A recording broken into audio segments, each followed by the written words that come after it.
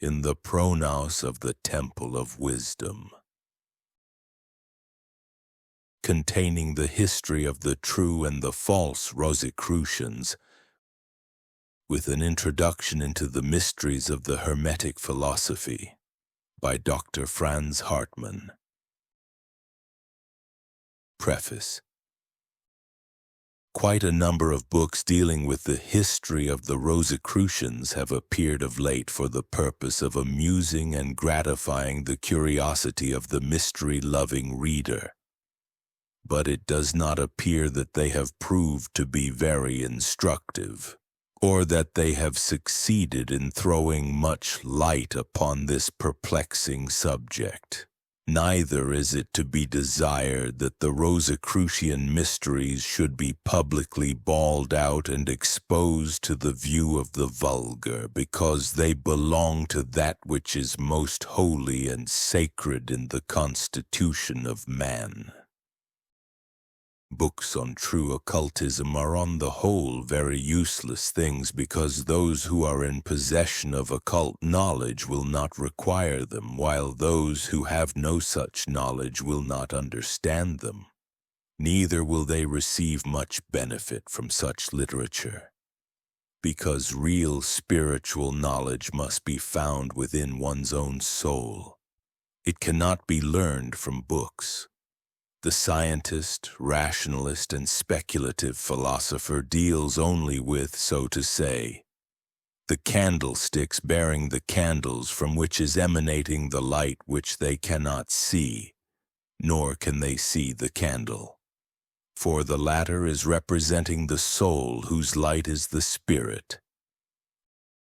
Truly occult and theosophical books ought to be prayers and poems, calculated to lift the heart and the mind of the reader up to the highest regions of thought, and aiding him to descend into the innermost sanctuary of his own being, so that he may become able to open the senses of his interior perception, and grasp himself those divine ideals which are beyond the understanding of the semi-animal intellect. For spiritual truth cannot be brought down to that level. It requires for its recognition the rising up in the spirit to its own plane. Neither can any man reveal to another the light if the light does not reveal its presence to the investigator. All that a book can do is to aid the reader in opening his own eyes. Little would it benefit us if we knew of the existence of sunlight only from reading about it in books, and were incapable of seeing the light and enjoying the rays of the sun.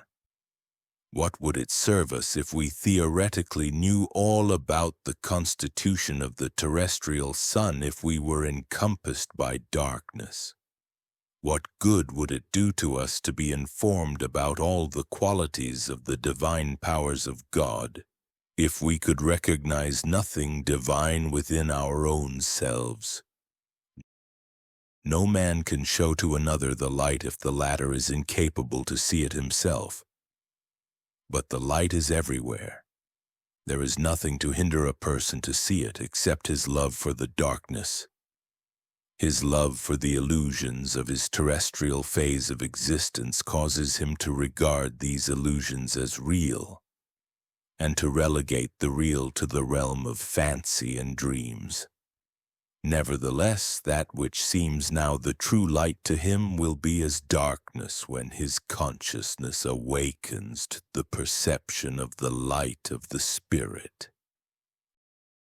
As light is incomprehensible except by its contrast to darkness, I have not only selected some of the best portions of the writings of the ancient Hermetic philosophers and medieval Rosicrucians, but I have also taken the trouble to collect a few facts from the great storehouse of human follies to be found in the fool's paradise of the visionary and dreamer. But for those who earnestly wish to enter the path and to follow the light, I have added some of the most precious gems, taken from the books of the sages, whose meaning will be incomprehensible to the would-be wise, while those who are unsophisticated will find therein a great deal of wisdom. The author. Introduction. In the popular books of today dealing with the origin of religion, we find it stated that they originated from fear. It is described how our ancestors, while in a savage state and being unacquainted with the revelations made by modern science, saw the lightning flash, and heard the noise of thunder and watched other natural phenomena whose origin they could not explain, and how they came to the logical conclusion that such things must be produced by some extra-cosmic supernatural and intellectual power, which might someday take a notion to destroy their possessions, and which must therefore be flattered and propitiated so that it might be kept in a good humor. Such a scientific explanation of the origin of religion and the belief in God may satisfy the speculating brain of the rationalist and thinker, who, living entirely in the moonshine of his own imagination, has no perception for the light of that knowledge which belongs to the spirit of man. But such a theory will not satisfy the heart in which there is still a spark of the divine life, and which therefore feels the presence of an universal and higher power that is not a product of nature but superior to her. A religion having such a merely logical origin would be truly the religion of the devil, because it would be thoroughly false. It would be merely a system teaching how God may be cheated and eternal justice be made to come to naught. True religion has nothing to do with fear nor with logical speculation, and its true origin rests in the fundamental relation which the human soul bears to the divine origin of the spiritual power by which she is inhabited. It is the divine spirit in man itself, recognizing intuitively and through the instrumentality of man the presence of the universal spirit in nature. This divine power is truly occult, because it cannot be perceived by any external means, neither can its existence be logically proved to those who are not capable to feel it. It will forever remain a mystery to the atom of earth, because it is divine and can therefore be intellectually known to man only when he has entered into a state of divinity. Nevertheless, it is a quality inherent in the nature of man that he wishes to know intellectually that whose presence he intuitively feels, and there have, therefore, at all times been men curious to know the nature of God, and attempted to break by their intellectual efforts a hole through the veil that covers the sanctuary of the great mystery, so that they may peep through it and gratify their curiosity. From the vagaries of such speculators, visionaries, and pseudo-philosophers has originated a false system of theology, mysticism, and superstition, which is even today often regarded as being occultism and theosophy. The soul of man stands in the same relation to that spiritual power that fills the universe, as the flowers of the field to the light of the terrestrial sun. A plant deprived of life will sicken and die, and a soul in which the spirit of holiness does not exist will become degraded lower than the soul of the animals, because animals are not given to arguing. They act according to the laws of their nature, while the possession of an intellect enables man to act unnaturally and in opposition to divine law. But there have also been other men who, by remaining natural and obedient to divine law, have grown into a state of spirituality superior to the merely intellectual state, and in the course of their interior unfoldment, their inner senses have become opened, so that they could not only intuitively feel but also spiritually perceive this light of the Spirit. Such men are the true mystics, Rosicrucians and adepts, and with them the historian and antiquarian has nothing to do, because they are beyond his reach of investigation. A history of Rosicrucians could at best be a history of certain persons who were supposed to have been spiritually enlightened. It would have to remain forever uncertain whether a person mentioned in such a history had really been a Rosicrucian or not, because that which constitutes a man a saint and a sage does not belong to this earth and cannot be examined by mortal men. It is that part of man of which the Bible speaks when it is written, "We live upon the earth, but our soul is in heaven." External investigation can only deal with external things. That whose existence depends on a form can deal only with forms. But all forms are merely fictitious to him who recognizes by the power of his spiritual perception the truth which the form represents. The whole of nature is an expression of truth, but there are few who can realize the truth expressed in nature. We are all more or less caricatured images of the truth which we are originally intended to represent. As long as we have ourselves merely a fictitious existence, owing to the non-recognition of the truth within our own selves, we merely know the caricature which we represent, but not our true real self. Wisdom as a principle is inconceivable unless it becomes manifest in the wise, and only the wise are capable of recognizing it. A man without knowledge knows nothing. It is not man in his aspect as a being without any principle who can know any principle whatever.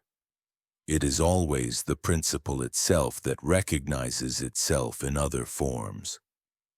Thus, if a person wants to know the truth must be alive in him. If there is no truth in him, he can perceive no truth, neither within himself nor in external nature.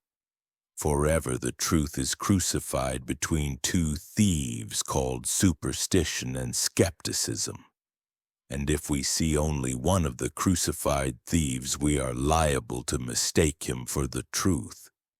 But the two forms of the thieves are distorted, or to express it more correctly, the truth is distorted in them.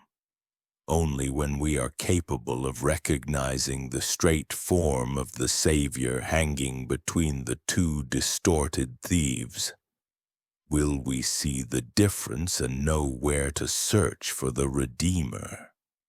For those in whom the truth has not yet become a living power, fictitious forms are necessary to show them the way. But the majority of the ignorant see only the fiction. There being no truth within themselves, there is nothing to perceive the truth in the form. For this reason, the secret symbols of the Rosicrucians will forever remain secret to all who have not the living truth within their own hearts, and they will not comprehend them despite all the explanations produced. These, however, in whom the truth struggles to become alive and who are striving not merely for the gratification of their curiosity, but who love the truth for its own sake and without any personal consideration, may be aided a great deal by the study of the books of the Rosicrucians and their secret symbols. In the same way as a traveler in a foreign country may be aided by those who have traveled there before him and know the way. They can indicate to him the road through the desert and the places where sweet water may be found, but they cannot carry him. He is to do the walking himself. Divine wisdom is not of man's making, nor is it invented by him. There is no other way to obtain it than by receiving it willingly within one's own heart. If it enters there, then will the storm of contending opinions subside, and the sea of thought be as clear as a mirror in which we may see the truth. Then will the truth itself become strong in ourselves, and we shall know God, not by reading a description of him in books, but in and through his own power, or to express it in the words of the Bible, we shall attain knowledge of him by worshiping him in spirit and in truth. Like the allegorical language of the Bible and other religious books, the Rosicrucian writings are utter nonsense and incomprehensible, if taken in an external sense and applied from a material point of view. Merely external reasoning, far from being an aid in their understanding, is rather an obstacle in the way. But to him who looks at them with the understanding that comes from the Spirit, they are full of divine wisdom. The Rosicrucians say, "A person who knows divine truth has attained the highest and desires nothing more, for there can be nothing higher than the attainment of the truth."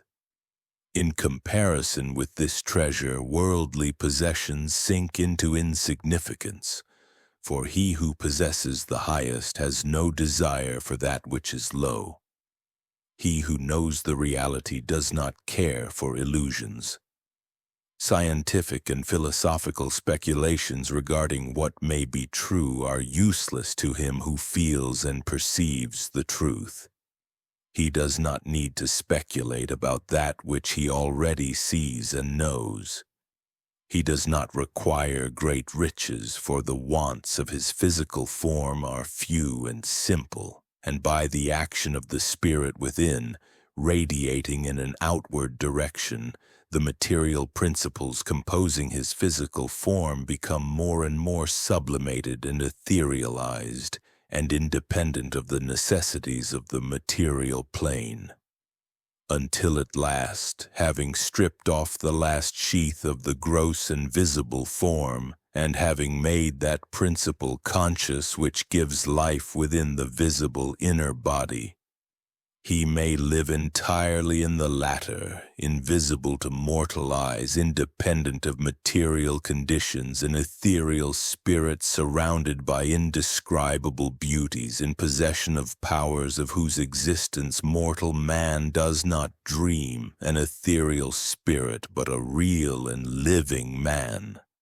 It will readily be perceived that all this refers to the inner man, and not to his mortal physical frame. It is neither the physical body with its external senses nor the perishing mind of man which can know divine truth. It is only the divine truth in man that can know itself. No man can attain true knowledge of a spiritual power unless that power becomes alive in him and he identifies with it. Occultism is not a question of what one should know, nor of what one should do, but of what one must be.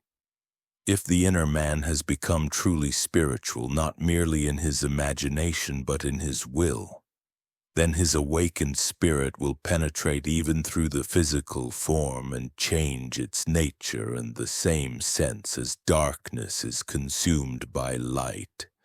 And again, the Rosicrucians say of him who has tasted of the living water of truth, the true elixir of life.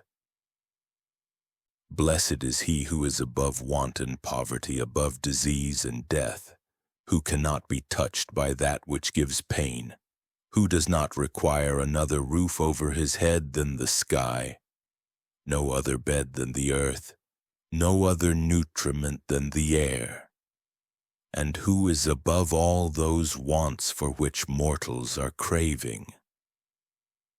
God humiliates the vain and exalts the humble. He punishes the proud with contempt, but to the modest he sends his angels with consolation. He throws the evil disposed into a wilderness, but to the kind-hearted he opens the portals of heaven. Avoid the books of the sophists, They are full of errors, for the foundation upon which their knowledge rests is their fancy. Enter the realm of the real, and divide with us the treasures which we possess. We invite you, not by our own choice, but by the power of the divine Spirit whose servants we are. What does the animal know about intellectual pleasures? What does the sophist know about the joys of the Spirit? Would it not be a precious thing if we could live and think and feel as if we had been living and thinking and feeling ever since the beginning of the world, and were to continue thus unto its end? Would it not be delightful to know all the secrets of nature and to read that book in which is recorded everything that has happened in the past or which will exist in the future? Would you not rejoice to possess the power to attract the highest instead of being attracted by that which is low, and to have pure spirits instead of animals assembling around you? Are such powers attainable by man? It would be useless to attempt to prove it to those who have no desire to attain them, and even if it were proved, what would it benefit those who are poor to prove to them that there are others in possession of treasures which for the former do not exist? Can the existence of powers be proved to one who has no capacity for their perception or comprehension? Even a miracle would prove nothing except that something unusual and unexplained had occurred. The Fama Fraternitatis says, "The impossibility to reveal such secrets number sign to those who are not sufficiently spiritually developed to receive them is the cause that many misconceptions and prejudices have existed among the public in regard to the Rosicrucians. Grotesque and fabulous stories whose origin can only be traced to the ignorance or malice of those who invented them have been circulated and grown in intensity and absurdity as they traveled through the ranks of the gossipers. Falsehoods cannot be eradicated without injuring the roots of the truth, and evil intentions grow in strength whenever they find resistance. It is not always useful to contradict the false statements made by the ignorant or willful deceiver. But what is the testimony of the blind worth when they speak of what they believe they have seen? And what value can be attached to the statements of the deaf when they describe what they believe they have heard? What does the untruthful know of the truth, the godless of God, the foolish of wisdom, and the unbeliever of faith? They may think that they are right, nevertheless they are wrong. They may accuse others of harboring illusions while they live in illusions themselves. Envy, hate, jealousy, bigotry, and superstition are like colored glasses which cause him who looks through them to see nothing in its true aspect but everything in colored light. Thus it appears that the Rosicrucians, in speaking of their society, mean something very different from any terrestrial and external organization of persons calling themselves, for some reason or other, Rosicrucians, but of a spiritual union, a harmony of divine and conspiritual, but nevertheless individual powers, such as the angels are supposed to be, and which are not concerned in any history connected with the tomfooleries of external life. It is of that spiritual association of which they speak when they say, "Our community has existed ever since the first day of creation, when God spoke the word, 'Let there be light,' and it will continue to exist till the end of time. It is the society of the children of light, whose bodies are formed of light, and who live in the light forever. In our school we are instructed by divine wisdom, the heavenly bride, whose will is free and who comes to him whom she selects. The mysteries which we know embrace everything that can be known regarding God, nature, and man. Every sage that has ever existed has graduated from our school in which he could have learned true wisdom. We have among our members those who do not inhabit this globe. Our disciples are distributed all over the universe. They all study one book and follow only one method of studying it. Our place of meeting is the temple of the Holy Spirit pervading all nature, easily to be found by the elect, but forever hidden from the eyes of the vulgar. Our secrets cannot be sold for money, but they are free to everyone capable of receiving them. Our secrecy is not caused by an unwillingness to give, but by the incapacity to receive on the part of those that ask for instruction. There is only one eternal truth. There is only one fountain of love.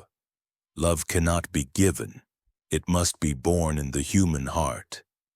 Wherever the quickening takes place, we attend to the birth of divine love.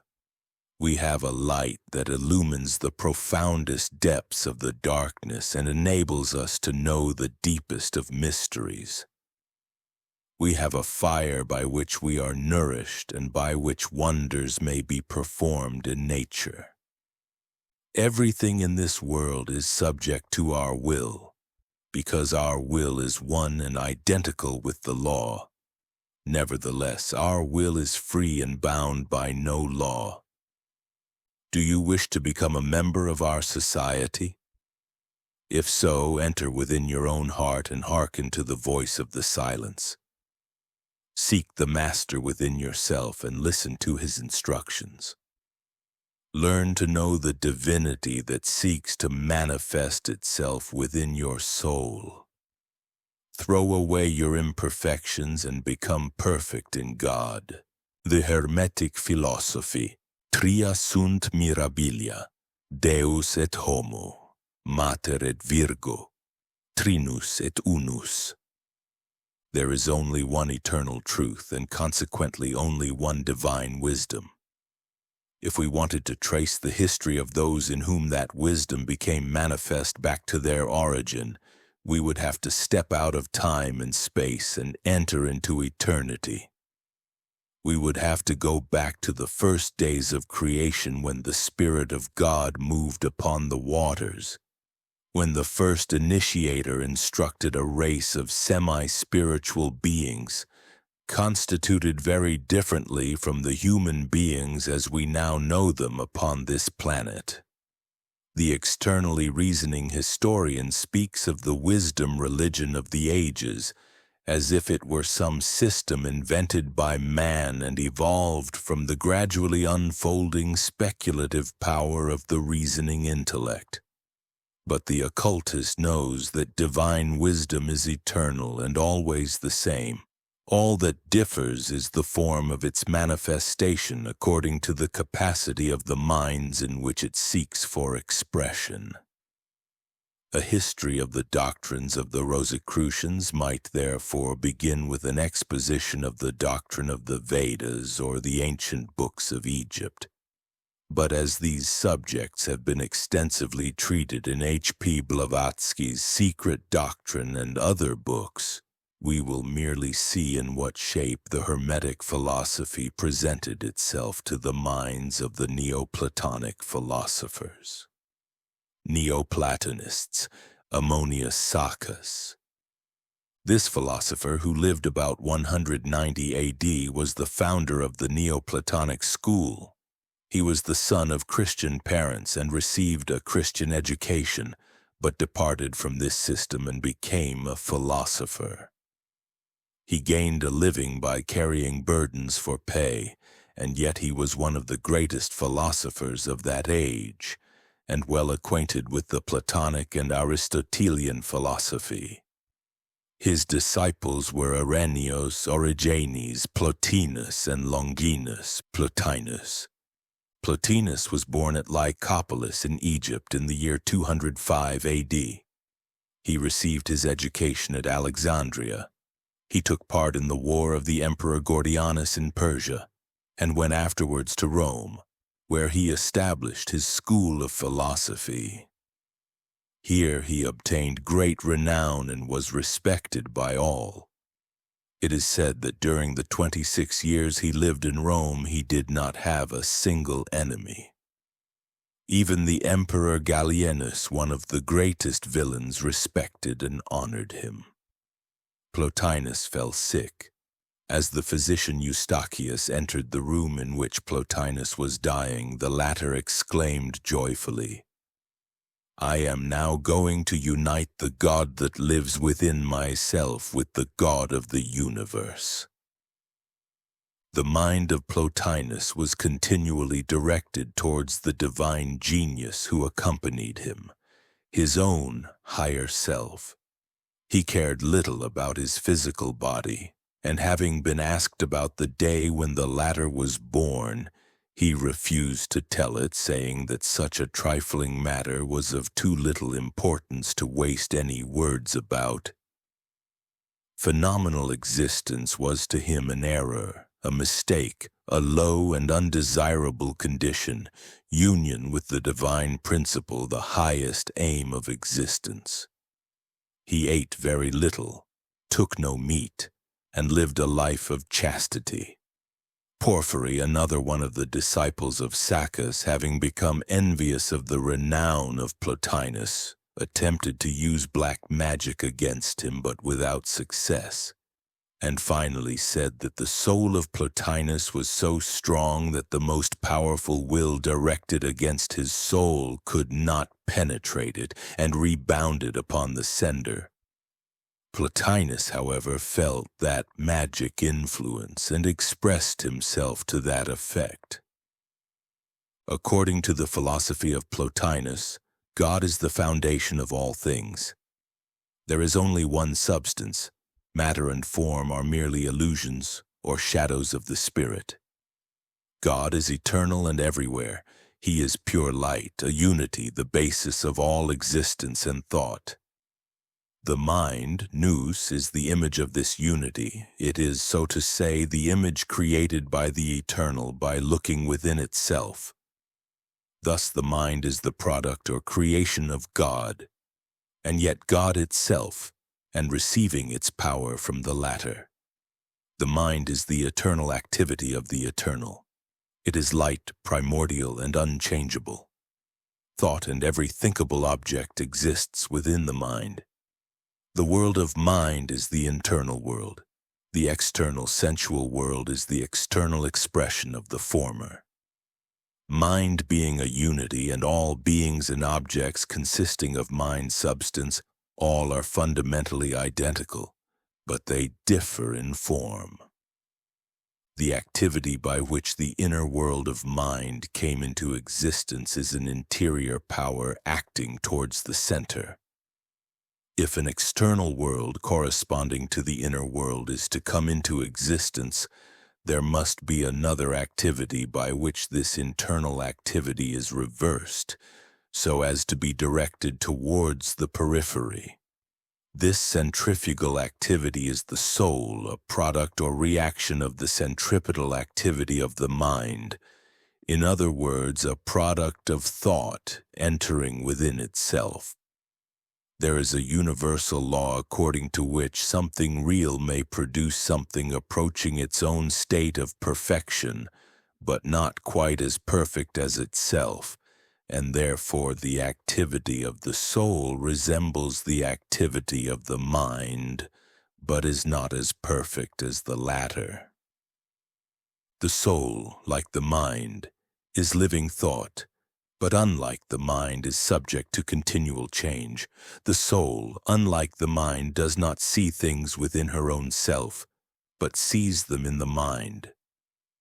The activity of the soul is directed outwardly, that of the mind inwardly. The perceptions of the soul are not so clear as those of the mind. The soul, like the mind, is a kind of light, but while the light of the mind is self-luminous, that of the soul is a reflection of the former. according to the eternal laws of order and harmony existing in the whole organism of nature.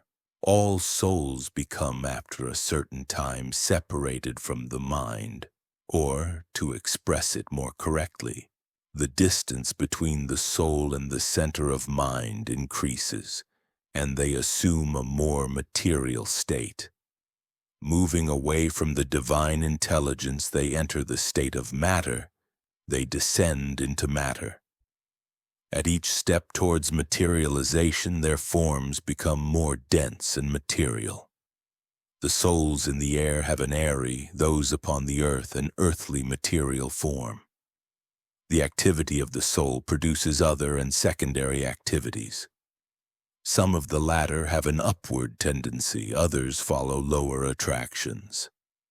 The upward-tending activities are faith, aspiration, veneration, sublimity, etc. The downward tendencies produce reasoning, speculations, sophistry, etc. The lowest activity of the soul is the purely vegetative power, sensation, assimilation, instinct, etc. The ultimate aim of the activity of nature is the attainment of self-knowledge. Whatever nature produces in a visible form has also a supersensual form, giving shape to gross matter, so that the form may become an object for recognition. Nature is nothing but a living soul. She is the product of a higher, interior activity, the universal mind. There is only one fundamental living power in nature, the power to imagine. There is only one result of the activity of this power, formation or perception of form. And the same process which takes place in nature takes also place in the nature of man. All formations of matter are produced by the soul residing therein. All forms are filled with an interior life, even if not manifested outwardly. The earth is like the wood of a tree wherein life exists. The stones resemble twigs which have been cut off from the tree. In the stars as well as in the earth is divine life and reason. The sensual world and each existence therein has an interior soul, and this soul is all that is lasting about those forms. The external appearance is nothing more than an appearance. The world of intelligence is an unchangeable living unity wherein there is no separation by space or change in time. In that world exists everything that is, but there is neither production nor destruction, neither past nor future. It is not in space and requires no space. If we say the world of intelligence is everywhere, we mean to express the idea that it is in its own being, and therefore within itself. The world of intelligence is the world of spirit. There is a supreme intelligence, wherein are germinally, potentially contained all objects and all intellects, and there are as many individual intellects as can possibly be contained in that world of intelligence. The same may be said about the soul. There is a supreme oversoul, and as many individual souls as can be contained therein, and the latter stand in the same relationship to the former as a species to the one class to which it belongs. There are different kinds of species in a class, yet all originate in the latter. Each species has a character of its own. Likewise, in the intellectual world, there must be certain qualities to produce souls of various kinds, and the souls must be in possession of various degrees of thought power. Else they would all be identical in every detail. There is nothing absolutely without reason in nature, although the manifestations of the principle differ vastly in the various forms. Even animals which seem to be unreasonable possess a reason which guides their instincts. Everything that exists has its origin in reason, and there can be nothing absolutely unreasonable in nature. But there are innumerable modes in which reason becomes manifest, because these manifestations are modified by external and internal conditions and circumstances. The inner spiritual man is far more reasonable than the external one. In the external world, reason manifests itself as observation, logic, and speculation. But in the world of intelligence, reason is manifest in direct perception of the truth. The aim of the internal action of reason is to produce an objective form. As differentiation proceeds and the various powers unfold, they continually lose some of their attributes, and the ultimate products are less perfect than the original power. But the circumstances in which they are placed give rise to the origin of new attributes, and thus a step is made towards rising again into a higher state. Thus the world of intelligence is a radiation from the fundamental original center, and the world which we perceive with our senses is a product of the world of intelligence. The state of imperfection and mutability of all things in the external world is caused by their remoteness from the great center. The universe is a product of three fundamental principles of existence. It is a great living being or organism in which all its constituent parts are intimately connected together, and no part in that universe can act without causing a certain reaction in all other, even distant parts. Because throughout the whole there is only one soul, whose activity, manifesting itself in all parts, constitutes the organism of the whole. All parts are connected together by that universal power which constitutes the one life in the universe.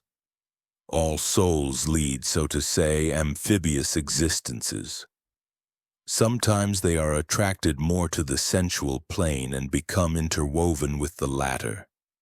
At other times they follow the attraction of reason from whence they originated and may become united with it. The soul ultimately becomes divided. The higher elements rise to the higher planes, the lower ones sink still lower when they are no more held up by their connection with the higher ones. Whenever the incarnation of a human being takes place, the soul furnishes the mortal body with some of her own substance, but she does not as a whole belong to the body. And only that part of the soul which has become thoroughly amalgamated with the body takes part in the pains and pleasures of the latter. Man's evil desires come only from that part of his soul which is thus mixed with the body, and therefore the evil consequences of man's evil actions befall merely the animal man, that is to say, his living animal principle, but not the real man or the spirit connected with the higher elements of the soul. The more the soul is attracted to the vulgar and low, the more grossly material will the organism with which she clothes herself become. After death, the gross substances must be purified or destroyed, while the pure elements rise up to the source from whence they came, until the time for a new incarnation in a form of flesh has arrived. This process is repeated until the soul has attained sufficient knowledge to become inaccessible to the attraction of that which is low.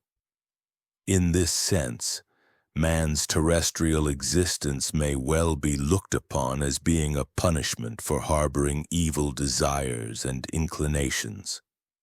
Intellectual labor is an activity belonging to a lower state of existence, and is necessary because the original faculty of the soul of directly perceiving the truth has been lost. If the soul desires to obtain this faculty again, she must free herself from all intellectual conceptions and penetrate into the formless. If she desires to reach up to the original inconceivable fountain of all, She must leave her own conceptions behind. She must become free from all sensual perceptions and intellectual speculations, free of thought and speech, and live in a state of spiritual contemplation.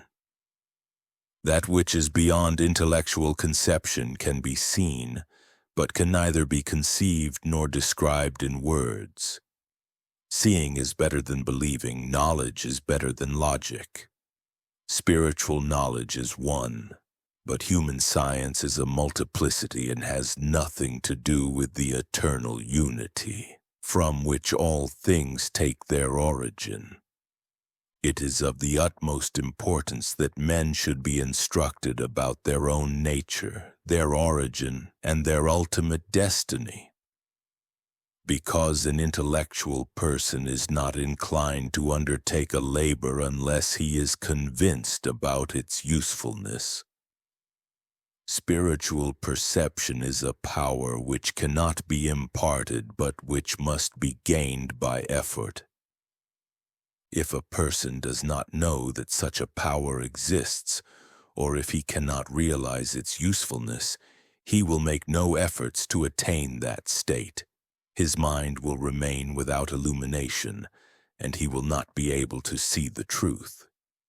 He may feel the existence of the truth, like a man may feel love for an unknown ideal, of which he does not know whether or not it exists. But he whose mind is illumined sees the object of his love, the light which illumines the world. This light is present everywhere, but it exists relatively only for those who are able to see, perceive, feel, and embrace it by reason of their own similarity to it. To make the matter still more comprehensible, let us say that if the soul throws off her impediments and enters that state again in which she originated from the eternal, then will she be able to see and feel the eternal. If, after having received these instructions, a person is too indolent to follow them, he will have no one to blame but himself if he remains in darkness. Let all, therefore, try to tear themselves loose from that which is low and sensual and become united with the supreme power of God. If you desire to find the Supreme, you must free your thoughts of all impressions coming from the external world. Purify your mind of all figures, forms, and shapes. God is present in all, even in those who do not recognize him. But men flee from God. They step out of him, or, to speak more correctly, out of themselves. They cannot grasp him before whom they are thus fleeing. And having lost themselves, they hunt after other gods. But if the soul progresses on the road to perfection, begins to realize her own higher state of existence, to know that the fountain of eternal life is within herself, and that she therefore has no need to hunt after external things, but can find all that is desirable in the divine element within herself.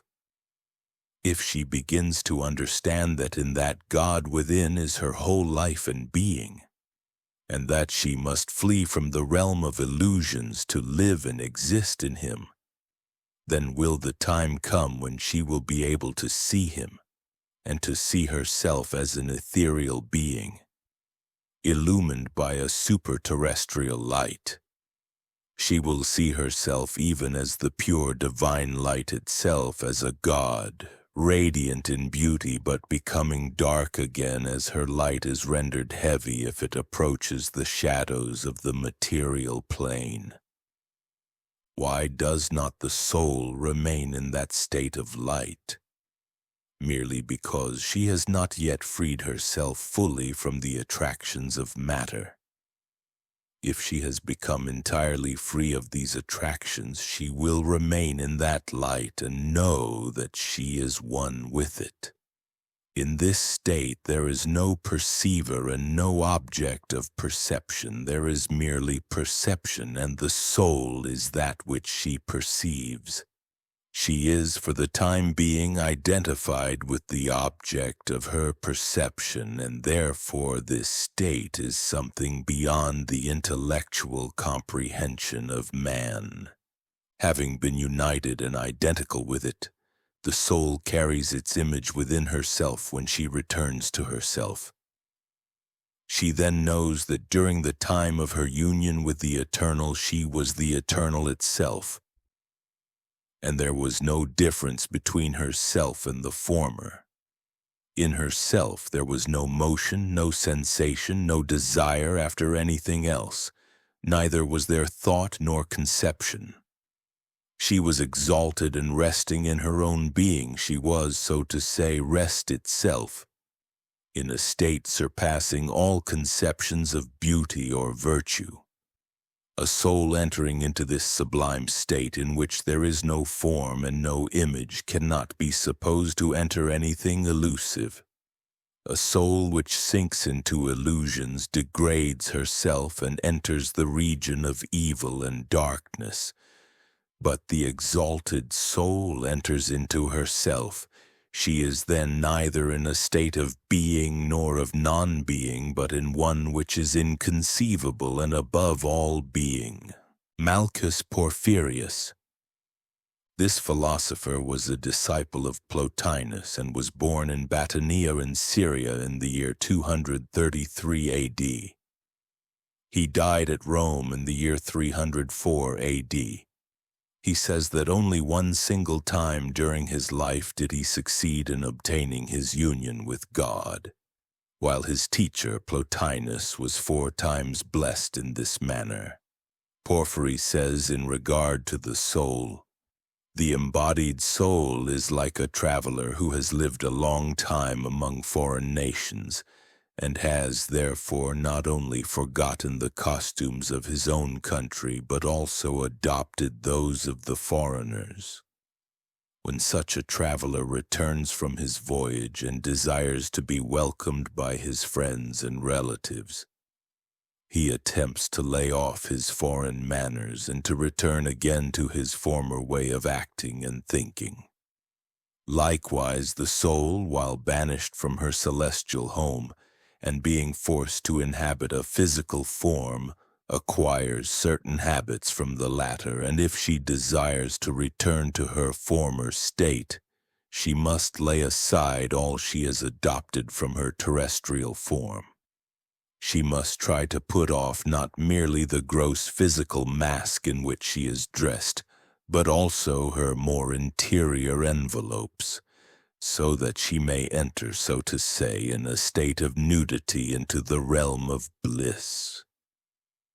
There are 2 poisonous sources from which man drinks oblivion of his former condition, and which cause him to become forgetful of his future destiny, namely, sensual pain and sensual pleasure. By the action of these 2, but especially by the action of the latter, desires and passions are created, and these attract the soul to matter and become the cause of her corporification. Thus the soul is, so to say, nailed to the body, and the ethereal vehicle of the soul is rendered heavy and dense. We should avoid everything which may excite sensuality, because wherever sensuality is active, reason and pure intelligence cease their activity. We should therefore never eat for the mere pleasure of eating, but only eat as much as is necessary to nourish the body. Superfluous, and especially animal food, strengthens the bonds which bind the soul to matter, and withdraw her from the divinity and from divine things. The wise, being a priest of God, should seek to remain free of all impurities while he is in the temple of nature, and he should never so far forget his dignity as to approach the source of all life while he himself constitutes a grave for the dead bodies of animals. He should select for his nutriment only the pure gifts of his terrestrial mother. If we could avoid all kind of food, we should become still more spiritual. In regard to the difference existing between corporeal and incorporeal things, Porphyry says, the incorporeal governs the corporeal and is therefore present everywhere, although not as space, but in power. The corporeal existence of things cannot hinder the incorporeal from being present to such things as it desires to enter into relation with. The soul has therefore the power to extend her activity to any locality she may desire. She is a power which has no limits, and each part of her, being independent of special conditions, can be present everywhere, provided she is pure and unadulterated with matter. Things do not act upon each other merely by the contact of their corporeal forms, but also at a distance, provided they have a soul, because the higher elements of the soul are everywhere, and cannot be enclosed in a body like an animal in a cage, or a liquid in a bottle.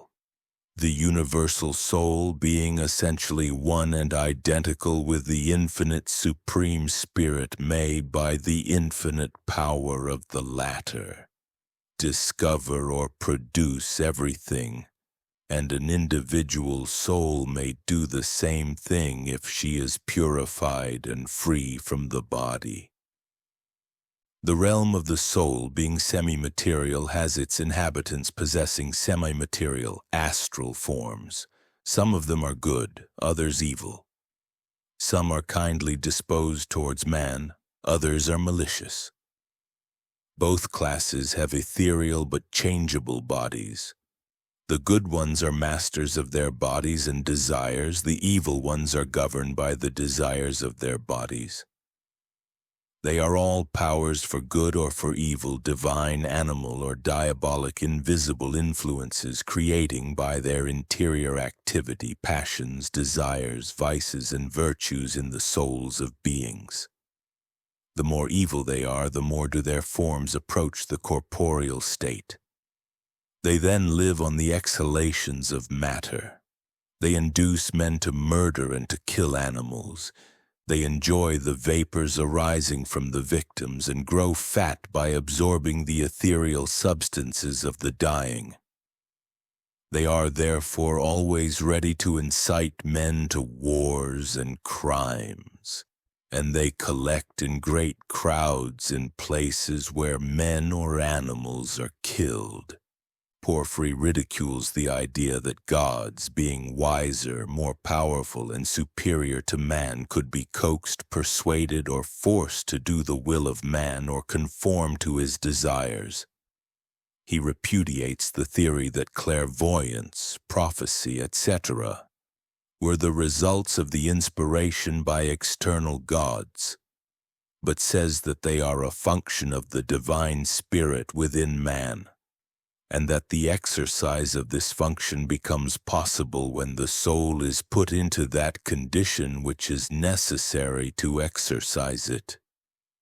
The consciousness of man may be centered within or beyond his physical form, and according to conditions a man may be, so to say, out of himself or within himself, or in a state in which he is neither wholly without nor within, but enjoys both states at once. He also states that there are many invisible beings which may take all possible forms and appear as gods, as men, or as demons, that they are fond of lying and masquerading and of pretending to be the souls of departed men. It is said that Porphyry was several times during his prayers levitated into the air, even to the height of 10 yards or more, and that on such occasions his body appeared to be surrounded by a golden light. The gods are everywhere, and he whose soul is filled with such a divine influence to the exclusion of lower influences is, for the time being, the God which that influence represents, possessing his attributes and ideas. The nature of the union of the soul with God cannot be intellectually conceived or expressed in words. He who accomplishes it is identical with God. He is divinity itself, and there is no difference between him and the latter. The gods are not called down to us by our prayers, but we rise up to them by our own holy aspirations and efforts. We are connected with them by the all-embracing power of love. Jamblichus. This philosopher was a disciple of Porphyry and died about 333 AD. He says, "If the soul rises up to the gods, she becomes godlike and able to know the above and the below. She then obtains the power to heal diseases, to make useful inventions, to institute wise laws. Man has no intuitive power of his own. His intuition is the result of the connection existing between his soul and the divine spirit. The stronger this union grows, the greater will be his intuition or spiritual knowledge. Not all the perceptions of the soul are of a divine character. There are also many images which are the products of the lower activity of the soul in her mixture with material elements. Divine nature, being the eternal fountain of life, produces no deceptive images, but if her activity is perverted, such deceptive images may appear. If the mind of man is illumined by the divine light, the ethereal vehicle of his soul becomes filled with light and shining." Proclus lived at Byzantium 412 to 485. He was a Hermetic philosopher and mystic, having often prophetical visions and dreams. It is said that he had the spiritual power of producing rain by his prayer, and of preventing earthquakes. He was very pious and self-denying, and on some occasions his head seemed to be surrounded by a glory of light. He says that the soul of man consists of many coats, some more dense and others of a more ethereal character, each one being a fundamental principle, changeable only in regard to its form. The soul can only return to her divine state after having been purified of her earthly desires. Her reason and free will must take part in the sufferings belonging to the material state, until she attains knowledge and becomes free from desires. For this purpose, she clothes herself at certain periods in a physical form, reincarnates as a human being, until she has laid off her desires. The more the soul frees herself from her gross external coats, principles, the higher can she rise. Heracles, this philosopher, says, "The intelligent soul substance received from the demiurgos logos an inseparable immaterial body and entered thus into being. She is therefore neither corporeal nor incorporeal, but comparable to the sun and the stars, which are the product of an immaterial substance. This soul body, which human beings as well as spirits possess, is of a shining nature. The vehicle of the soul is contained within the material body of man. It breathes life into the lifeless and soulless physical organism and contains the harmony of the latter. The life principle of man is the inner being which produces the activity of life in the organism. The inner man consists of an intelligent substance and an immaterial, transcendentally material body.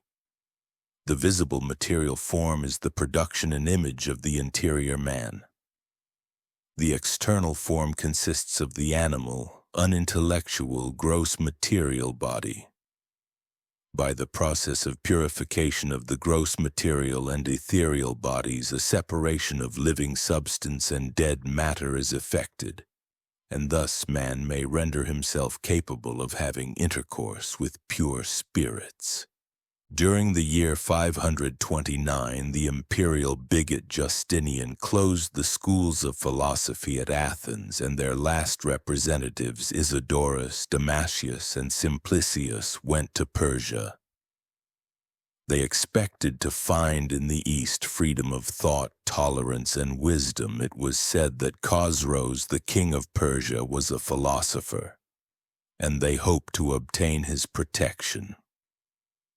But they soon found that the philosophy of that king was very superficial, and that he was a cruel, passionate, and ignorant tyrant, varnished over with some superficial learning. Disappointed, they returned to Greece.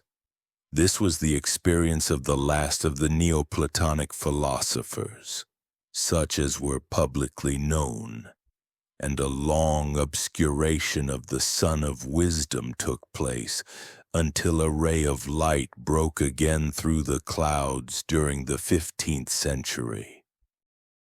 Medieval philosophers. Centrum in trigono centri. The external world is an image of the interior world. The astronomy of the visible starry sky is an external reproduction of astrological processes taking place in the invisible heavens, and the revolutions of the planets, which are within the reach of observation by our physical senses, are symbols by means of which the action of spiritual powers existing in the universe are represented.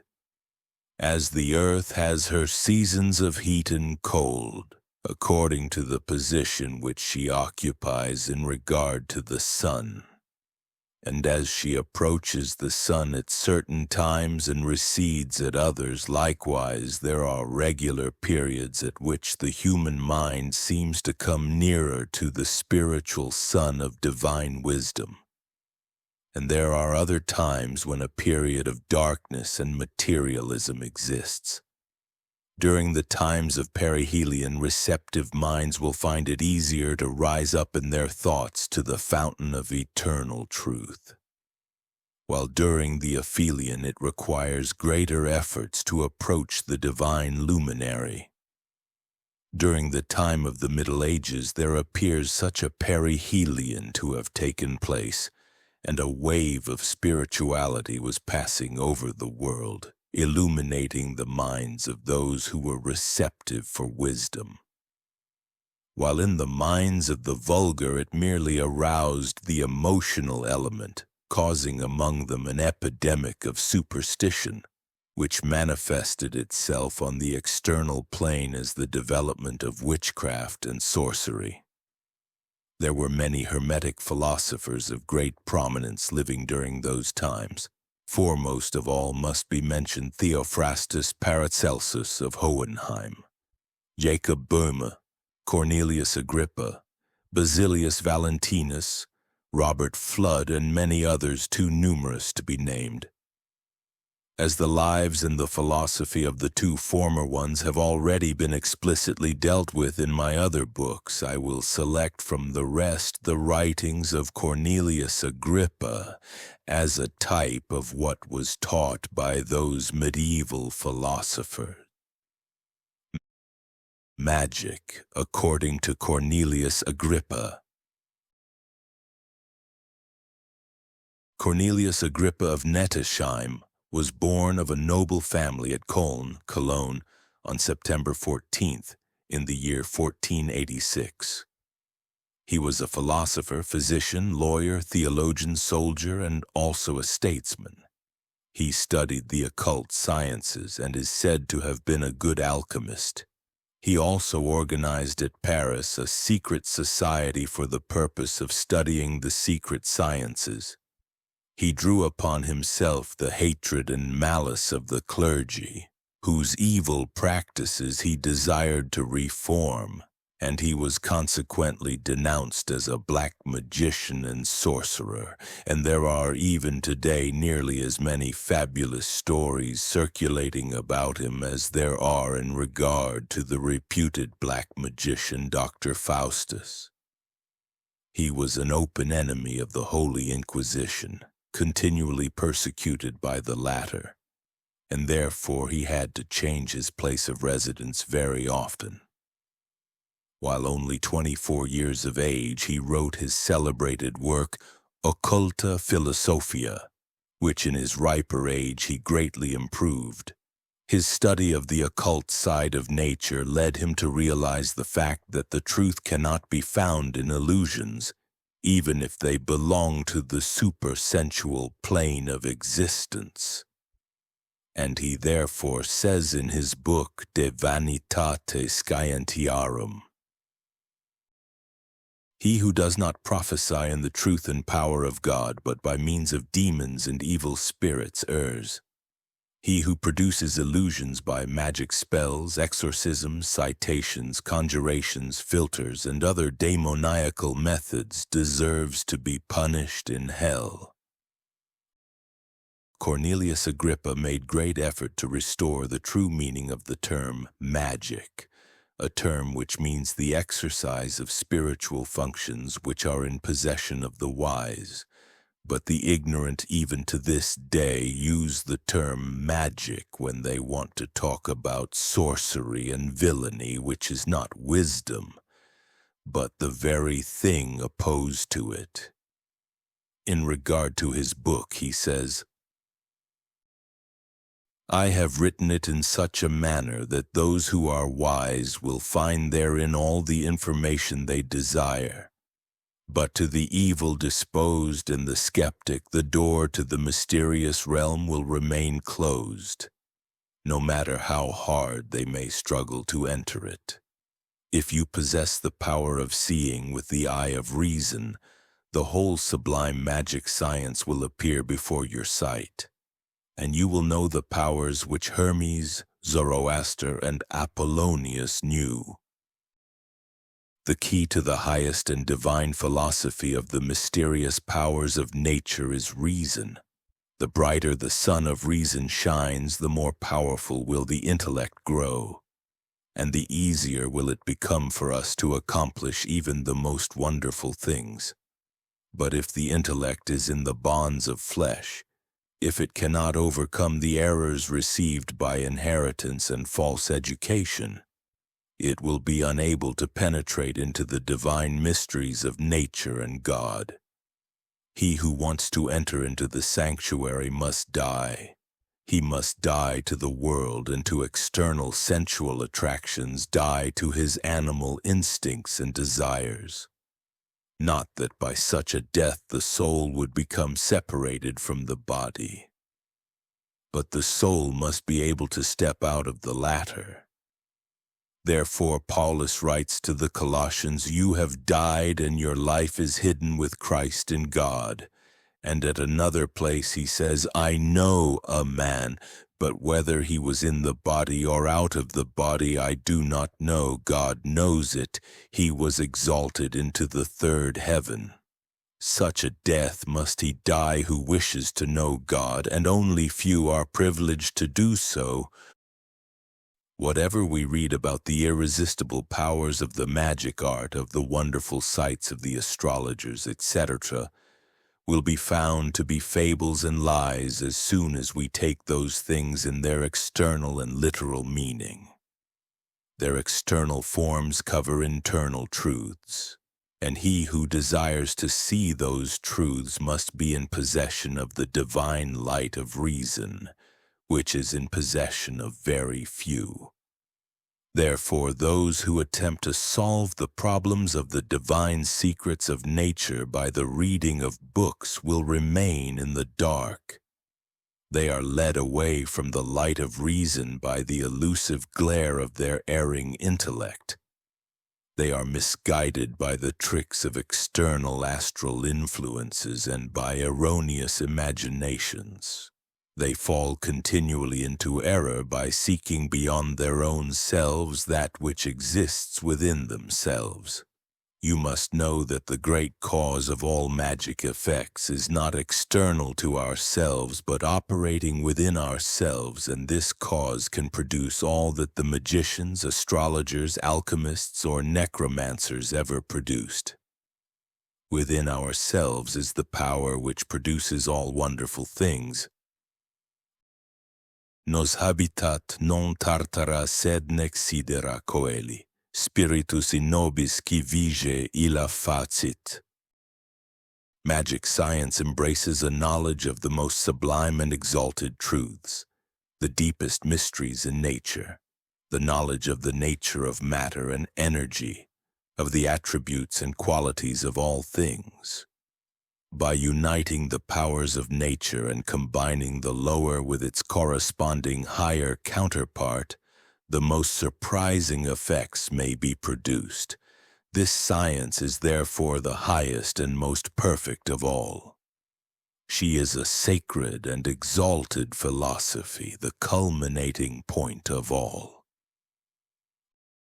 Agrippa regards nature as being a trinity, an elementary, corporeal, astral, and spiritual world, and the lower principles are intimately connected with the higher ones, forming thus 4 more intermediary states, that is to say, 7 in all. The cause of all activity in the universe is the omnipresent principle of life, being identical with the will, a function of the universal spirit. This life principle causes the ethereal soul to act upon the gross element of matter. The spirit, the primum mobile, is self-existent and is motion. The body or the element of matter is in its essence without motion, and differs so much from the former that an intermediary substance is required by which the spirit can be united with the body. This intermediary spiritual substance is the soul, or the 5th essence, quinta essentia, because it is not included in the 4 states of matter which are called the 4 elements, but constitutes a 5th element, or a higher state of matter which is perceptible to the physical senses. This soul of the world is of the same form as the world, because as the spirit in man acts upon all the members of his body by means of man's soul. Likewise, the universal spirit by means of the soul of the universe pervades and penetrates all parts of the latter. There is nothing in the world which does not contain a spark of this universal power. But spirit is most active in those things or beings in whom the activity of soul is strongest. This astral spirit can be rendered very useful to us if we know how to separate it from the other elements, or if we use such things as contain an abundance of it. There are certain things in which this principle is not so deeply sunk into or so strongly amalgamated with the body as it is in others, and such things act powerfully and may produce quickly their counterparts. This is the great alchemical agent, and in it are contained all productive and generative powers. If this spirit is extracted from gold or silver and united with some other metal, it transforms the latter into gold, respectively silver. There is such a great harmony and unity in nature that every superior power sends its rays through intermediary links down to the lowest, and the most inferior thing may rise up through the scale to the highest. Thus the lowest is connected with the highest comparable to a string of a musical instrument, which vibrates in its whole length if touched at one end. If the lower is acted on, it reacts upon the higher, and the highest corresponds to the lowest. A thing of very small size may produce a great effect, as may be seen by the growth of a tree from a seed. But this cannot take place with an elementary quality, physical force. The hidden powers may accomplish a great deal because they are the properties of the form to which they belong. But the elementary, mechanical or physical forces, being material, require a great deal of matter to produce great effects upon matter. The powers belonging to the form are called occult powers, because their causes are hidden. That is to say, even the sharpest intellect cannot thoroughly conceive of their nature, and what the philosophers know about them they have learned rather by observation and experience than by intellectual reasoning. God created man in his own image. The universe is the image of God, and man is the image of nature. Man is therefore, so to say, the image of the image. In other words, a microcosmos or little world. The world is a reasonable, living, and immortal being. Man is equally reasonable, but he is mortal, or at least divisible. Hermes Trismegistus says that the world is immortal because no part of it is ever annihilated. Nothing is ever annihilated, and if to die means to be annihilated, then is dying a term without any reason for its existence, because there is no death in nature. If we say that a man dies, we do not mean to imply that anything of that man perishes. We only mean to say that his body and soul become separated from each other. The true image of God is his word, wisdom, life, light, and truth. They exist through him, and the spiritual soul is their image. This is the reason why it is said that we, man in its primitive purity as a spiritual being, have been created in the image of God, and not in the image of the world or its creatures. God can neither be touched with the hand, nor be heard with the external ear, nor be seen with the external eye. And likewise the spirit of man can neither be seen, heard, or touched in this manner. God is infinite and cannot be overpowered by anything. And likewise is man's spirit, spiritual soul, free and can neither be forced nor limited. In God is contained the whole world and everything existing therein, and likewise in the will of man is contained every part of his body. Man being thus stamped and sealed in the image of God as his counterpart, necessarily clothed himself in a form representing the true image of nature. He is therefore called the second or little world. He contains everything contained in the great world, and there is nothing existing in the latter which is not also truly existing within the organism of man. In him are contained all the elements, principles, each principle according to its own qualities. In him is the ethereal astral body, the vehicle of his soul, corresponding to the firmament of the world. In him is the vegetative power of plants, the principle of sensation manifest in the animal kingdom, the divine spirit, divine reason, and the divine mind. All this is contained in man, united to a unity and belonging to him by divine right.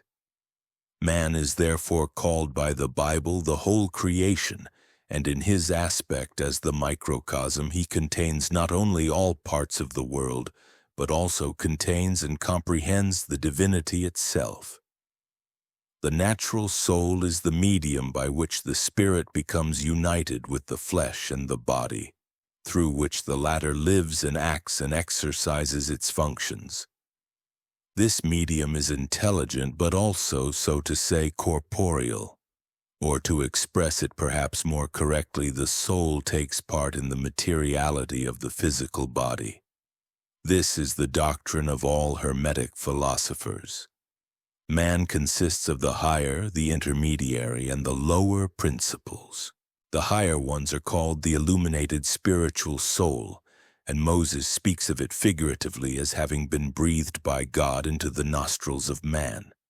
The lowest is the animal soul, anima sensitiva. The Apostle Paulus calls it the animal man.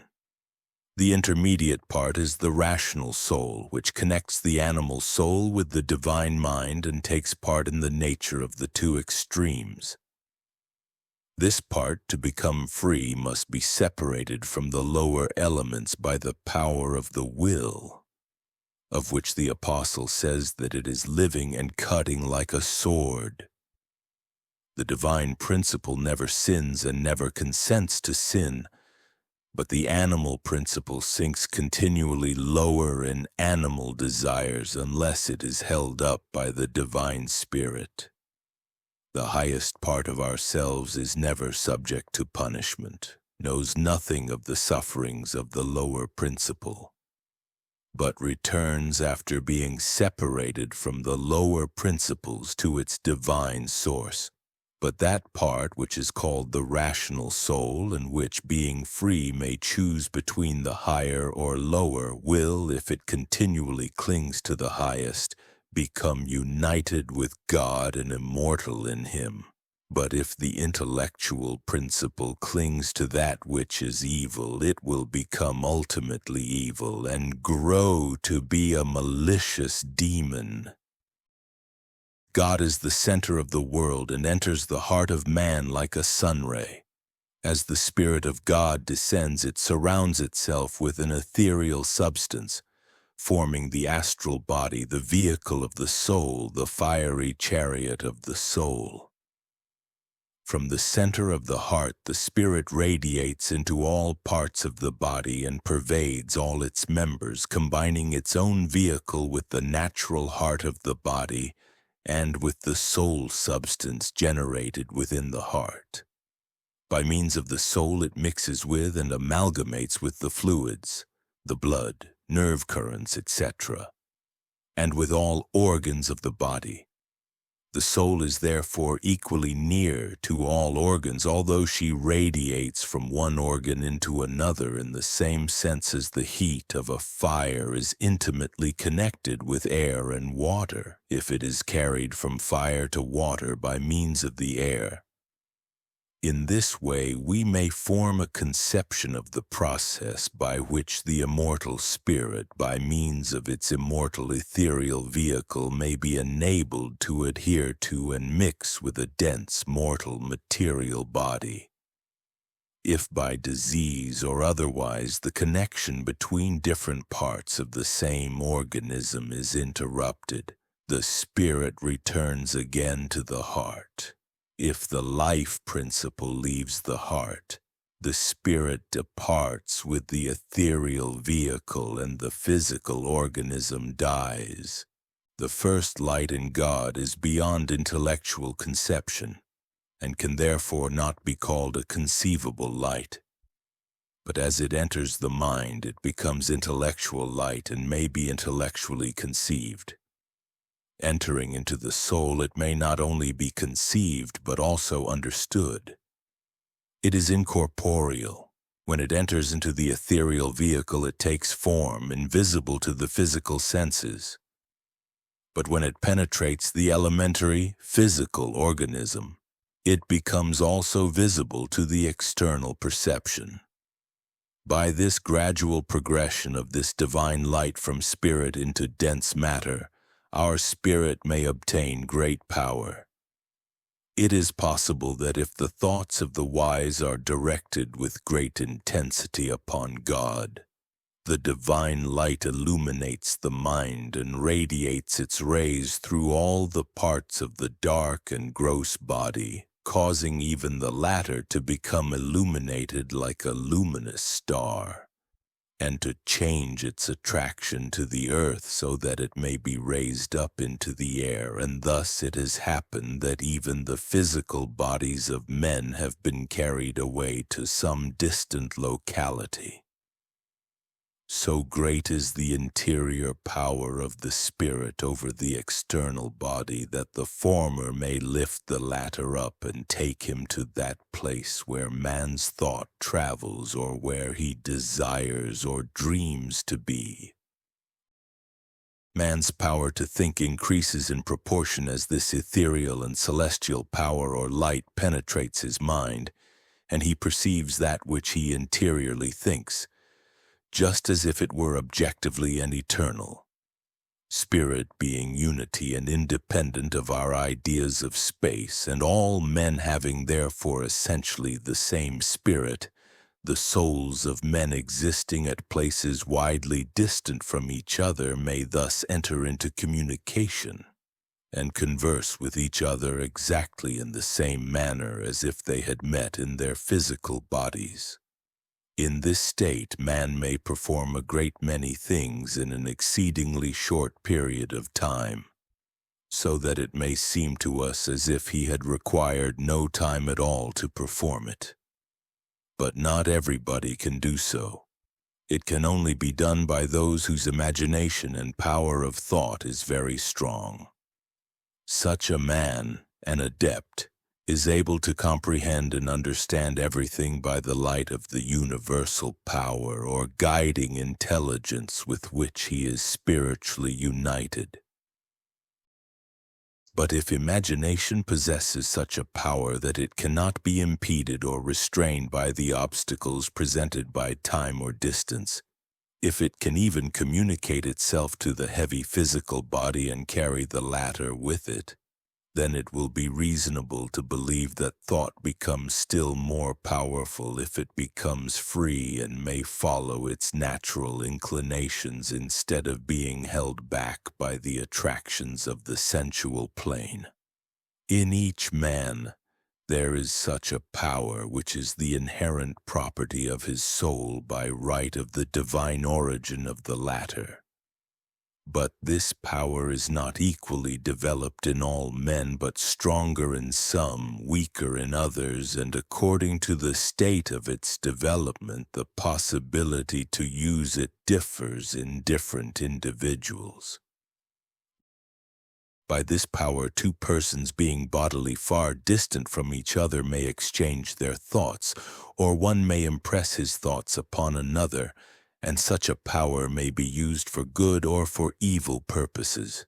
Weak-minded persons may thus be fascinated by stronger minds or be made to fall in love with the person by whom they are thus fascinated. The instrument of fascination is the spirit, and the organ by which it eminently expresses itself is the eye.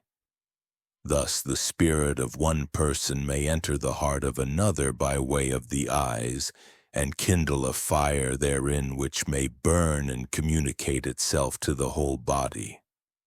If two persons look into the eyes of each other, their spirits come in contact and mix and amalgamate with each other.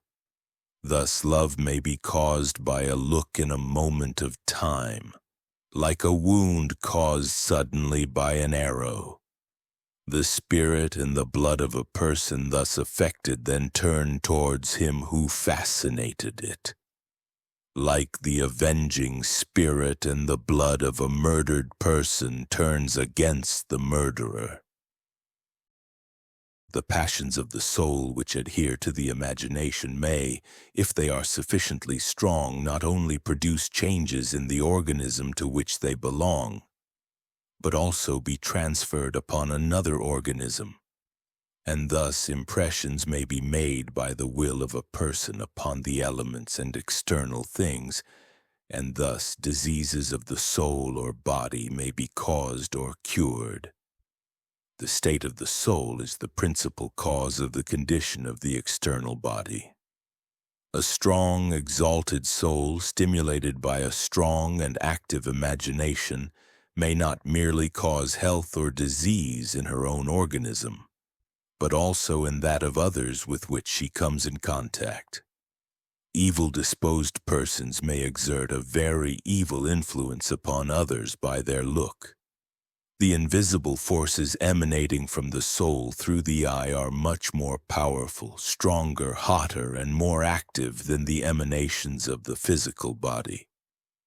The soul force of a person entering within the soul sphere of another acts therein not less strong than it would act if it had originated in the latter. By such means one man may exert an influence upon the mind and character of another. The spirit may accomplish a great deal by the power of faith. This power is a firm confidence or conviction based upon the knowledge that one can and will accomplish his purpose.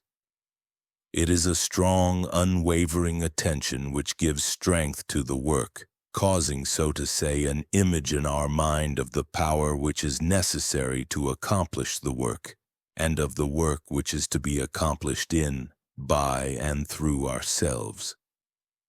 We must therefore in all magic operations apply a strong will, a vivid imagination, a confident hope, and a firm faith, all of which combined will assist in producing the desired result. It is well known that if a rich person has confidence and faith in his physician, he is more liable to be benefited by the latter than if he mistrusts him. And often the presence of the physician in whom the patient has faith benefits the latter more than the remedies which he uses. The presence of a spiritually minded physician who possesses a strong soul and who desires to help the patient is a power which is often sufficiently strong to change the pathological activity of the soul elements of the patient, of which the physical processes taking place in the organism are merely the external expression, and thus to restore the patient. Every physician ought therefore to be a magician in a certain sense. He ought not to doubt in the least that he will be successful in that which he attempts to accomplish.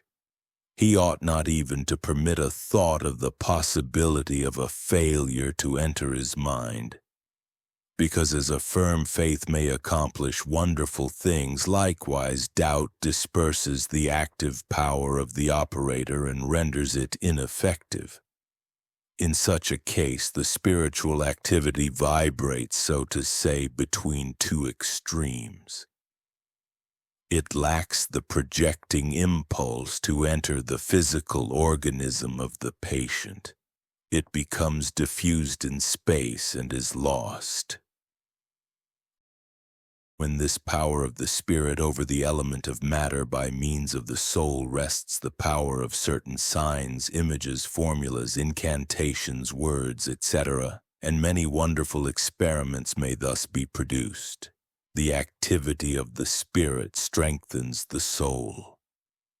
By the will and imagination of the spirit, the soul receives strength to act upon matter. There is a spiritual power residing in the soul of man which enables the latter to attract, influence, and change things. If the power of the soul mounts to a certain height, she may overpower the elements which hold her in bonds. For that which is above attracts and subjects that which is below, and the latter partakes of the changes of the former.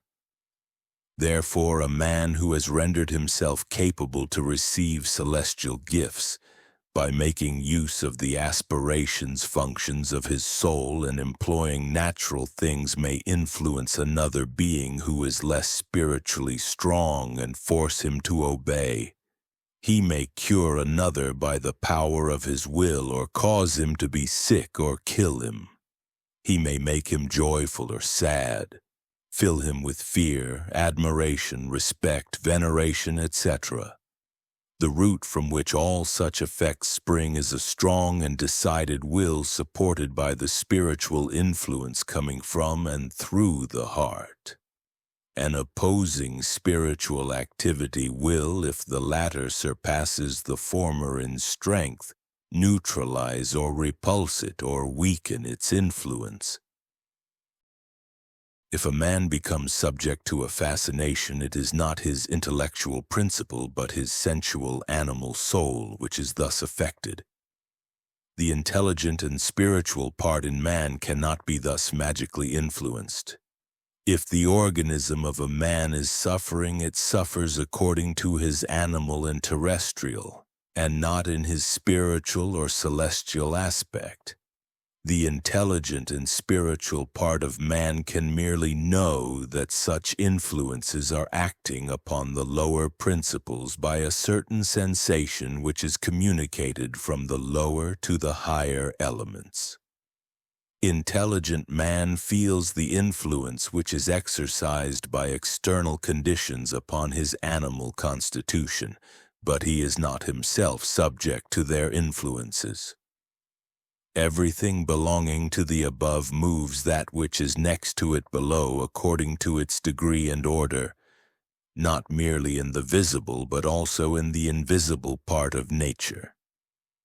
Thus the universal soul moves the individual souls, the mind acts upon the animal, and the animal upon the vegetative principle. Each part of the world acts upon every other part, and each one is capable to be moved by another. And upon each part of the lower world acts the higher world according to the attributes and conditions of the former, just as one part of the animal organism acts upon another. There is an art known only to few by which the purified and faithful intellectual soul of man may be instructed and illuminated, so as to be raised at once from the darkness of ignorance to the light of wisdom and knowledge. There is also an art by which the knowledge gained by the impure and unfaithful may be taken away from their mind and memory, and they thus be reduced to their former state of ignorance.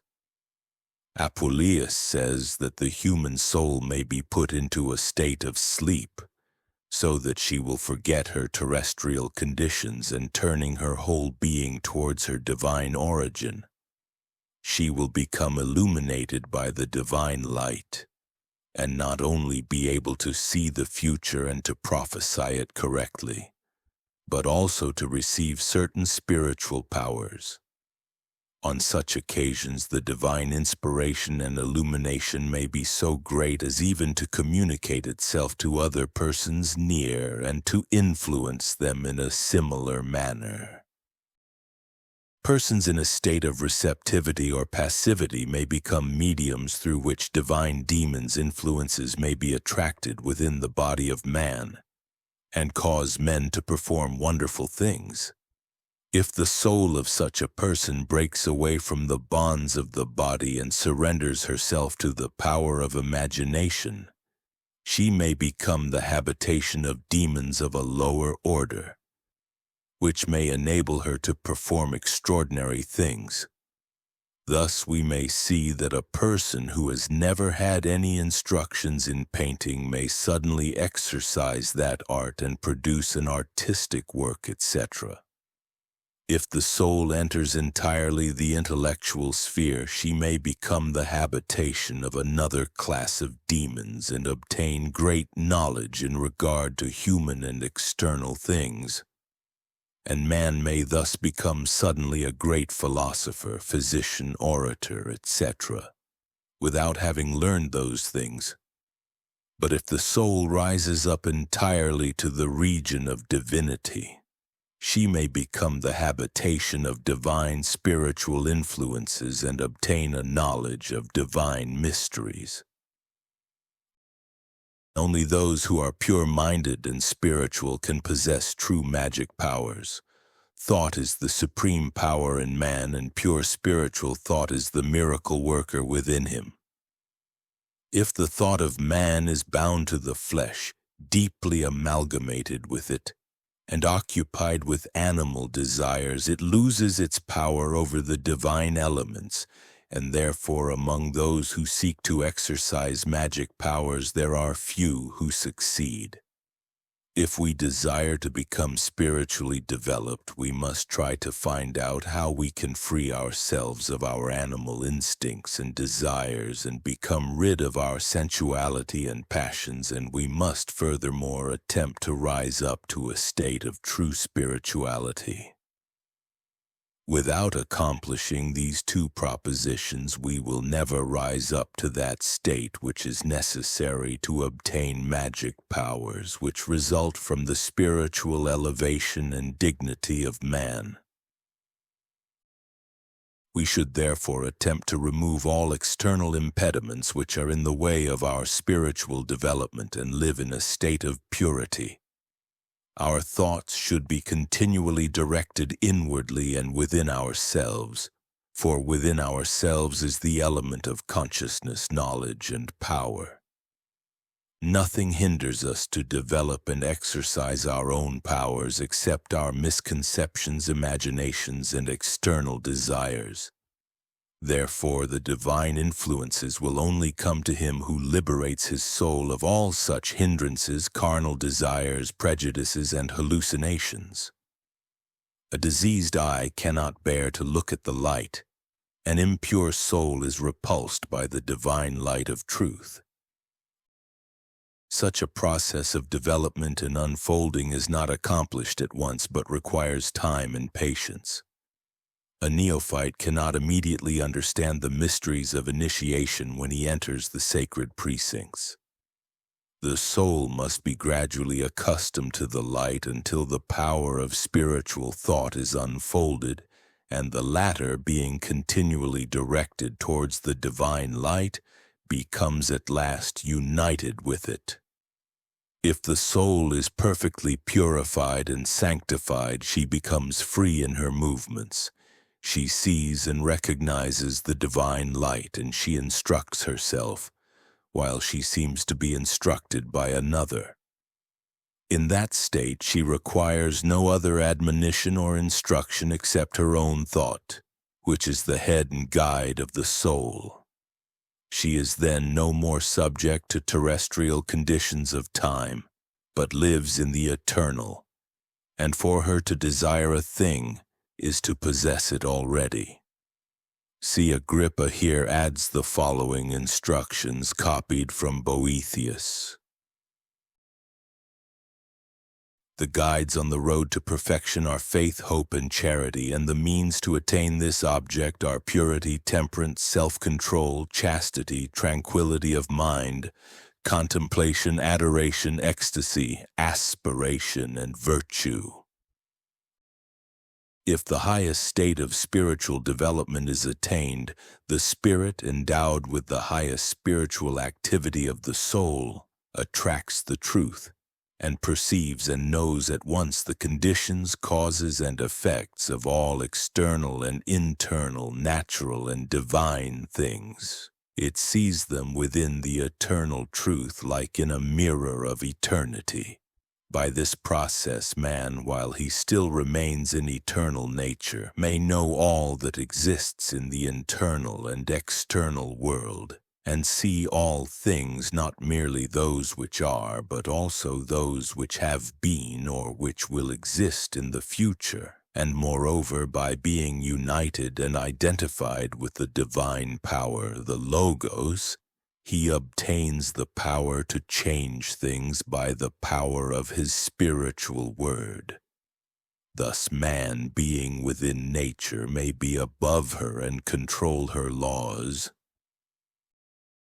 Those who are able to read the works of Cornelius Agrippa by the light of internal reason will see that a single page of his books contains more wisdom than whole libraries filled with the speculations and theories of our modern philosophers. And his name and doctrines will be remembered and admired when all the illusions and hallucinations of the latter will have sunk into the oblivion which they deserve. Among the adepts, a belief in the existence of persons endowed with abnormal or extraordinary psychic faculties or magical powers by which they can produce wonderful effects such as are not to be explained by the commonly accepted theories of external science is nothing new. The Bible and the Acta Sanctorum are full of accounts of so-called miracles, a term which signifies something wonderful, but not anything contrary to the laws of nature.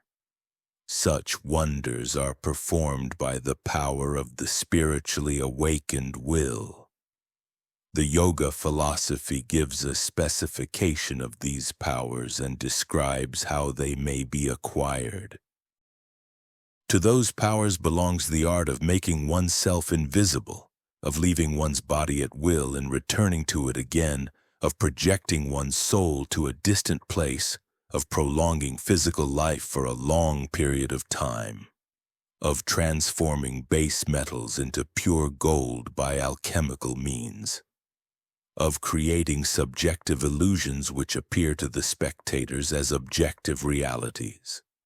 and of performing numerous other feats such as belong to the department of magic, white or black.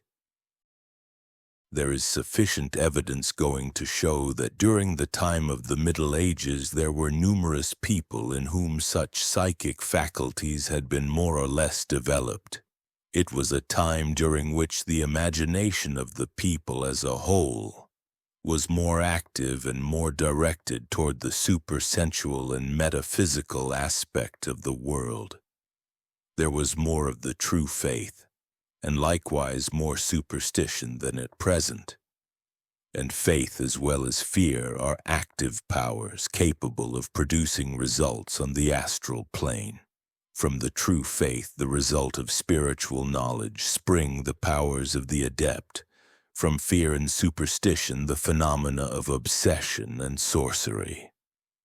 Persons in possession of magic powers, and especially those who were supposed to know the secrets of alchemy, were called adepts, Rosicrucians, or philosophers, and the greatest of them were supposed to belong to some secret and mysterious society, called the Brotherhood of the Golden and Rosy Cross. If we allow a great deal of poetical liberty in the descriptions of the members of this fabulous order, charging it to the fruitful imagination of the writers living at the time of the knights errant, nevertheless there remains a considerable amount of historical evidence going to show that there were persons endowed with abnormal powers, although there is no evidence whatever that they were united among themselves by any external association or sect. Neither would such a farce ever be necessary among those whose internal senses were opened and who would be drawn together by the ties of the spirit. Having the power of interior perception, they would surely not need any external passwords and signs.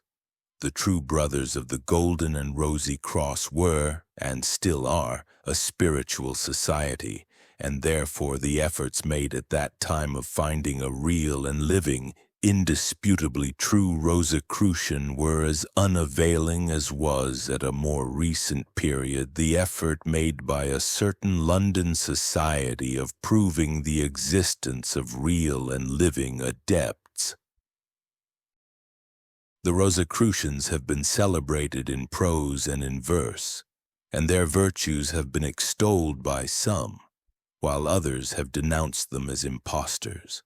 Some writers describe them as beings of a superior character, possessed of apparently supernatural knowledge and powers, as men of noble appearance and exercising an invisible but irresistible influence over all with whom they come into contact. They describe them as having the power to read the hearts of men and to cure the diseases of their bodies by wonderful medicines or merely by the touch of their hands. They are loved by all and they love all, but their hearts are invulnerable to sexual love. They never marry. They are sometimes described as being of fabulous age and still appearing in the full vigor of manhood, as being great travelers and speaking the language of each country where they temporarily reside as fluently and correctly as if it were their own native tongue, as possessing the power of rendering themselves invisible, and again, as often appearing unexpectedly when their presence is most urgently needed. They are possessed of immense treasures and have the power to transmute base metals into gold, and yet they despise riches and are contented to live in poverty. They are the wisest of all men, and the knowledge of even the most learned cannot be compared with what they know. They do nothing whatever for the purpose of obtaining fame, for they are dead to ambition. Nevertheless, their fame spreads wherever they appear. They are universally honored, but they seek not for honor and prefer to remain unnoticed. palaces are at their disposal, but they prefer the hut of a beggar. They are not proud of their personal attributes, but it is the majesty of the divine principle manifesting itself in them, and shining even through the material envelope called the physical body, which surrounds them with an aura commanding the respect and veneration of all who approach. The glory of supermundane light which shines through their forms is so great that they may even appear luminous in darkness. The following is taken from a book entitled Hermippus Redivivus, which we will abbreviate as much as possible. The Sieur Paul Lucas, who by the order of Louis XIV traveled through Greece and Africa in search of antiquities, says, "Being at Brusa, we went to a little mosque. We were introduced into a cloister where we found 4 dervishes who invited us to their dinner. One of these, who said that he was of the country of the Uzbeks, a Tartar tribe, appeared to me more learned than the rest, and I verily believe he spoke all the languages of the world. After we had conversed for a time in the Turkish language, he asked me whether I could speak Latin, Spanish, or Italian. We then spoke in Italian, but he noticed by my accent that this was not my mother tongue. And when I told him that I was a native of France, he spoke to me in as good French as if he had been brought up at Paris. I asked him how long he had stayed in France, and he answered that he had never been there, but that he desired to visit that country. This man was so learned that, judging from his discourse, he seemed to have lived at least a century. But according to his external appearance, he was not more than 30 years of age. He told us that he was one of 7 friends who had wandered all over the world with a view of perfecting their studies, that at parting they always appointed another meeting at the end of 20 years in a certain town, and that the first who came would wait for the rest. I perceived that Brusa was the place appointed for their present meeting. There were a few of them present already, and they seemed to converse with each other with a freedom which spoke of old acquaintance rather than merely accidental meeting. We spoke of religion, natural philosophy, chemistry, alchemy, and the Kabbalah. I told him that the latter, and especially the notion of the philosopher's stone, were considered by modern savants as mere chimeras. He seemed to know all about it and answered, "The true sage hears all things without being scandalized at them. But though he may have so much politeness as not to shock any ignorant person by his denial when they talk of such things, yet let me ask you whether you think that he is obliged to sink his understanding to a level with vulgar minds because they are not able to raise their thoughts to an altitude equal to his? When I speak of a sage, I mean that kind of a man to whom alone the title philosopher properly belongs. He has no sort of tie to the world. He sees all things die and revive without concern. He has more riches in his power than the greatest of kings, but he tramples them under his feet. And this generous contempt sets him even in the midst of indigence above the power of events." I said, "With all these fine maxims, the sage dies as well as other people. What imports it, therefore, to me when I die to have been either a fool or a philosopher, if wisdom has no prerogative over folly, and one is no more a shield against death than the other?" "Alas," he answered, "I see you are absolutely unacquainted with our sublime science, and have never known true philosophy.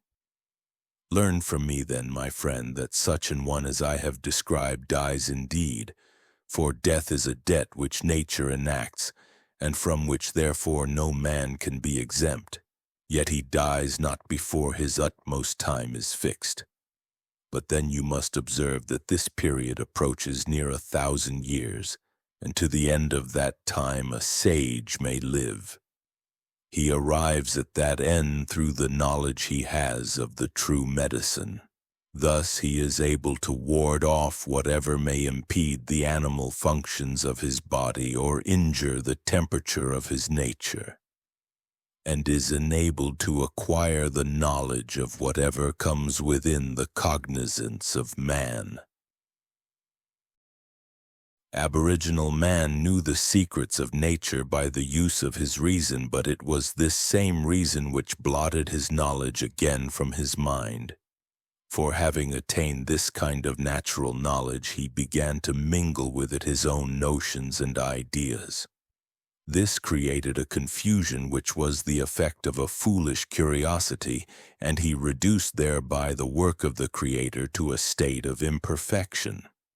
And this is the error which the true sage attempts to redress.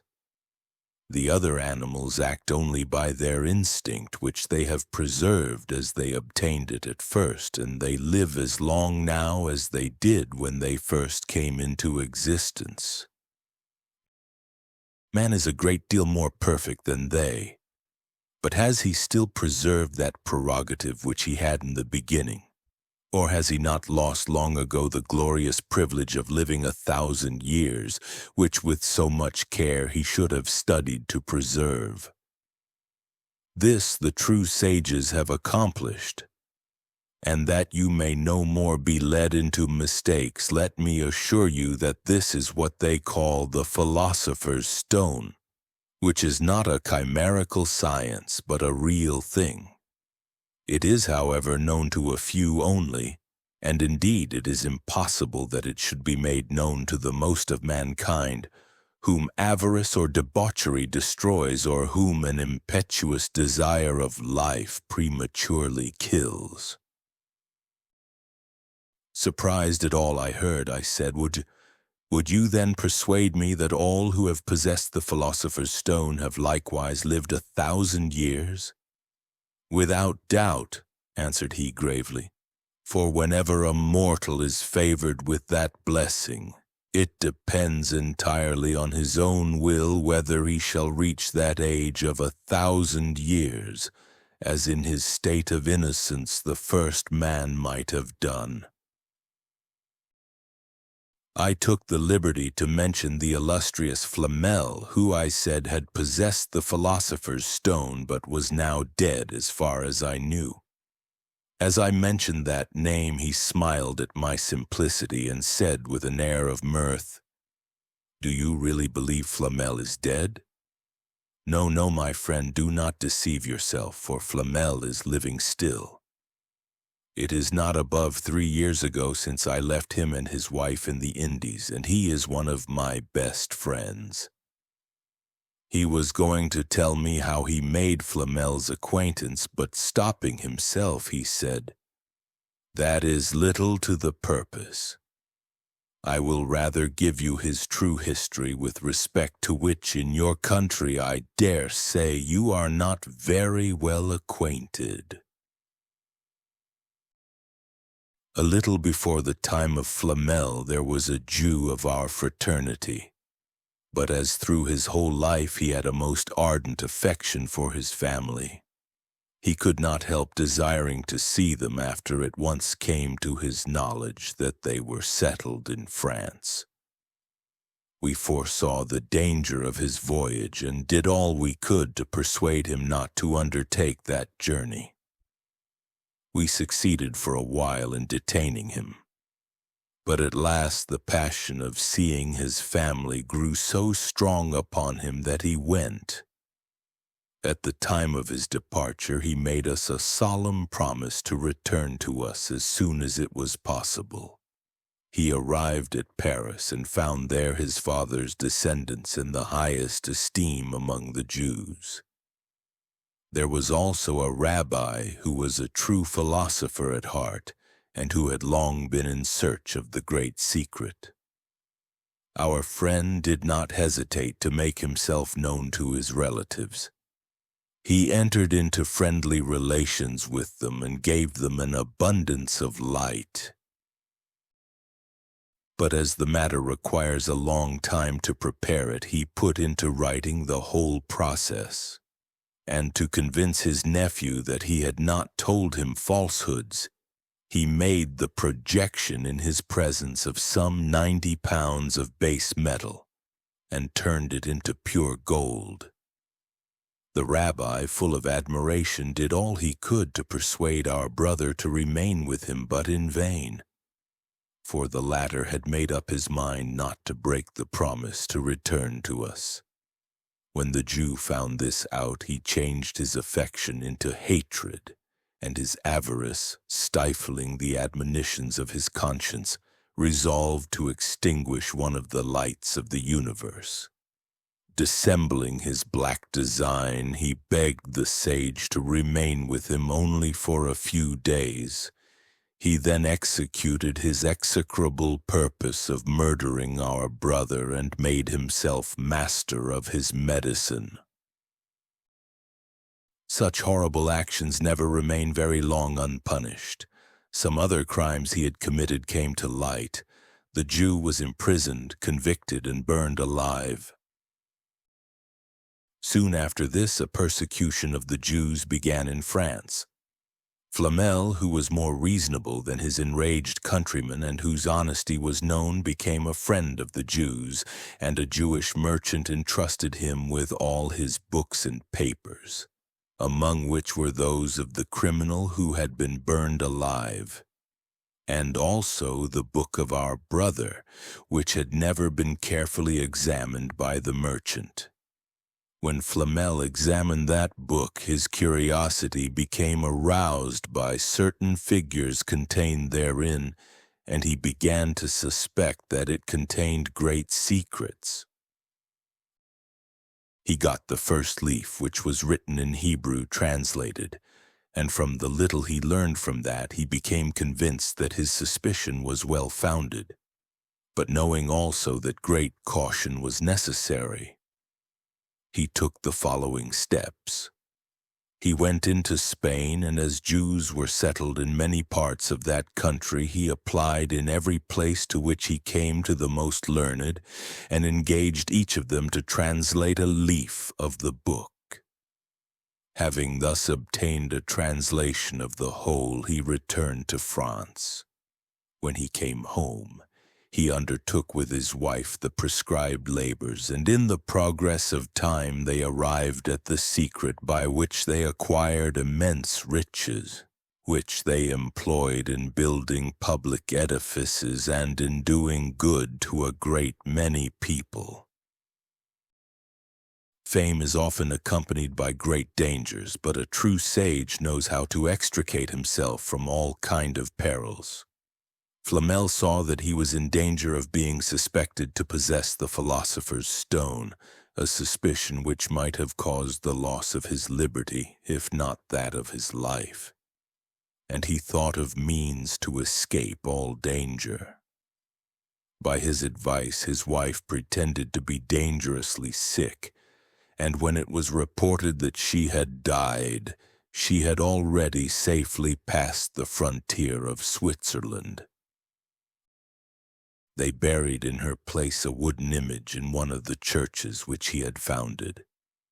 Some time afterwards he used the same stratagem for himself and joined his wife. You know that there could have been no great difficulty in doing this, since in every country, if a man has sufficient money, physicians and priests are always at his service, ready to say or do whatever he directs them. He moreover left a last will and testament directing that a pyramid should be erected to his memory and that of his wife. Since that time both have led a philosophic life, residing sometimes in one country and sometimes in another. This, depend upon my word, is the true history of Flamel and his wives. The well-known fact that the adepts and alchemists of the Middle Ages were continually subject to persecutions, to imprisonment, punishment, torture, and death, is the cause that the names of only few of them became publicly known. One reputed alchemist was the Count de Saint-Germain, who lived in 1770 at the court of France. He appeared to be about 40 years of age. Some said he was 90. He himself gave his age as being 370 years. He possessed the art of making artificial diamonds and precious stones. He was clairvoyant, could read people's thoughts and foretell future events. He possessed an album in which many of the most celebrated persons of the 16th and 17th centuries had signed their names. He was able to write with both hands at one and the same time, with each on different subjects. A somewhat similar character was the Count Cagliostro, whose physical form was born in Italy and received the name Giuseppe Balsamo. The latter was incarcerated in the Castel Sant'Angelo at Rome, and is believed to have died in one of its dungeons. The problem of Cagliostro will not be solved by our historians until they study the true nature of man in its normal and abnormal aspects, when they may perhaps discover the fact that two personalities may inhabit one physical organism, and that a man may perhaps be a Cagliostro at one time and a Balsamo at another. Among the adepts, I have carefully read the proceedings of the trial of the renowned Count Cagliostro before the tribunal of the Inquisition in Rome, and I have found no proof whatever of his having been an impostor. To everyone acquainted with even the elementary teachings of occultism, the phenomena which occurred in his presence do not appear at all unexplainable, or as having been the products of imposture. But what appears wonderful is the illogical consequence and ignorance of the witnesses for the prosecution, who admit the occurrence of phenomena in his presence which could not have been produced by his tricks, while in the same breath they denounce him to be an impostor.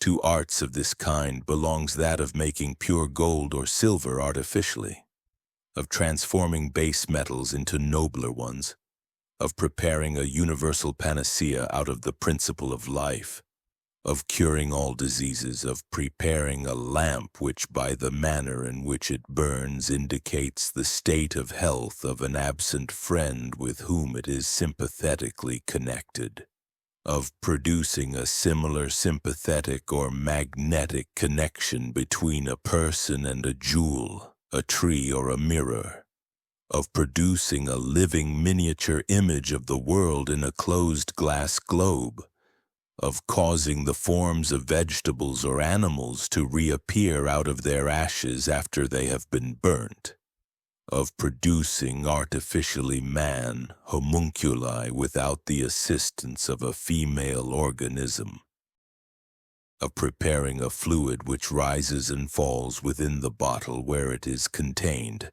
according to the increasing or decreasing moon, of preparing a glass wherein it will thunder and lightning will appear whenever the same takes place in the air, of producing an inextinguishable magic fire, an ever-burning lamp, a magic mirror where events can be seen taking place in any other part of the world, a perpetuum mobile whose rotation is caused by the rotation of the earth, a divining rod for finding water or minerals or whatever one wishes to find, a magic ring which warns the wearer of any approaching danger and reveals to him many secrets, of causing love or hate at will, of making pearls, diamonds, or any other jewels which cannot be distinguished from natural ones or causing them to grow larger, of obtaining power over the elemental spirits of nature and causing them to render services, of causing the astral specters of dead persons to appear and talk and answer questions, and many other similar feats too numerous to mention. We call that wonderful which is not within our experience and the causes of which we cannot explain. We are daily surrounded by marvels and witnessing the most marvelous phenomena, the causes of which we cannot explain. But we do not look at them with a skeptical eye, nor are we at all surprised that they occur. On the contrary, we should be extremely surprised if they once cease to occur. This merely because we are accustomed to see such things every day. We are surrounded by phenomena of an occult and magic nature, and we live in a laboratory of alchemy. We see how out of a hard little stone, kernel or seed, a germ appears and grows into a big tree, although we are sure that there was no such tree in the kernel. And what would be still more astonishing if it were not of daily occurrence, is that out of a certain kind of seed, a certain species of plant only will grow, and no other. We see how out of an egg a living bird appears, and yet if we examine the same kind of egg as long as it is fresh and open it, we find therein nothing living and nothing that resembles a bird. We also know that the parent bird does not put a bird into the egg after it is laid, for we may hatch out eggs by artificial heat, and thus produce birds out of the egg, and there is surely no bird in the heat. We see how out of a vegetable substance animal substance can grow, for we feed our cattle on grass, hay, and corn. And yet we are certain that there is no flesh in the grass or corn. We see the ever-burning light of the sun spending its heat year after year. We know of nobody who supplies him with fuel, and yet it seems to have always the same temperature. We know that the globe whereon we live revolves and flies with tremendous velocity through space, and yet we do not feel it move, nor do we fall headforemost down in the abyss of space when at night it turns the dark side away from the sun. We see that the storm blows down houses and trees, and yet that which does the damage is nothing but thin air. We see the body of water of our rivers and lakes, and if we attempt to step on its surface, we sink. But a few weeks or months afterwards, we may try it again and find it as hard as rock, able to bear the weight of the skating crowd. There are 1,000 other similar marvels in nature, too numerous to mention. There are many stories told of these adepts, and the wonderful things they sometimes performed. How in midwinter they caused beautiful flowers to grow out of the floor of a room, or produced a shower of roses in places where no roses were to be found. How some of them were seen simultaneously in 2 different places, speaking and acting in each. How they sometimes were attended and served by supernatural beings appearing in human forms. How they were sometimes able to read the future, or see what was going on at a place hundreds of miles away from them. How they could speak languages which they had never studied, knew the contents of books which they had never read, could swallow poison without being harmed, make themselves invisible and visible at will, etc., etc. But the most interesting parts of our research, and at the same time the most pertinent to our object in view, will be historical accounts referring to their ability to make pure gold in an artificial manner, or to speak more correctly, to transmute other metals into gold, and make gold grow. We shall therefore give a few abbreviated accounts of such authenticated facts. The following account is taken from the Acta of the Judicial Faculty of Leipzig, whose legal decision was given in August 1715, Responsio Juridica, Facultatis Juridicae Lipsiensis.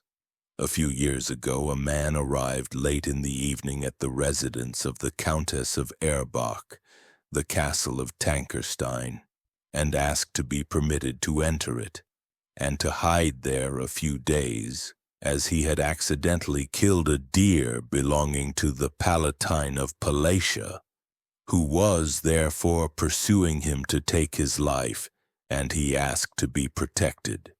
The Countess at first refused, but when she saw the man she was so much impressed with his noble appearance that she consented, and the stranger was given a room where he stayed for a few days.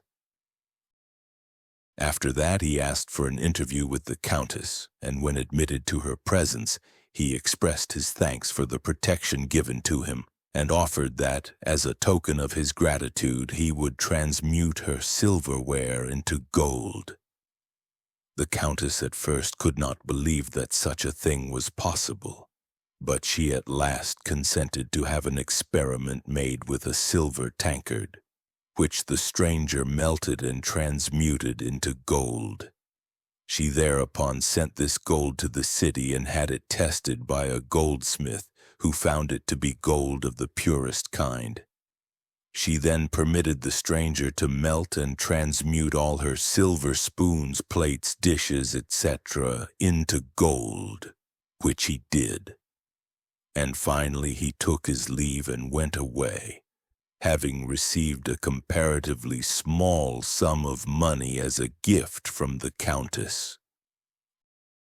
Soon after this event, the husband of the Countess, who seems to have been a spendthrift, and who had been away from home for several years, serving as an officer in some foreign country, returned because he had heard that his wife had become suddenly rich. He claimed half of the gold for himself, but the Countess refused to acknowledge his claims. The case came, therefore, before the court, and the husband supported his claims by the fact that he was the lord of the territory, Dominus Territory, upon which the castle belonging to his wife was located, and that according to the laws of the country, all treasures found upon that land were lawfully his. He therefore requested that the gold should be sold, and from the proceeds new silverware should be bought for the Countess, and the surplus be given to him. The defendant claimed that artificially produced gold could not come under the consideration of a law referring to buried treasures, and that therefore the said law could not be applied in her case. That, moreover, the silver had been transmuted into gold for her own benefit and not for that of another, and she begged the court to be permitted to remain in undisturbed possession of it. The court decided in her favor. Another authenticated case is that of an adept by the name of Seefeld, who lived in Rodan, a small place in the vicinity of Vienna. He made gold out of tin and spent it freely. The proprietor of the house where he resided, a man named Friedrich, gained the confidence of the adept and told his family about the doings of Seefeld. The consequence was that soon rumors and gossip began to spread. Seefeld was accused of sorcery and appealed for protection to the Austrian emperor, saying that he was engaged in making certain chemical colors of which he possessed the secret. It is said that Seefeld paid 30,000 florins into the imperial treasury to obtain this protection, which he enjoyed for several months. Friedrich and the members of his family often were present when Seefeld made gold, and they say that after melting the tin he sprinkled a small quantity of a red powder upon the molten mass, when the latter began to foam and exhibited all kinds of colors. After an hour or so it was allowed to cool, and all the tin was then transmuted into pure gold. One day Friedrich attempted to make the experiment himself. Having obtained some of the red powder from Seefeld, he melted the tin while Seefeld was absent and sprinkled the powder upon it, but the latter had no effect upon the tin and did not mix with it. After a while, Seefeld entered the room where the experiment was made, and as he entered, the mass began to foam and turned into gold. The security which he enjoyed did not last long, for after a few months new rumors were put into circulation. The envy, greed, and jealousy of the neighbors were aroused.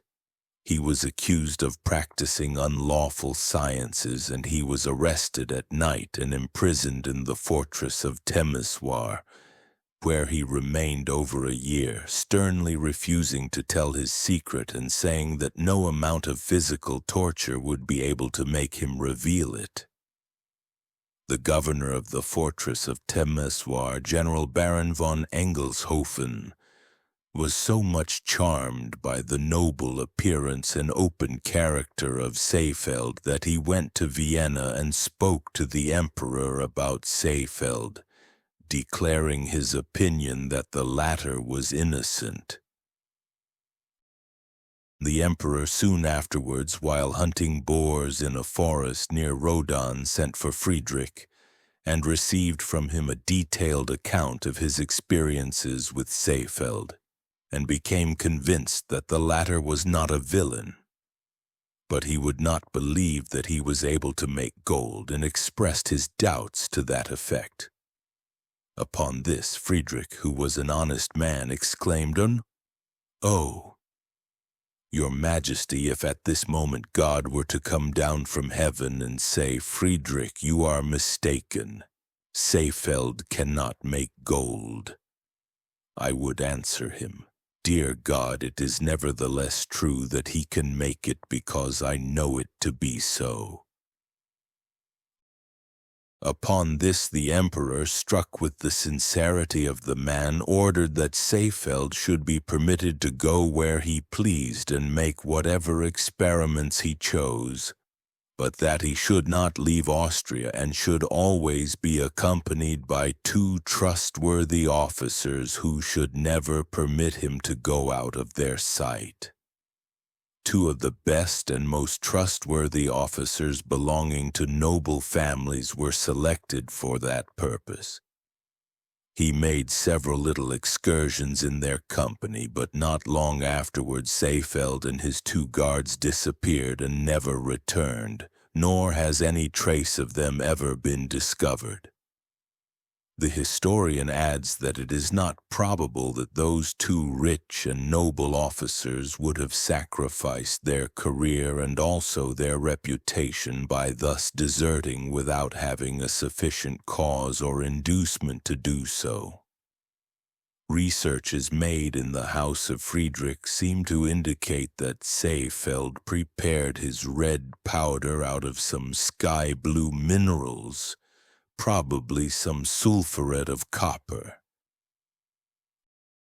An apothecary at Halle made the acquaintance of a stranger whom he found to be in possession of some chemical secrets.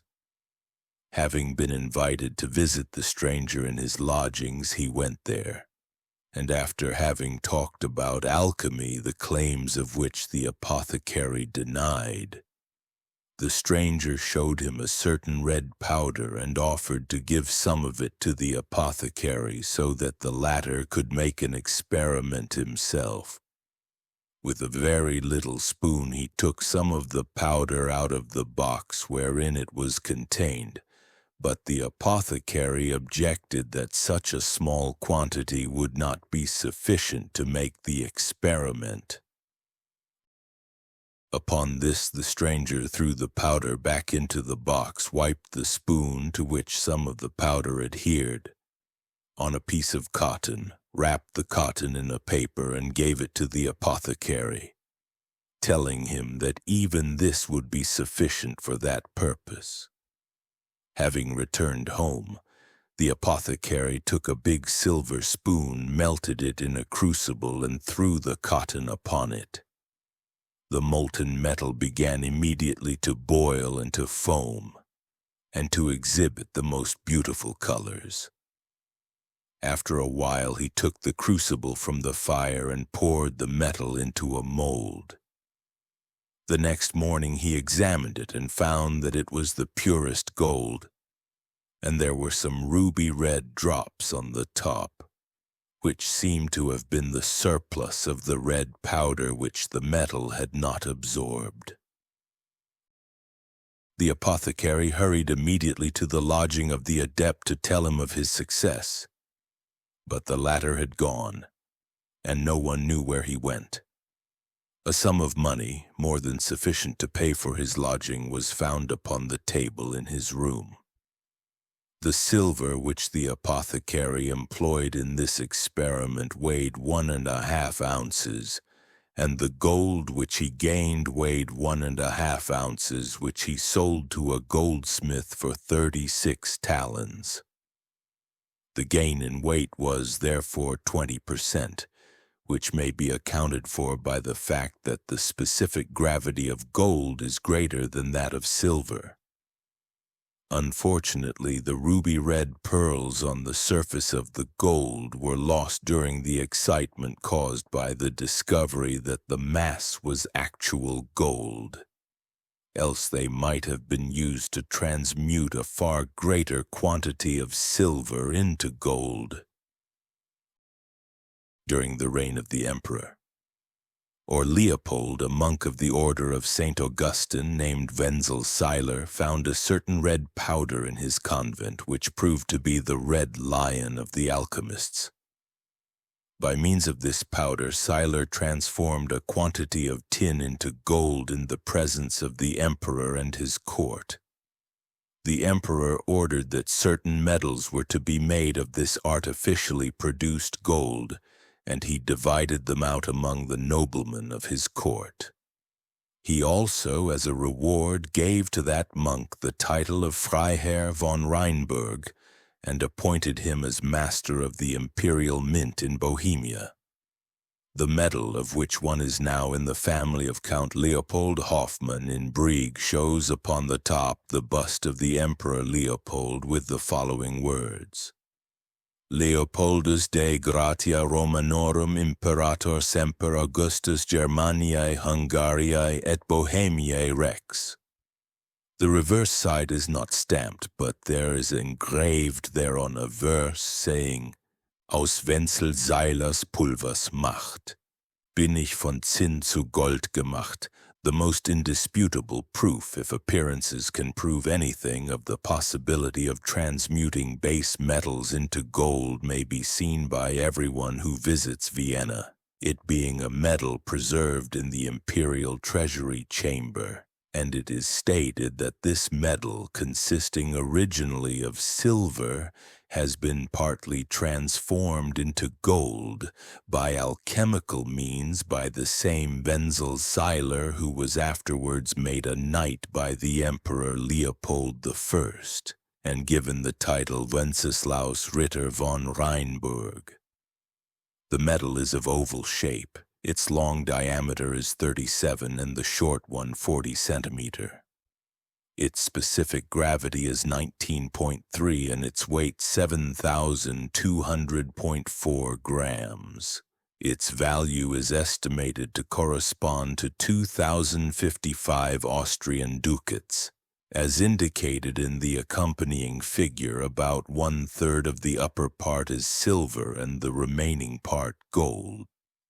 The two incisions were made in 1883 for the purpose of examining the metal to see whether it was pure or merely gilded. The examination was made on request of Professor Bauer of Vienna.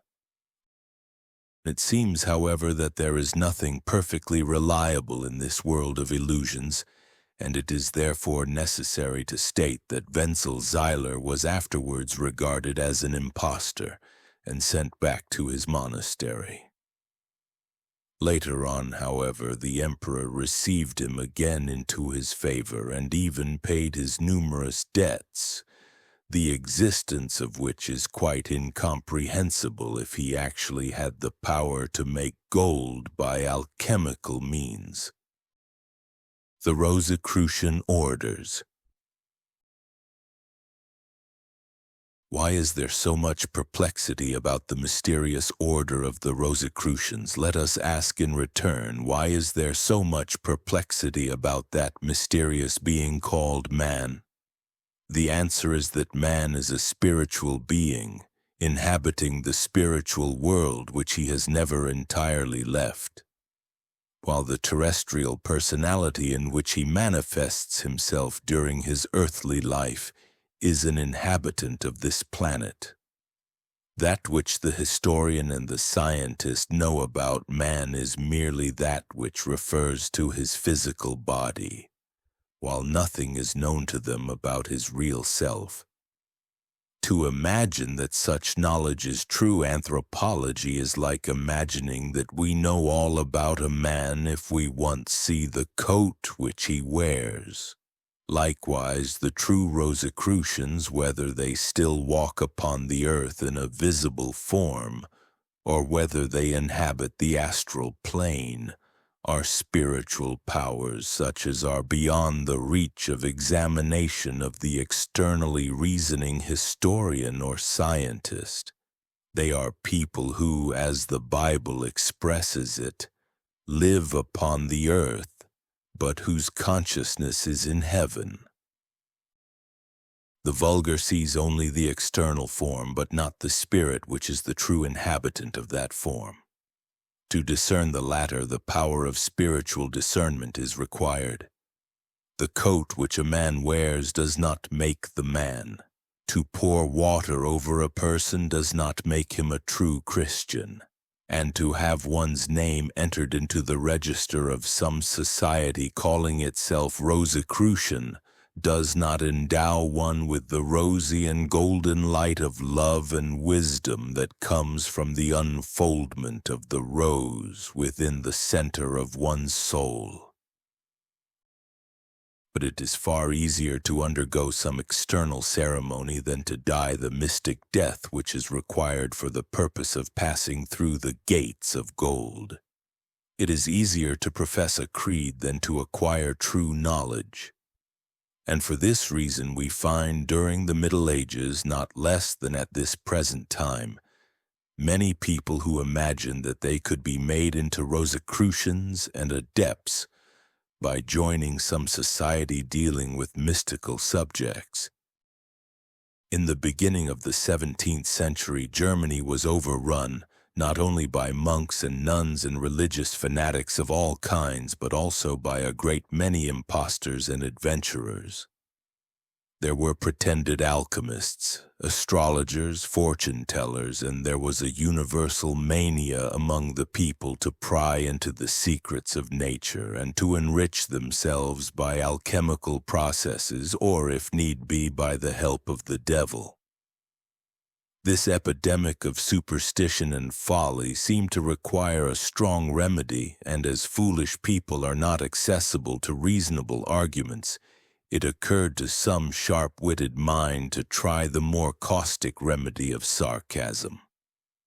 There appeared in the year 1614 two pamphlets written by the same author entitled Universal and General Reformation of the Whole Wide World, and the Fama Fraternitatis, or Brotherhood of the Laudable Order of the R.C. Rosicrucians, a message to the governments, nobles, and scientists of Europe.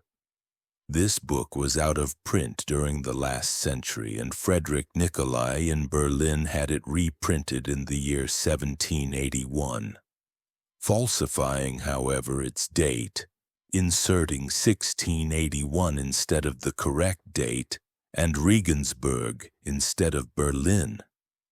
Another edition of the Fama Fraternitatis appeared at Frankfurt on Main in the year 1827, and to this was added an additional part entitled Confessio.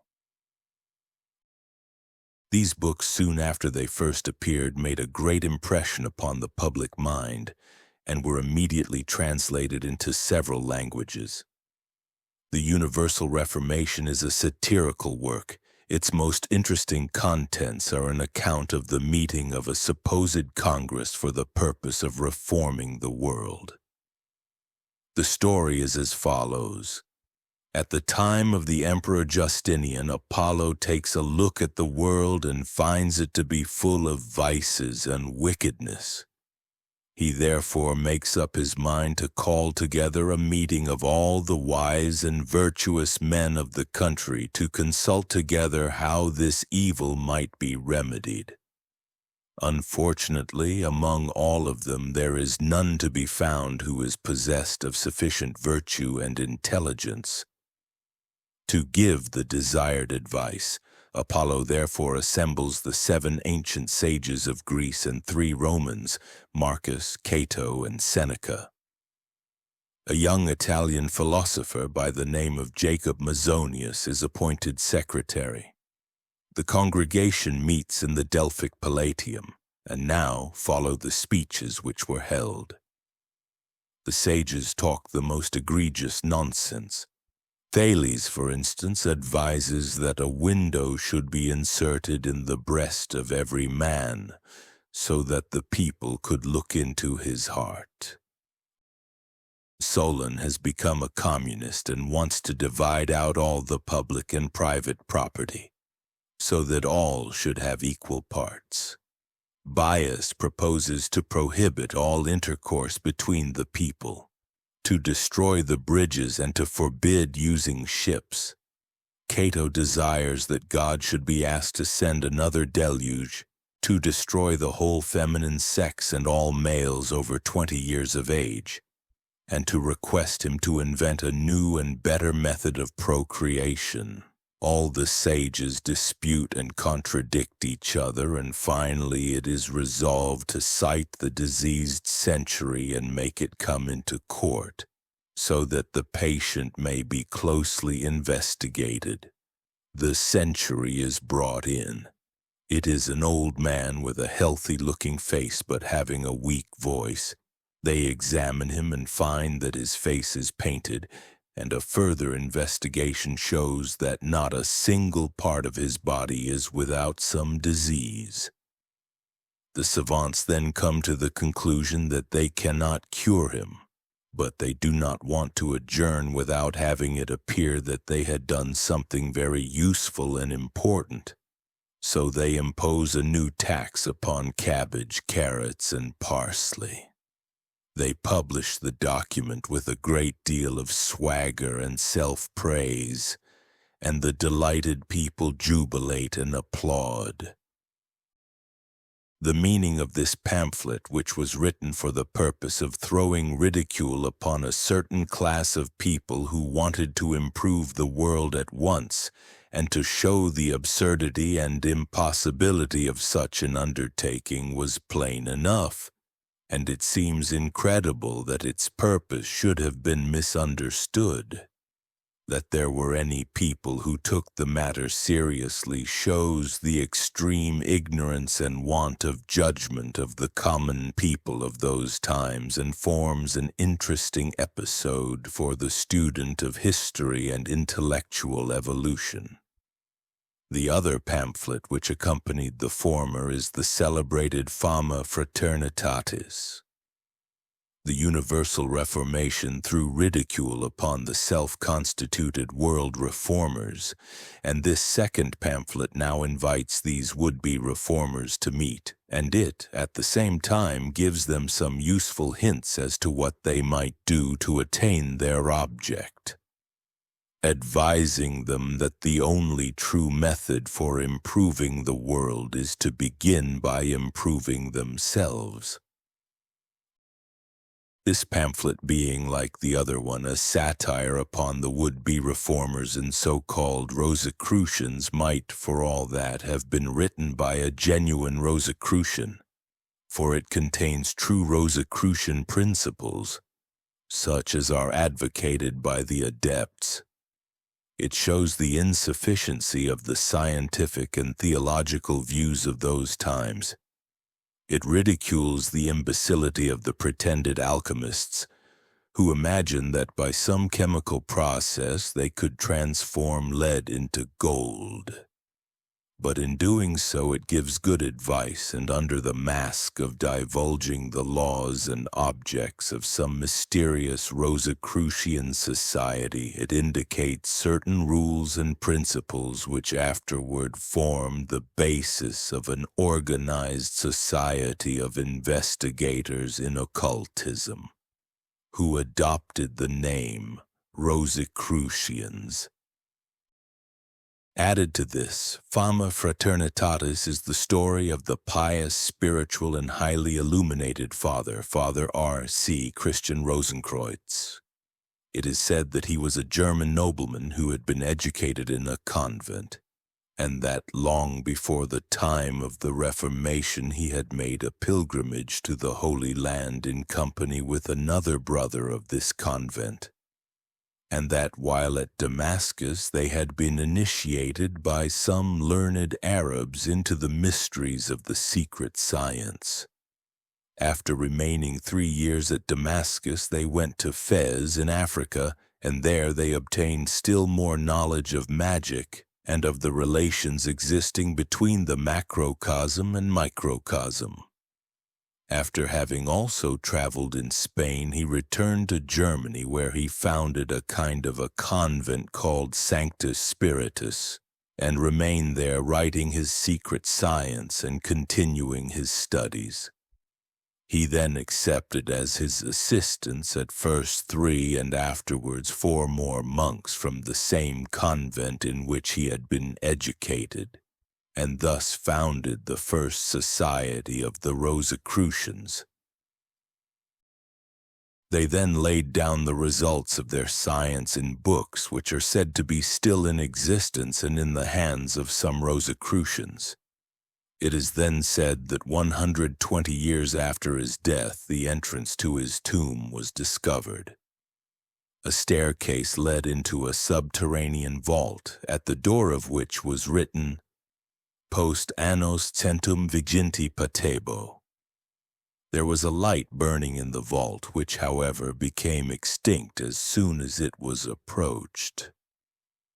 The vault had 7 sides and 7 angles, each side being 5 feet wide and 8 feet high.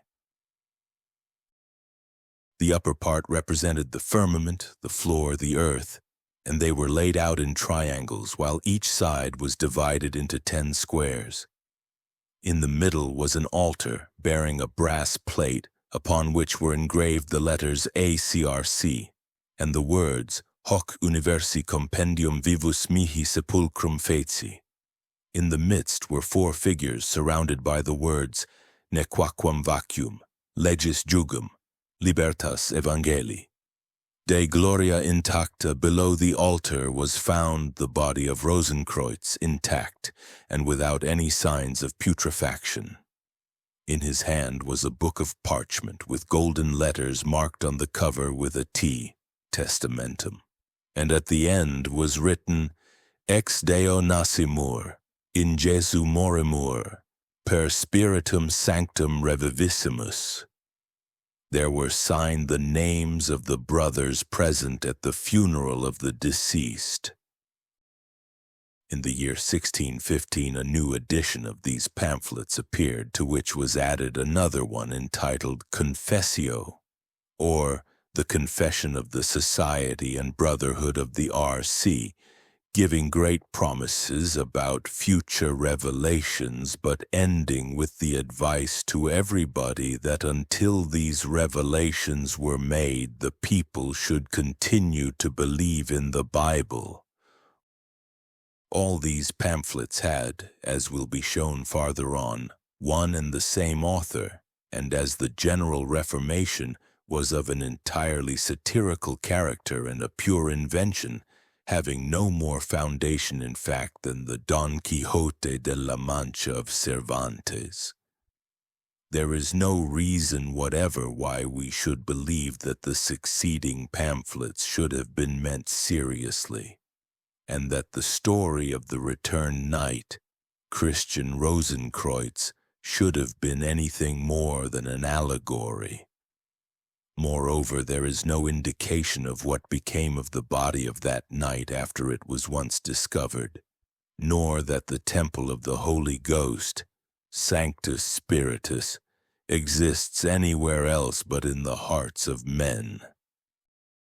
The whole object of these pamphlets seems to have been to present great truths to the ignorant, but to dish them up in a fictitious form, appealing to the curiosity of the people and to the prevailing craving for a knowledge of the mysteries of nature, which the majority of the people of these times wanted to know for the purpose of obtaining selfish and personal benefits. The beauty of the doctrines which shone through these satirical writings was so great and attractive that they excited universal attention. But at the same time, the craving of the majority of the people for the mysterious was so great that it blinded their eyes and rendered them incapable of perceiving the true object of the writer, which was to ridicule the pretensions of dogmatic science and theology, and to draw the people up to a higher conception of true Christianity. The belief in the existence of a real secret organization of Rosicrucians possessed of the secret how to make gold out of lead and iron, and of prolonging life by means of taking some fluid in the shape of a medicine, was universal, and quacks and pretenders of all kinds roamed over the country and helped to spread the superstitions, often selling worthless compounds for fabulous prices as being the elixir of life, while others wasted their fortunes and became poor in making vain efforts to transmute metals. A flood of writings appeared, some attacking and some defending the Rosicrucian society which was supposed to exist, but of which no one knew anything. Some people, and even some of the well-informed ones, believed in the existence of such a society, others denied it. But neither one class nor the other could bring any positive proofs for their beliefs. People are always willing to believe that which they desire to be true, and everyone wanted to be admitted as a member of that secret society of which nobody was certain whether it existed at all. And if anyone boasted of being a Rosicrucian, or succeeded in creating the impression that he was one, he awed the ignorant, and was regarded by them as a very favored person. And in this way impostors and adventurers often succeeded in preying upon the pockets of the rich. Those who wanted to be taught magic and sorcery desired that a society or school where they might learn such things should exist. And because they desired it, they believed in its existence. If no genuine Rosicrucian could be found, one had to be invented. If the true Rosicrucian society was not to be had, imitations of what was believed to constitute a Rosicrucian society had to be organized. In this way, numerous societies were formed calling themselves Rosicrucians, and Rosicrucianism took various shapes. One of the most important publications, and which is calculated to throw light upon the mysterious subject of Rosicrucianism which still perplexes the learned, is The Chemical Marriage of Christian Rosenkreutz, printed in 1616. This again was written to throw ridicule upon the vain and self-conceited dogmatists, scientists, and gold-makers of those times, while at the same time it contains high and exalted truths, disguised in an allegorical form, but easily to be perceived by the practical occultist and by him only. It can easily be seen that the style and tendencies of this publication have a great deal of resemblance to that of the Fama Fraternitatis. Now it has been ascertained beyond any doubt that the author of The Chemical Marriage was Johann Valentin Andrea, who wrote it while a young student in the years 1602 and 1603 in Tübingen. He acknowledges this in the history which he gives of his life, and he adds that he intended to give a true picture of the popular follies of that time. This renders it extremely probable that he was also the author of the General Reformation, of the Confessio, and of the story of Christian Rosenkreuz, and this probability amounts to almost conviction if we take into consideration the discovery made afterwards, that the General Reformation is nothing else but a literal translation of a part of a book from Boccalini Ragguali Parmaso. Andrea was a great admirer of that author, and he also adopted his style in his Mythologia Christiana. It is therefore plain that he also made the above-named translation and added it to his Fama Fraternitatis. Both writings, in fact, form a complement to each other.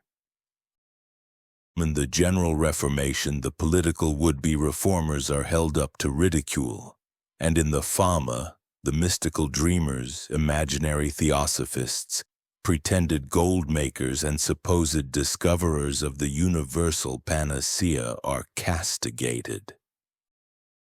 There can be no reasonable doubt that this was Andrea's object, and moreover his intimate friend Professor Besolt in Tübingen acknowledged it in saying that the character of both books was plain enough, and that it was very strange that so many intelligent people had been led by the nose to mistake their meaning. Andrea himself, without however acknowledging himself to be their author, expressed himself to the effect that the whole was a satire and a fable.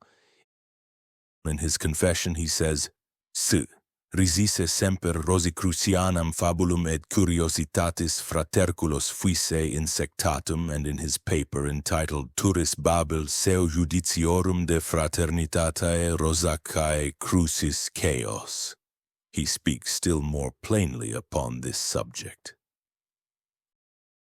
It seems to have been his object in this latter publication to help those to become sober again, who had become intoxicated by misunderstanding the former publications, for he exclaims, "Listen, ye mortals, in vain will ye wait for the arrival of that fraternity. The comedy is over. The Fama has played it in, the Fama has played it out, etc., etc." Still there were many who were not satisfied with this explanation, and who believed that it had been Andrea's intention to cause by his Fama a secret society of the scientists of his age to come into existence. But Andrea was too wise to attempt such an absurdity and to apply to the most unreasonable persons of his age to form a reasonable society. The question why he should have selected the name Rosicrucian for his imaginary society is not difficult to answer. The cross and the rose were favorite symbols among the alchemists and theosophists long before anything of a Rosicrucian society was known. Moreover, in his own coat of arms, as in that of Luther, there was a cross and 4 roses, a circumstance which probably led him to select that name. There is perhaps very rarely a fable or work of fiction invented which is not based upon some fact, however disconnected such facts may be with the subject. A work, entitled Sphinx Rosoya, printed in 1618, makes it appear very plausible that the writer of the Fama Fraternitates, in inventing the story of Christian Rosenkreutz and his 3 brothers, whose number was afterwards increased by 4 more, had certain originals in his mind, which served as prototypes to construct his story. The author of that Sphinx says that the idea of forming such a society for the general reformation of mankind arose from the success of Luther's Reformation. That the knight, Christian Rosenkreutz, was in reality no other person than a certain Andreas von Karlstadt, an adventurer who had traveled a great deal but never been in Palestine. He made himself so obnoxious to the clergy of his time whom he desired to reform that they, after his death, put the following epitaph upon his grave. Karlstadius pestis ecclesiae venomissima tamdem a diabol zero occisus est. This means, here lies Karlstadt, who was a poisonous plague to the church until the devil killed him at last. The 3 supposed associates of Rosenkreutz were the friends of Karlstadt, the reformers Zwingli, Oecolampadius, and Bucerus, and the 4 others, who were supposed to have been added afterwards, were probably Nicolaus Pelargus, Marcus Stubner, Martin Silurius, and finally Thomas Münster, all of which persons were more or less known on account of their desire to aid in reforming the church. As the people became infatuated with the idea of becoming Rosicrucians and no real society of adepts could be found, they organized Rosicrucian societies without any real adepts, and thus a great many so-called Rosicrucian societies came into existence. There was one such society founded by Christian Rose in 1622, having head centers in The Hague, Amsterdam, Nuremberg, Mantua, Venice, Hamburg, Danzig, and Erfurt. They used to dress in black and wore at their meetings blue ribbons with a golden wreath and a rose. As a sign of recognition, the brothers wore a black silk cord in the top buttonhole. This ornament was given to the neophytes after they had promised under oath to be strangled by such a cord rather than reveal the secrets which they were supposed to possess. They also had another sign consisting of the tonsure, such as is used today by the Roman Catholic clergy, meaning a small, round, shaven spot on the top of the head, originating probably from the custom of the Buddhist priests, who shave their whole head. Hence many of them wore a wig in order not to be recognized as belonging to the brotherhood. They led a very quiet life, and were devout people.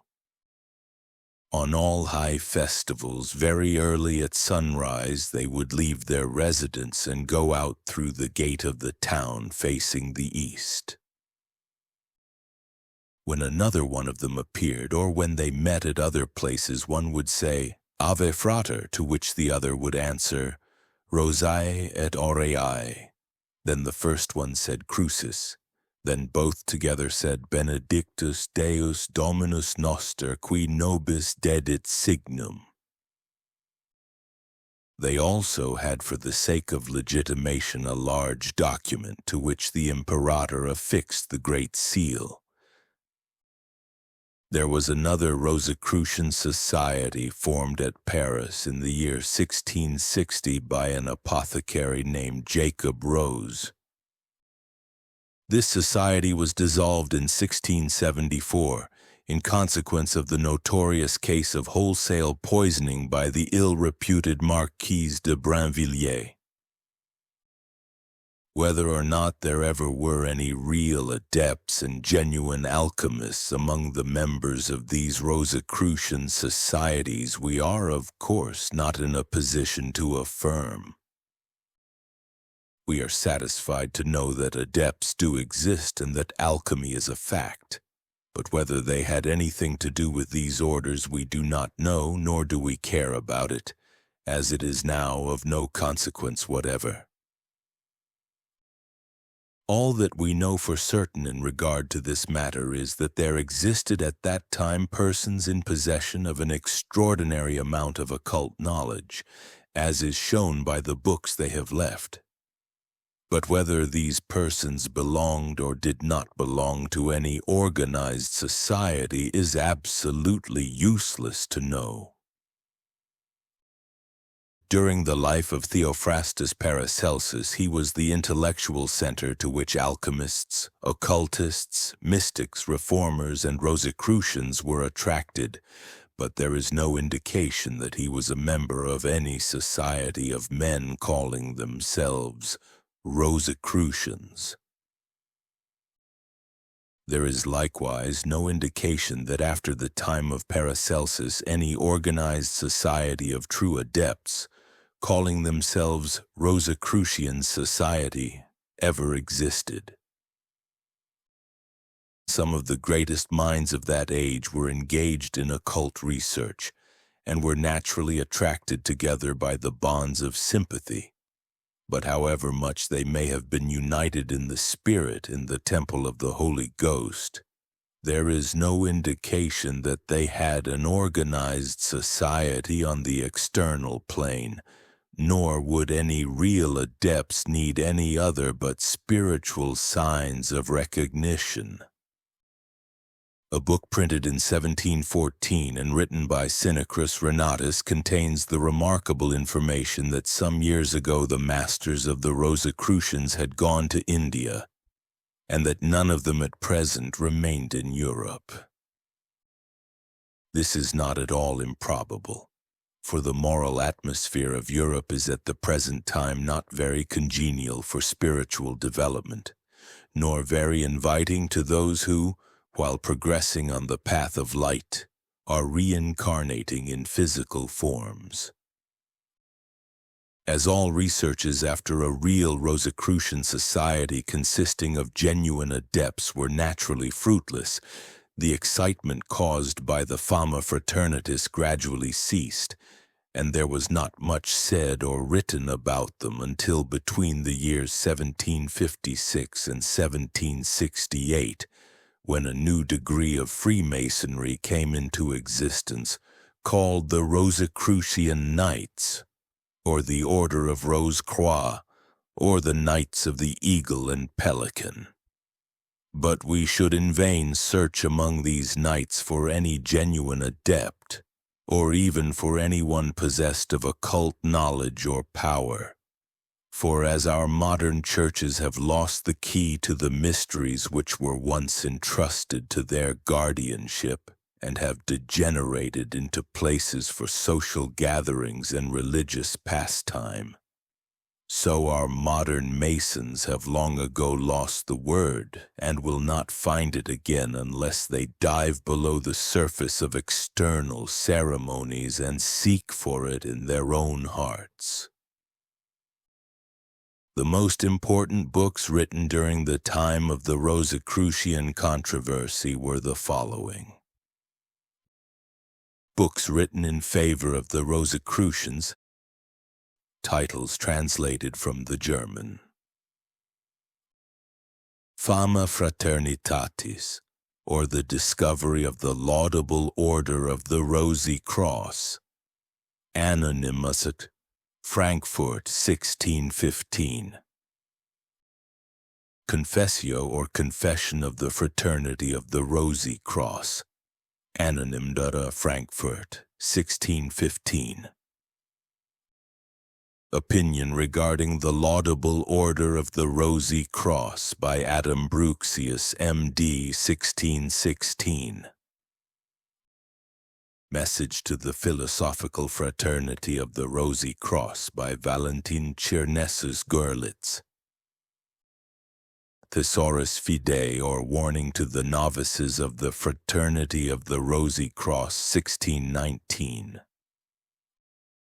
Fons Gratiae by Pronaos Agnostus, C.W. 1619. Raptus Philosophicus, or Philosophical Revelations for the Fraternity of the R.C. 1619 by Rhodophilus Stancephorus. Zilntium Post Clamores, an Apology Respira's Defense by R.M.F. 1617.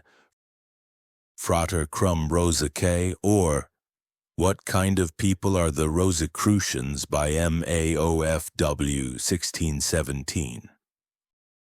Speculum Constantiae, Appeal to New Members of the R.C. Society by Pronaos Agnostus, C.W. 1618. Themis Aurea, The Laws and Regulations of the Laudable Fraternity of the R.C. by Michael Meyer, Imperj Khan's Comer's Equation, X. Dars 1618. Tintinabulum Sapnorum, or The Discovery of the Blessed Fraternity of the Order of the R.C. by Pronaos Agnostus, C.W. 1619. Frater non frater, Admonitions to the Disciples of the R.C. 1619. Prodromus Rhodo Stauroticus, Directions for the Practice of Alchemy, 1620. Colloquium Rhodostauraticum, a discourse regarding the fraternity of the R.C. 1621. Rosenkreuz, Cheech Chemical Marriage, Anno 1459, 1781. 2. Writings inimical to the Rosicrucians, Benevolent Advice regarding the Fama and Confessio of the R.C. by And Libanius M.D. P.C. Sae, Theologue and Philosophe, 1616. Sphinx Rosoia, Suspicious in Regard to the Mysteries of the R.C. by Christophorus Nigrinus Philomusus and Theologus, 1618. The New Arabian and Moorish Fraternity by Eusebius Christianus, a Carrier of the Wooden Cross. Speculum Ambitionis, or A Mirror for Ambition, in which may be seen how the devil has brought all sorts of new orders into existence, a refutation of the doctrines of that new sect, called Rosicrucians by John Hintner, 1620. Tomfoolery Discovered, or Christian Refutation of the so-called Brothers of the Rosy Cross, showing that these people are not of God, but of the devil. A Timely Warning to All Pious Christians by John Silvert Egel, 1617. The more important modern books on Rosicrucianism are Semler's Collections to the History of the Rosicrucians, Bouterweck's Origin of the R.C., Mur, The True Origin of Rosicrucians and Freemasons, Boule, Origin and History of the R.C., Nicolai, Remarks about the History of the Rosicrucians and Freemasons, Herder, an article in the German Mercury of March 1782 and reprinted in Herder's Philosophy and History volume. 15-page. 258. Arnold, History of the Churches and Heretics. Part 2, Library 17, Chapter 18, Rossbach, Yo. Valentin Andrea and His Age, Berlin, 1819. There are numerous books on alchemy, theosophy, and occult science which have been written by people supposed to have been Rosicrucians, but they give no account of the history of the latter. The most prominent are the works of Theophrastus Paracelsus, Jacob Boehme, Cornelius Agrippa of Nettesheim, Robert Flood's Summum Bonum, John Arndt, Silentium Dei, and The True Christendom, Simon Studion, Niometria, Pronaos Philolethas, Lumen de Lumina, and innumerable others which may be drawn into this category. But perhaps the most interesting of all is an illustrated work which is now out of print and has become very rare, and which is entitled The Secret Symbols of the Rosicrucians of the 16th and 17th Century, and from which a great deal of information contained in this present volume is taken. Pseudo-Rosicrucians, Impostors, and Fools. The fool's paradise is the world of self-created illusions without the recognition of the underlying eternal truth. The devil is God inverted. Falsehood is truth perverted. The spirit produces the form to be its true image, but for all that the form does not always represent the true qualities of the spirit. Thus the sun shines upon the earth, and his rays produce wholesome and poisonous growths. And the Spirit of Christ forever remains in his glory, even if 1,000 of so-called Christian sects misrepresent him so that his image can no more be recognized in them. Likewise, the true brothers of the Golden and Rosy Cross still exist, even if the name of their order has been misused by impostors and fools. The age at which the idea of Rosicrucian societies became popular was a time when orders of all kinds were flourishing. Monasteries, convents, and religious orders were the plagues of the country. In some places the Catholic clergy, and others the Protestant clergy, were, so to say, omnipotent. The work of the Great Reformation had only begun its work, and free thought and free speech were little known. The Protestant clergy were not less intolerant than the Catholics who preceded them, and in some places the latter were still in possession of all the authority they possessed at the time of the Inquisition. In consequence of the power of the Church over the citizens of the country, a power which the former abused very freely, it became necessary to have secret societies and places where the members could secretly meet and exchange their opinions without being overheard by spies and traitors. Secret orders of all kinds were therefore existing in great numbers, and foremost of all were the Freemasons, an order which, on account of the strength of its principles, has continued to exist. At that time, Masonry was not what it is now. A writer of those times, in a work published in 1666, informs us that it was neither a political nor a Christian institution, but a truly secret organization, which admitted such men as members who were anxious to obtain the priceless boon of liberty of conscience and to avoid clerical prosecution. But the air of mystery which hung about the Masonic lodges was also very attractive to all who were mystically inclined. Then, as now, strange rumors circulated about the doings of the Masons. Wild stories were whispered about among the ignorant, which the clergy of those times, like their brothers of the present day, helped to start, circulate, and exaggerate.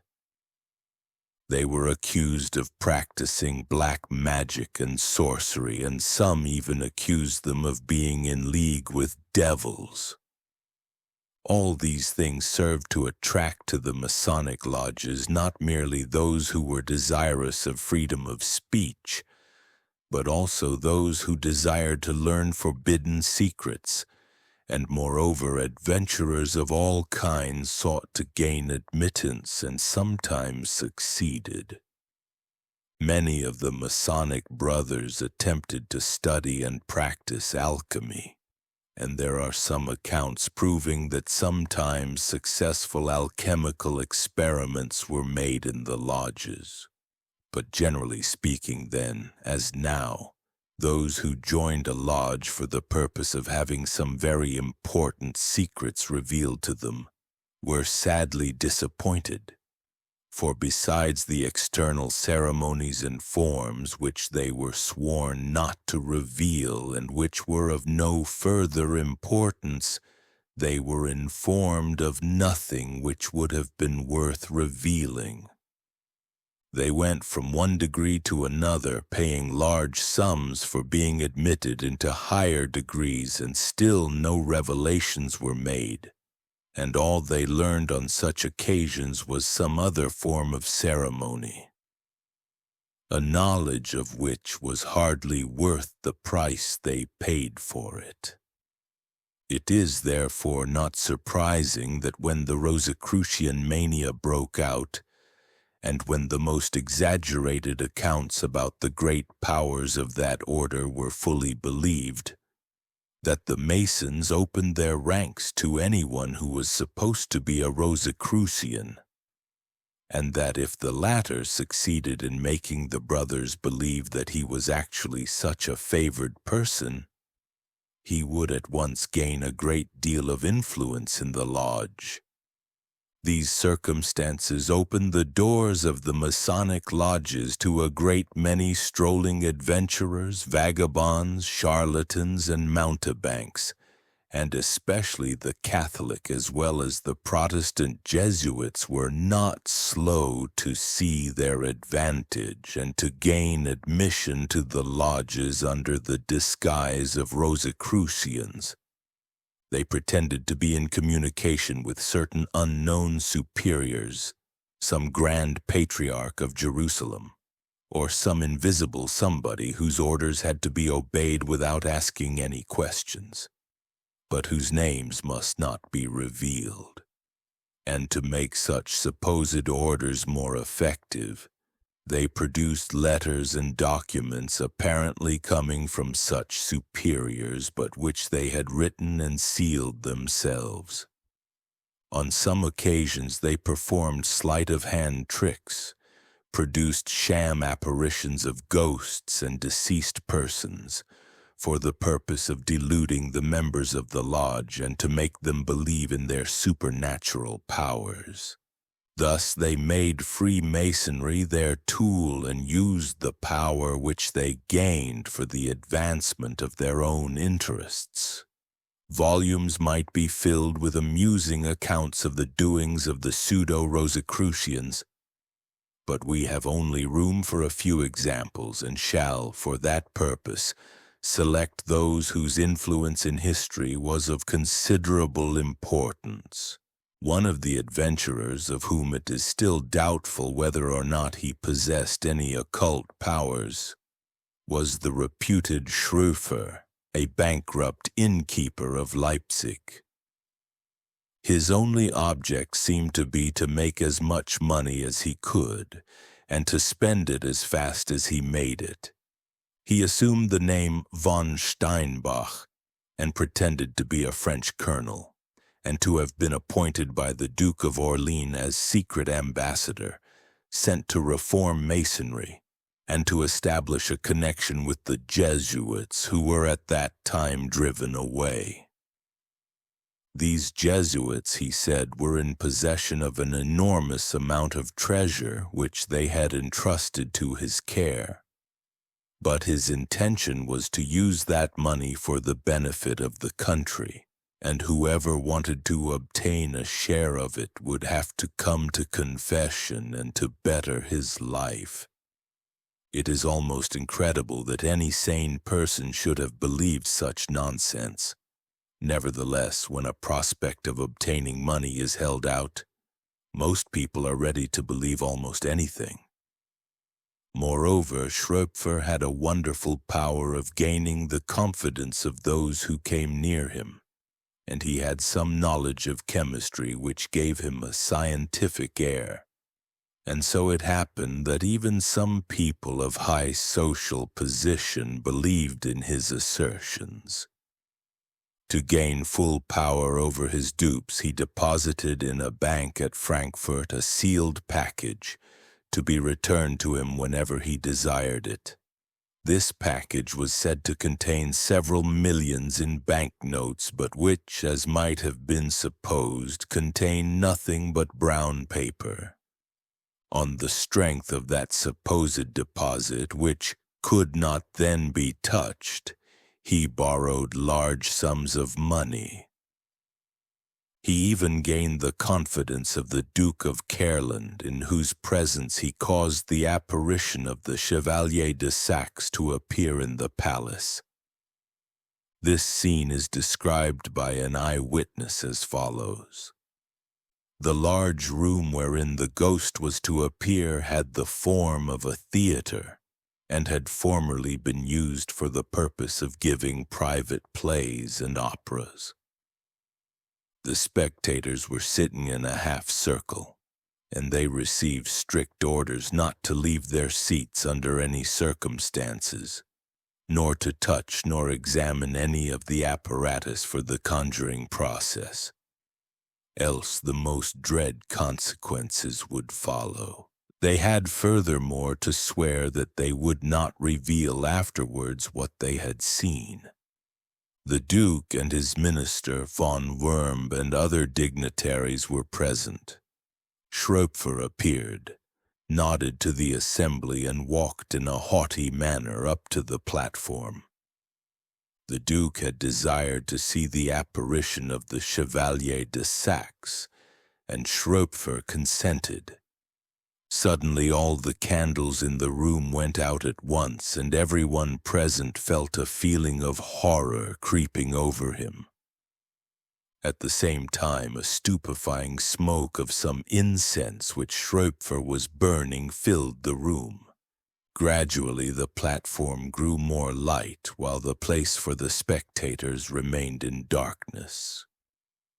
A kind of bluish light shone upon the faces of the latter, which gave to every one of them a ghostly appearance. Gradually a cloud became visible in the background of the stage. At first it was only like a thin mist, but slowly it grew more solid. Gradually it assumed the outlines of a human form. The details of the figure became clearer, the face could be seen and recognized. There was the living image of the Chevalier de Saxe. The Duke, seeing his dead relative standing before him, broke out in an exclamation of horror. The apparition lifted its arm. Everyone was terrified, none dared to speak. There were deep sighs. Then the ghost began to speak in a hollow voice, complaining that he had been disturbed in his sleep in the grave. The Duke appeared to be near fainting, but being a courageous man, he rose with an effort, and it seemed for a moment that his reason was to be victorious over superstition. Laying his hand on his sword, he exclaimed, "Illusion of hell! Go back to the place from whence you came." At that moment the sword dropped from his hand as if he had been suddenly paralyzed. The apparition was gone and the room was dark. Suddenly, as quickly as they had been extinguished, the candles began to burn again, and we all saw the conjurer in his long habit of black velvet, looking still paler than usual, the sweat standing upon his forehead, resembling a man who has just escaped some great danger. Having recovered, he turned to the Duke and reproached him. "Your Excellency," said Schröpfer, "may congratulate yourself that we have not all been killed. Only the most powerful conjurations on my part could prevent the apparition from murdering us. It was the most terrible hour of my life. The Duke excused himself and finally begged pardon, promising to be more obedient at some future occasion. There were a great many people of whom Schröpfer had borrowed money, sometimes even large sums, and they all grew impatient and wanted to be paid. Schröpfer was forced to produce the package from the bank, and it was found to be worthless. But even that was not sufficient to destroy the confidence of his dupes. They persuaded themselves that he was a high Rosicrucian adept who was only testing their faith. "Can we, in our ignorance," they said, "read the Master's heart and know his intentions? Perhaps he is going to take away our earthly mammon and give us forbit the imperishable philosopher's stone." At last, however, the measure was full. The creditors refused to be fed any longer on idle promises. They wanted their money. So they selected a deputation from their midst and sent them to Leipzig, where Schröpfer had gone to escape their importunity. When they entered his room, he bade them welcome in a kind manner and full of assurance. "I have already been informed of your coming," he said, "and have been waiting for you." "Then," they answered, "you will also know that we have come for the purpose of obtaining a settlement of our financial affairs." "What?" exclaimed Schröpfer, appearing to be astonished. "Do you doubt me?" "Not I," answered the one addressed, "but some of my friends do." "And you, sir?" asked Schröpfer, turning to another one and fixing his eyes upon him.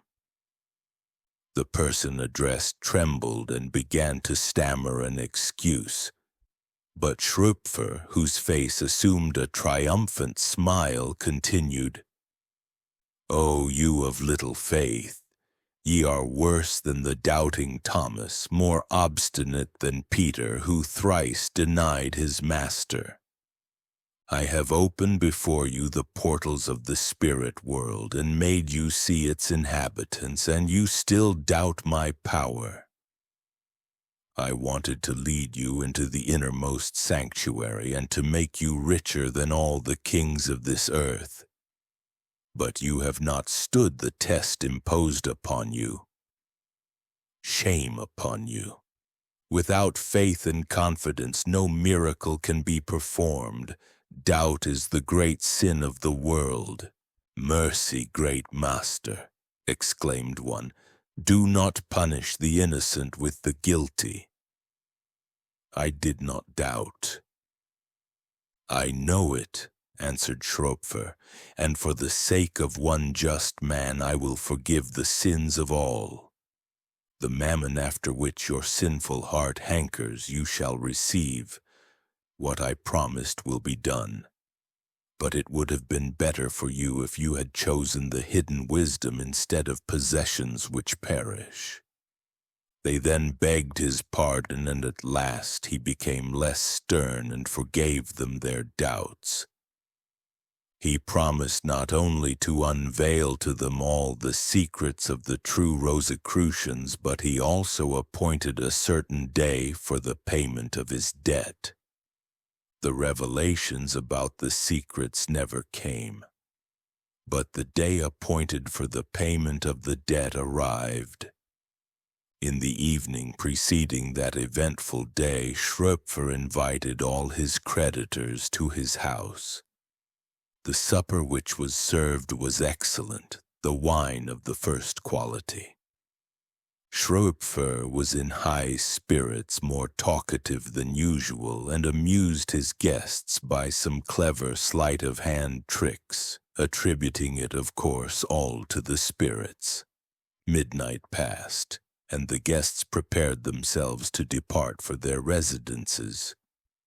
But the host objected. "I shall not let you go," he said. You may all sleep here, and in the morning, even before sunrise, I will show you something entirely new. Heretofore I have shown you dead people whom I have called back into life. But this morning I will show you a living man whom you will believe to be dead." He then took up his glass filled with wine and caused it to jingle by bringing it in contact with the glasses held by the others, with each one successively. As he approached the last one, his glass broke into pieces.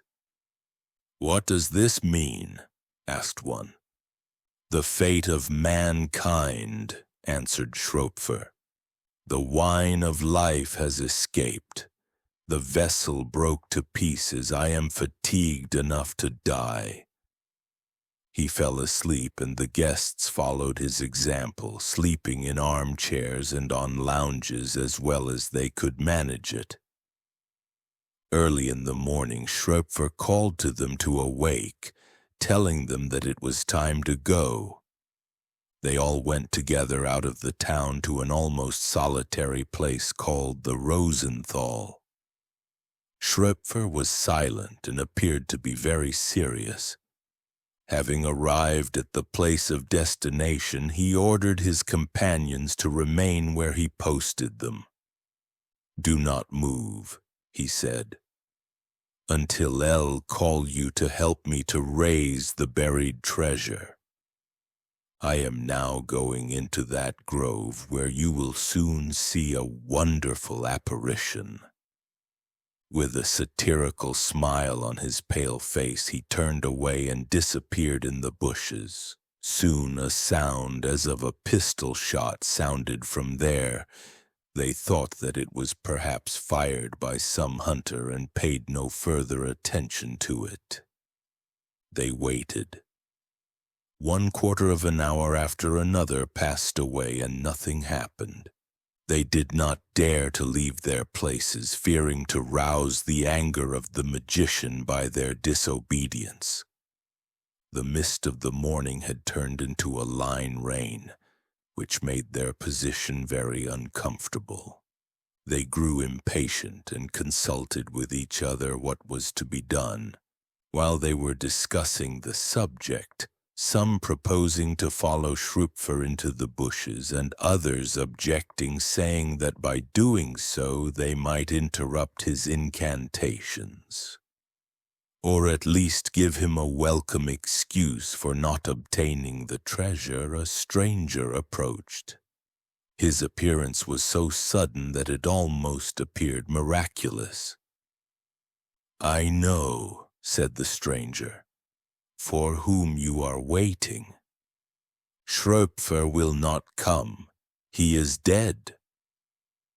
"You lie," exclaimed one of the company, being very indignant about this intrusion.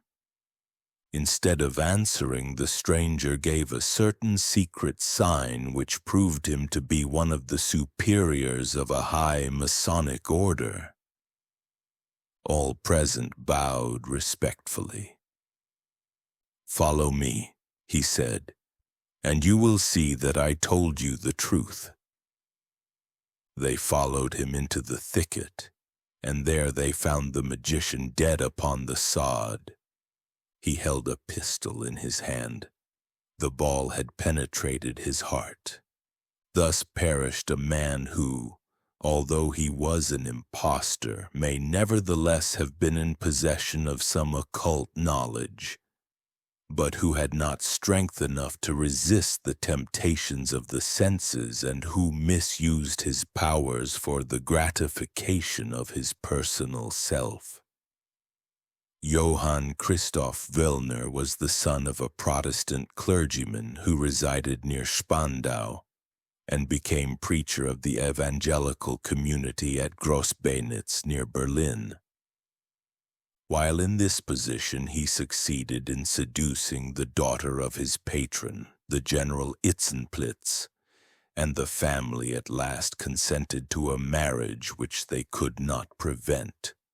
The affair was still more scandalous on account of the publicly known fact that Wollner made love to the mother of the girl before he married the latter. By this marriage he acquired a considerable fortune. He was very much inclined to mysticism, and soon became one of the most active and prominent members of the Rosicrucians. His name in the lodge was Chrysophron, and by the influence of his friends he obtained an influential position, which he used for the advancement of his own selfish interests, and finally he obtained a position at the Prussian court. He appeared externally very modest and meek, while at the same time his conceit and ambition were without limits, and no means were too vile to him, if by them he could accomplish his purpose. His low forehead indicated a person of very little intelligence, but a great deal of cunning. His little eyes were continually looking downwards. His manners were those of a pious coxcomb. Sympathetic souls find each other, and he therefore became very intimate with Bischofswerder, another pseudo-Rosicrucian who was minister of state and favorite of King Frederick William II of Prussia. And he, in company with his friend, worked together for the destruction of the religious liberty of the people, as shall be described further on. Another of the same class was the pastor Johann August Stark, an evangelical preacher but secretly a Catholic and in league with the Jesuits. He was an extraordinary hypocrite.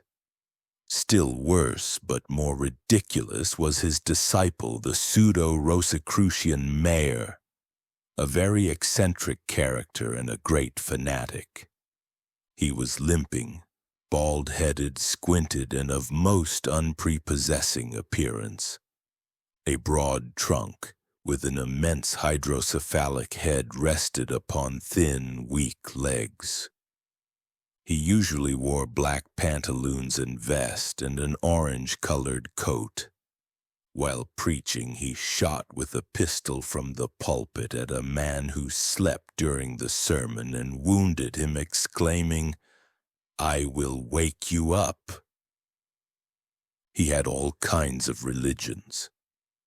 In the morning he went to the Catholic Mass, next he preached in the Protestant church, then spent his afternoons in the Jewish synagogue or with the Mennonites, and in the evening he went to the Masonic Lodge.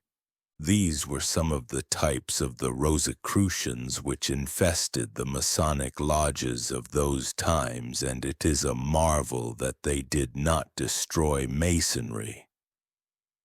Some of them were impostors, others were dupes, and not a few imposed upon their dupes, while at the same time they were the dupes of others. This confusion of incompatible elements, such as freethinkers, pietists, reasonable men, and superstitious fools, could not fail to bring on a separation within the lodges, and they naturally became divided into two parts, of which one represented progression and tolerance, the other one bigotry and superstition. Among the latter class was the Society of the Cross, who at their initiation had to take the following oath: "In the name of the crucified, I swear to break all ties which bind me to my father, mother, brothers, sisters, wife, relatives, friends, sweethearts, king, benefactors, or to any other human being whom I may have sworn to obey, so that I may belong entirely to Christ." The Crown Prince, afterwards King Frederick William II of Prussia, was himself a member of a Masonic lodge and a great admirer of Wollner and Bischofswerder, who exerted their nefarious influence over him. And whenever the unfortunate prince appeared to become subject to doubts regarding the supernatural powers of his friends, They quieted him again by causing the specter of some dead friend to appear before him, which was not at all difficult to do, as they were in possession of all the paraphernalia necessary to perform sleight-of-hand tricks, such as magic lanterns, electric batteries, etc. And there was no danger of being detected in these tricks, as the spectators had to remain within a certain magic circle, which they were not permitted to leave.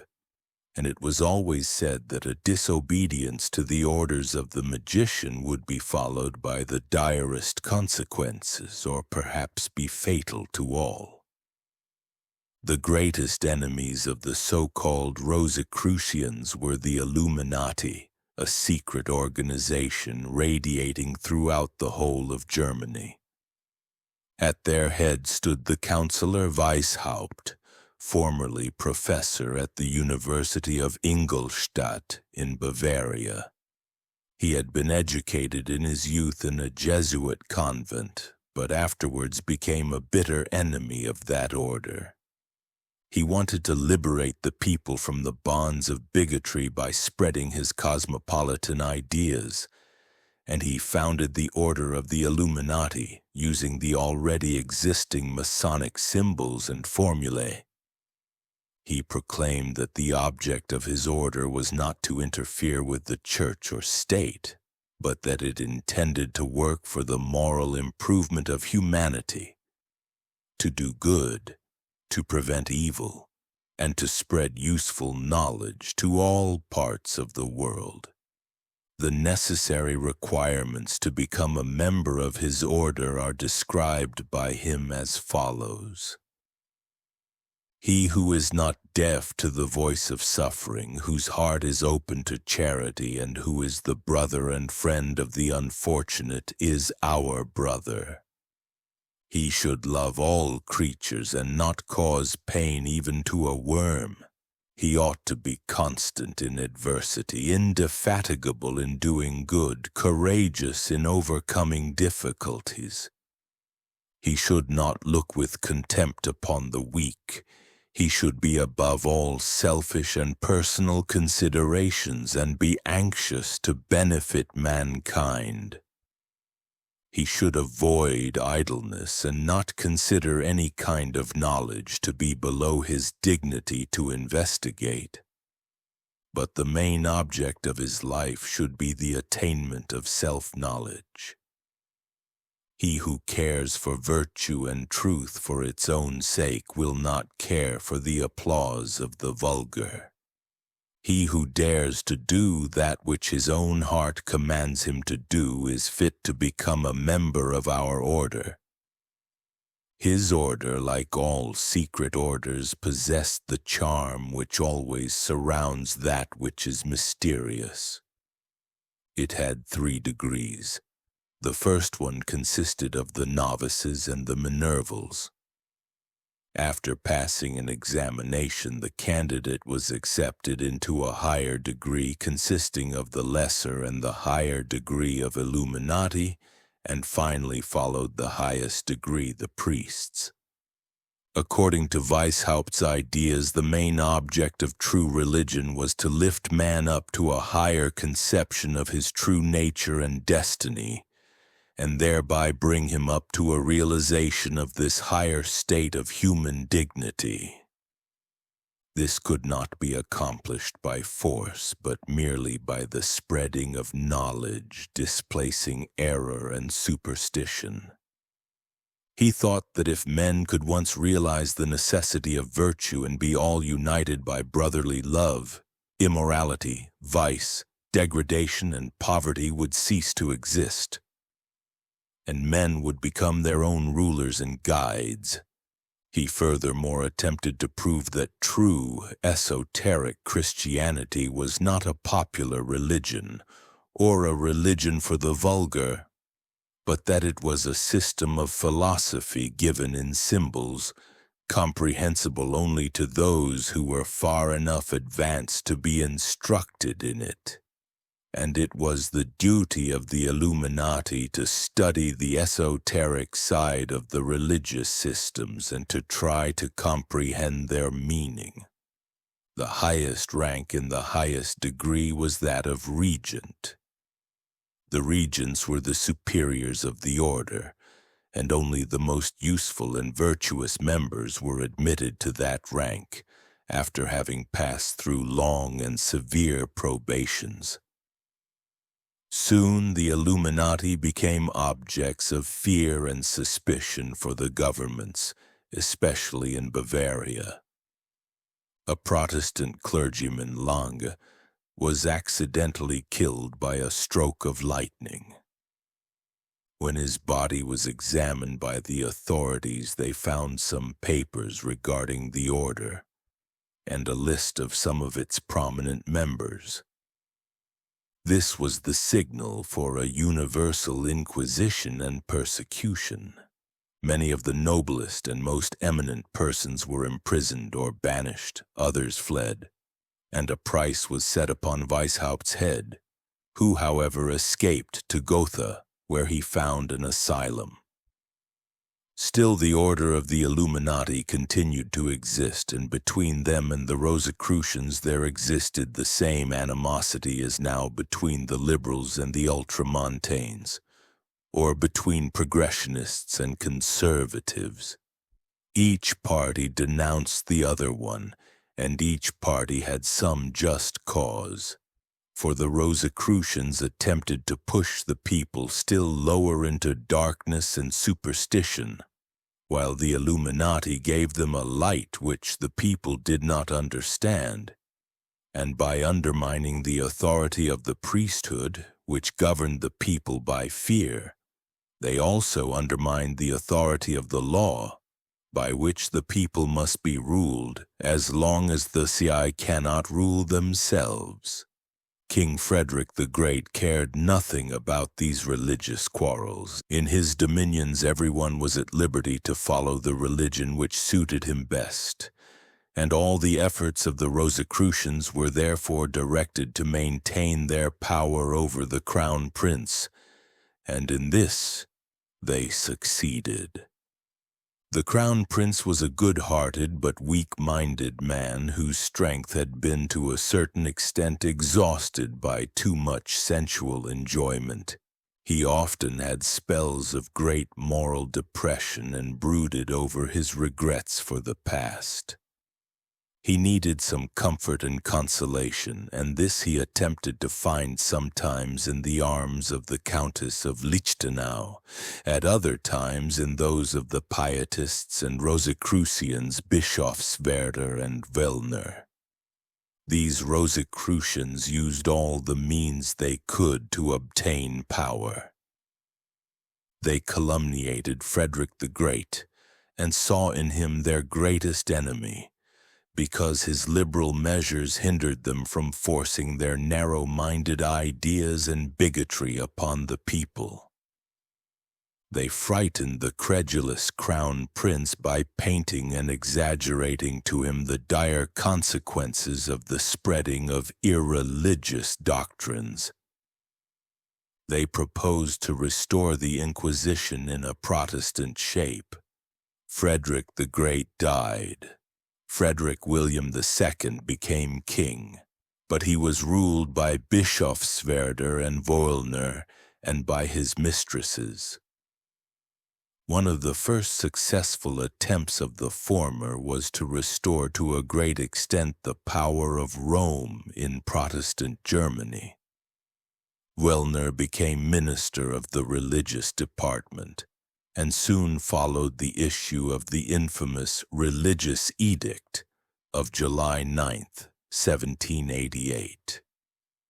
In this edict, everybody was warned by order of the king to subordinate his own reason to the dogmas of the Church, and those who should contravene this order were threatened with the loss of the offices they held and with imprisonment. They generously permitted everybody to believe what he pleased, but they strongly prohibited any expression of opinion in regard to religious matters, if such opinions were not sanctioned by the Church. but those who should dare to ridicule a clergyman were threatened with the heaviest punishment. At the same time, censure was established, so that nothing could be printed and published without having first been submitted to the clerical authorities for approval. The excitement caused by this shameful edict was terrible.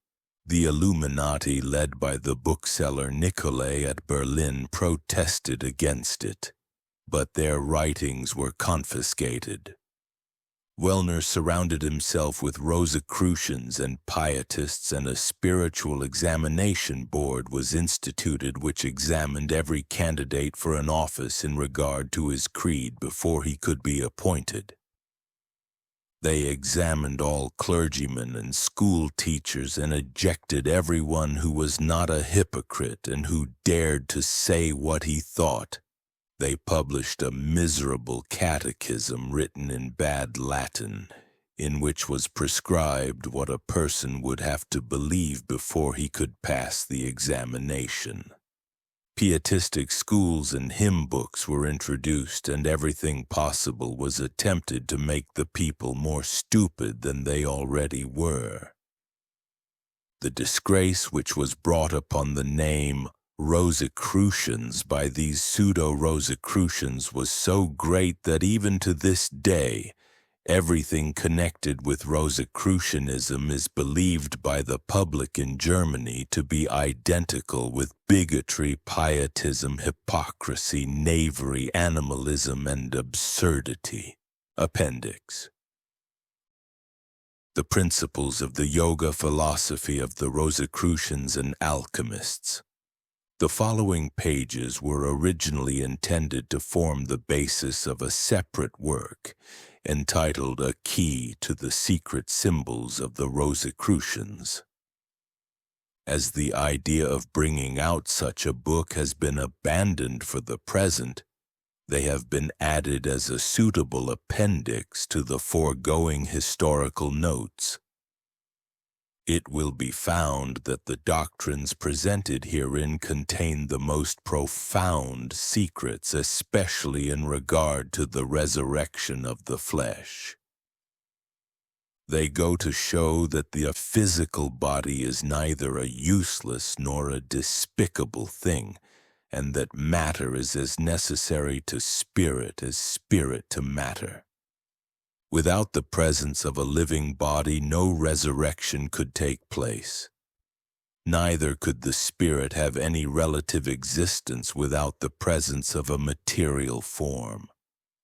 The state of nirvana is not to be attained by merely dreaming about it, and before man can rise superior to anything, he must have attained that to which he desires to become superior. Only from the soul resurrected within the body of flesh arises the glorified spirit. Ex Deo nascimur, in Jesu morimur, revivissimus per spiritum sanctum, in the Pronaos of the temple of the true rosy cross.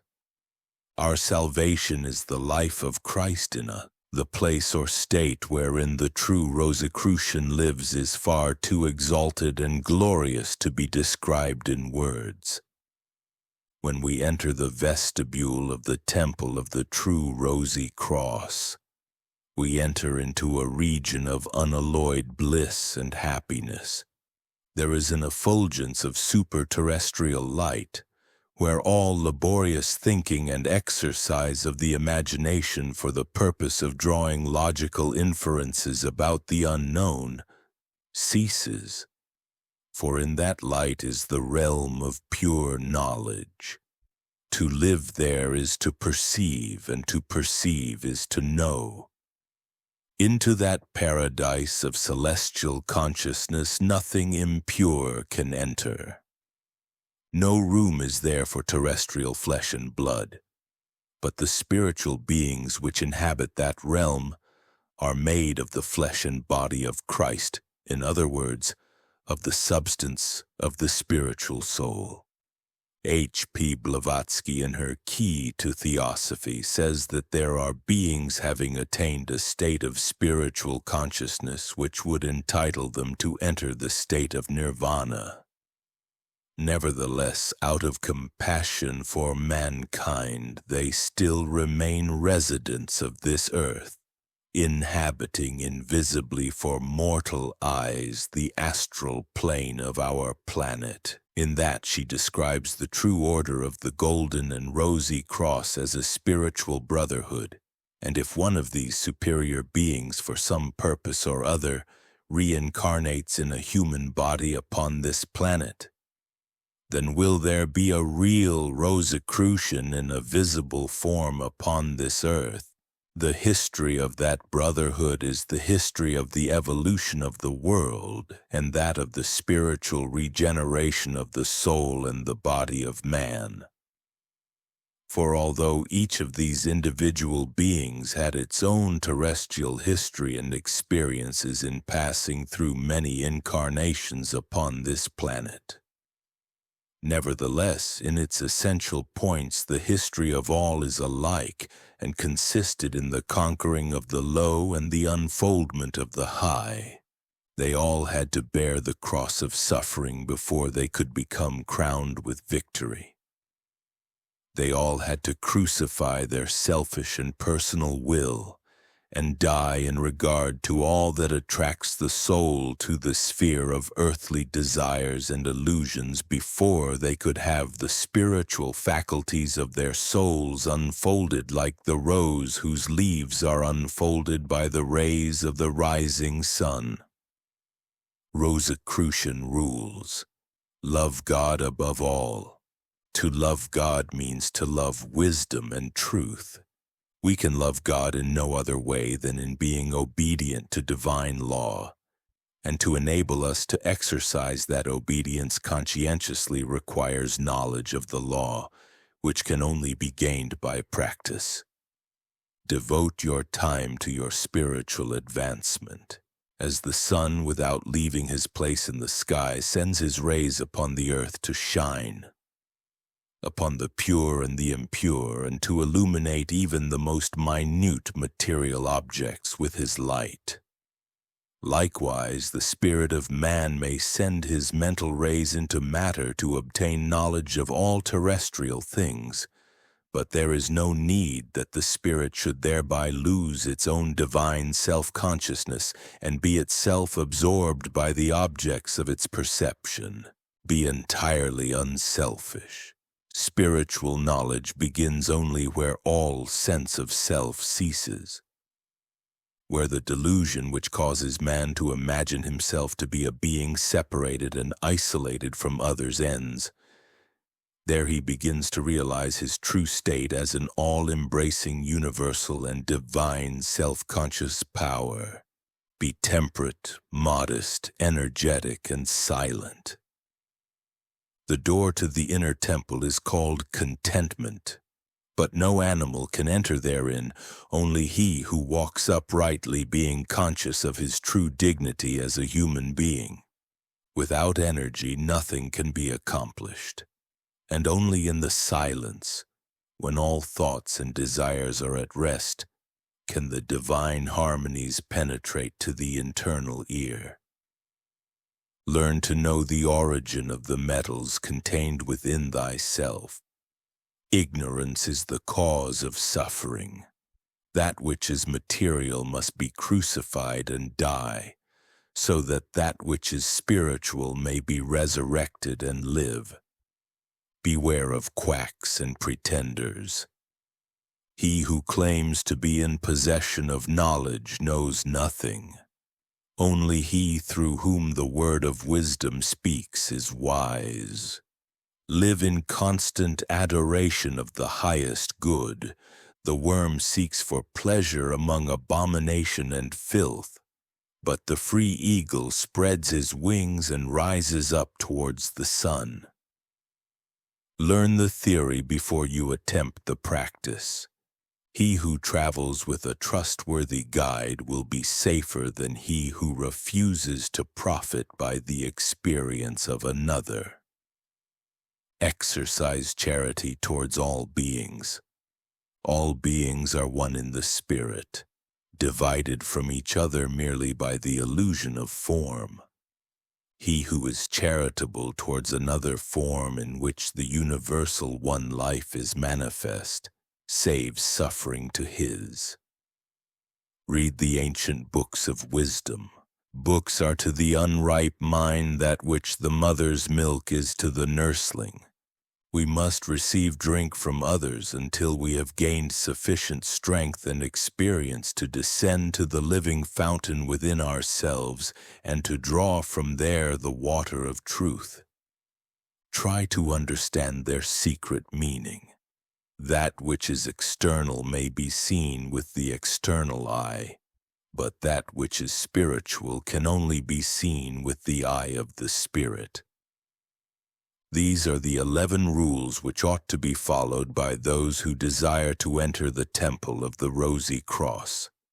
But the Rosicrucians have a 12th rule, an arcanum, in which great powers reside, but of which it is not lawful to speak.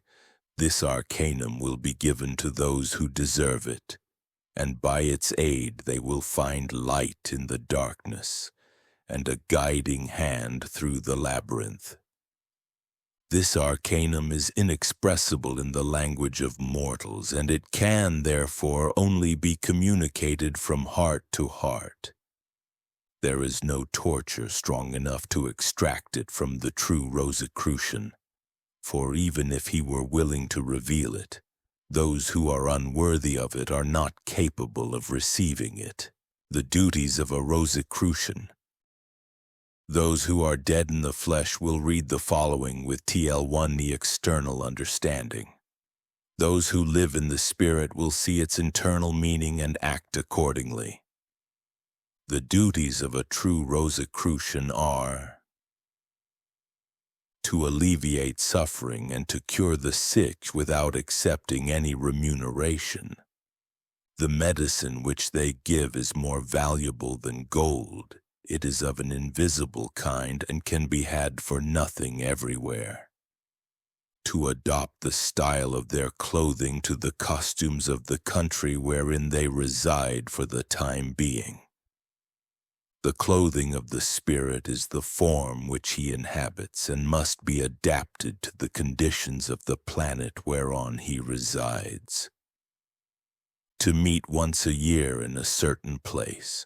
Those who do not meet at that place when their terrestrial career is over will have their names taken out of the book of life. Each member has to select a proper person to be his successor. Each man is himself the creator of that being whose personality he adopts on the next step on the ladder of evolution. The letters RC are the emblem of the order. Those who have truly entered the order will bear the marks upon their body, which cannot be mistaken by him who is capable of recognizing them. The existence of the brotherhood is to be kept secret for 100 years, beginning from the time when it was first established. Nor will the 100 years be over until man has awakened to the consciousness of his own divine nature. The secret signs of the Rosicrucians, and there are 16 signs by which a member of the order of the Rosicrucians may be known. He who possesses only a few of those signs is not a member of a very high degree, for the true Rosicrucian possesses them all. The Rosicrucian is patient. His first and most important victory is the conquest of his own self. It is the victory over the lion who has bitterly injured some of the best followers of the Rosy Cross. He is not to be vanquished by a fierce and inconsiderate attack made upon him, but he must be made to surrender to patience and fortitude. The true Rosicrucian tries to overcome his enemies by kindness and those who hate him by gifts.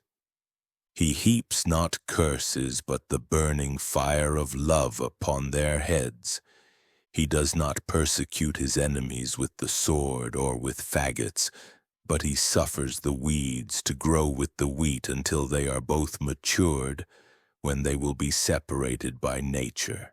The Rosicrucian is kind. He never appears gloomy or melancholy or with a scowl or sneer upon his face. He acts kindly and politely towards everybody and is always ready to render assistance to others. Although he is different from the majority of other people, still he tries to accommodate himself to their ways, habits, and manners, as much as his dignity will permit. He is therefore an agreeable companion, and knows how to converse with the rich as well as with the poor, and to move among all classes of society so as to command their respect, for he has conquered the bear of vulgarity. The Rosicrucian knows no envy.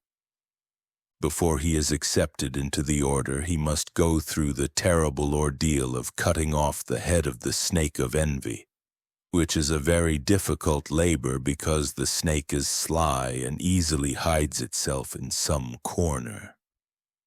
The true Rosicrucian is always content with his lot, knowing that it is such as he deserves it to be.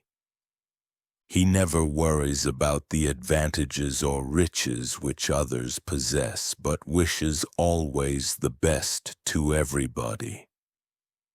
He knows that he will obtain all he deserves, and he cares not if any other person possesses more than he. He expects no favors, but he distributes his favors without any partiality. The Rosicrucian does not boast. He knows that man is nothing but an instrument in the hands of God, and that he can accomplish nothing useful by his own will, the latter being nothing but the will of God perverted in man. To God he gives all the praise, and to that which is mortal he gives all the blame. He is in no inordinate haste to accomplish a thing, but he waits until he receives his orders from the Master who resides above and within. He is careful what he speaks about and uses no unhallowed language. The Rosicrucian is not vain. He proves thereby that there is something real in him, and that he is not like a blown-up bag filled with air. Applause or blame leaves him unaffected, nor does he feel aggrieved if he is contradicted or encounters contempt. He lives within himself and enjoys the beauties of his own inner world, but he never desires to show off his possessions, nor to pride himself on any spiritual gifts which he may have attained. The greater his gifts, the greater will be his modesty, and the more will he be willing to be obedient to the law. The Rosicrucian is not disorderly. He always strives to do his duty and to act according to the order established by the law. He cares nothing for externalities nor for ceremonies. The law is written within his heart, and therefore all his thoughts and acts are ruled by it. His respectability is not centered in his external appearance, but in his real being, which may be compared to a root from which all his actions spring. The interior beauty of his soul is reflected upon his exterior and stamps all his acts with its seal. The light existing in his heart may be perceived in his eye by an expert. It is the mirror of the divine image within. The Rosicrucian is not ambitious. There is nothing more injurious to spiritual development and expansion of the soul than a narrow mind and a selfish character. The true Rosicrucian always cares much more for the welfare of others than for his own. He has no private or personal interest to defend or foster. He always seeks to do good, and he never avoids any opportunity which may present itself for that purpose. The Rosicrucian is not irritable. It is evident that a person who works for the benefit of the whole will be hated by those whose personal advantages are not benefited thereby. Because selfishness is opposed to magnanimity, and the claims of the few are not always compatible with the interests of the community. The Rosicrucian will therefore be often resisted by narrow-minded and short-sighted people. He will be slandered by calumniators. His motives will be misrepresented. He will be misjudged by the ignorant, ridiculed by the would-be wise, and taunted by the fool. All such proceedings, however, cannot excite or irritate the mind of the true Rosicrucian, nor disturb the divine harmony of his soul. For his faith rests in the perception and knowledge of the truth within himself. The opposition of 1,000 ignorant people will not induce him to desist from doing that which he knows to be noble and good, and he will do it even if it should involve the loss of his fortune or of his life.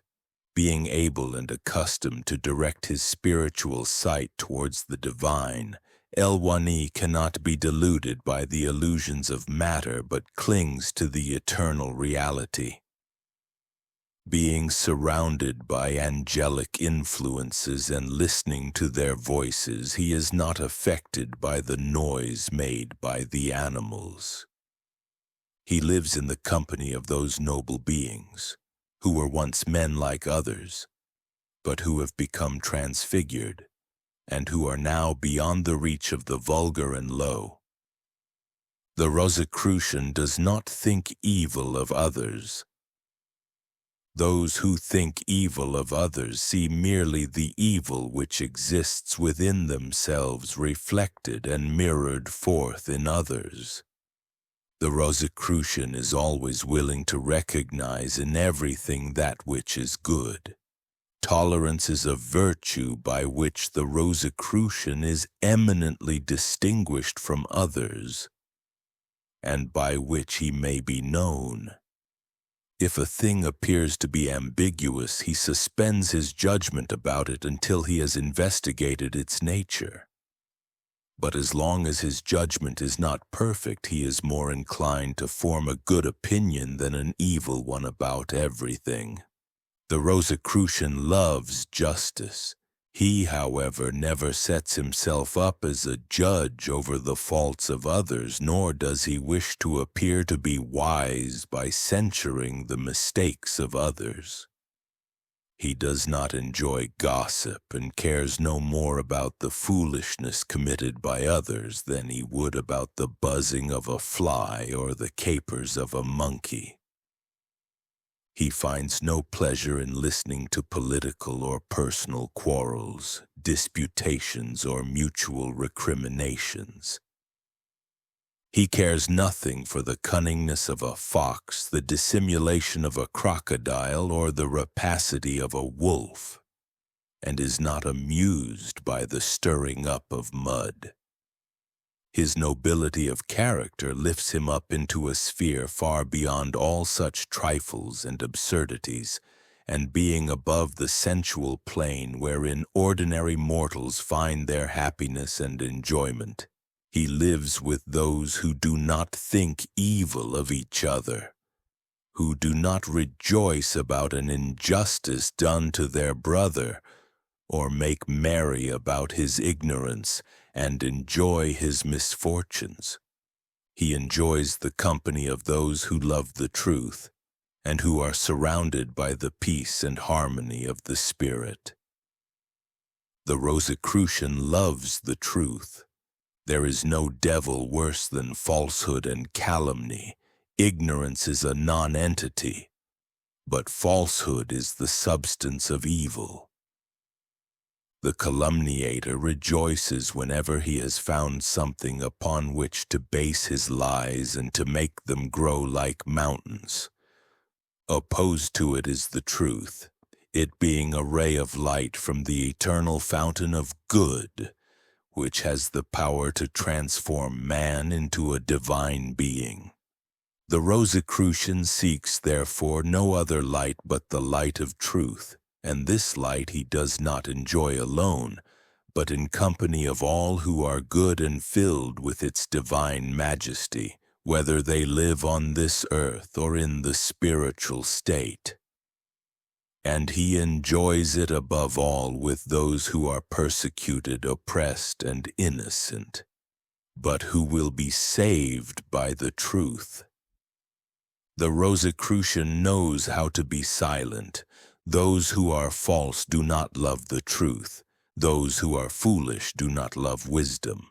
The true Rosicrucian prefers to enjoy the company of those who can appreciate truth to that of those who would trample it with their feet. He will keep that which he knows locked up within his heart, for in silence is power. As a minister of state does not go about telling to everybody the secrets of the king, so the Rosicrucian does not parade before the public the revelations made to him by the king within, who is nobler and wiser than all the earthly kings and princes, for they only rule by the authority and power derived from him. His secrecy ceases only when the king commands him to speak, for it is then not he who speaks, but the truth that is speaking through him. The Rosicrucian believes that which he knows. He believes in the immutability of eternal law, and that every cause has a certain effect. He knows that the truth cannot lie, and that the promises made to him by the king will be fulfilled, if he does not himself hinder their fulfillment. He is therefore inaccessible to doubt or fear, and puts implicit confidence in the divine principle of truth, which has become alive and conscious within his heart. The Rosicrucian's hope is firm. Spiritual hope is the certain conviction resulting from a knowledge of the law, that the truths recognized by faith will grow and be fulfilled.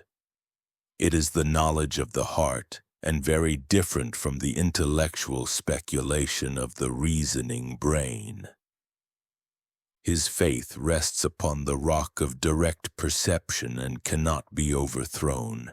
He knows that in everything, however evil it may appear to be, there is a germ of good, and he hopes that in the course of evolution that germ will become developed, and thus evil be transformed into good.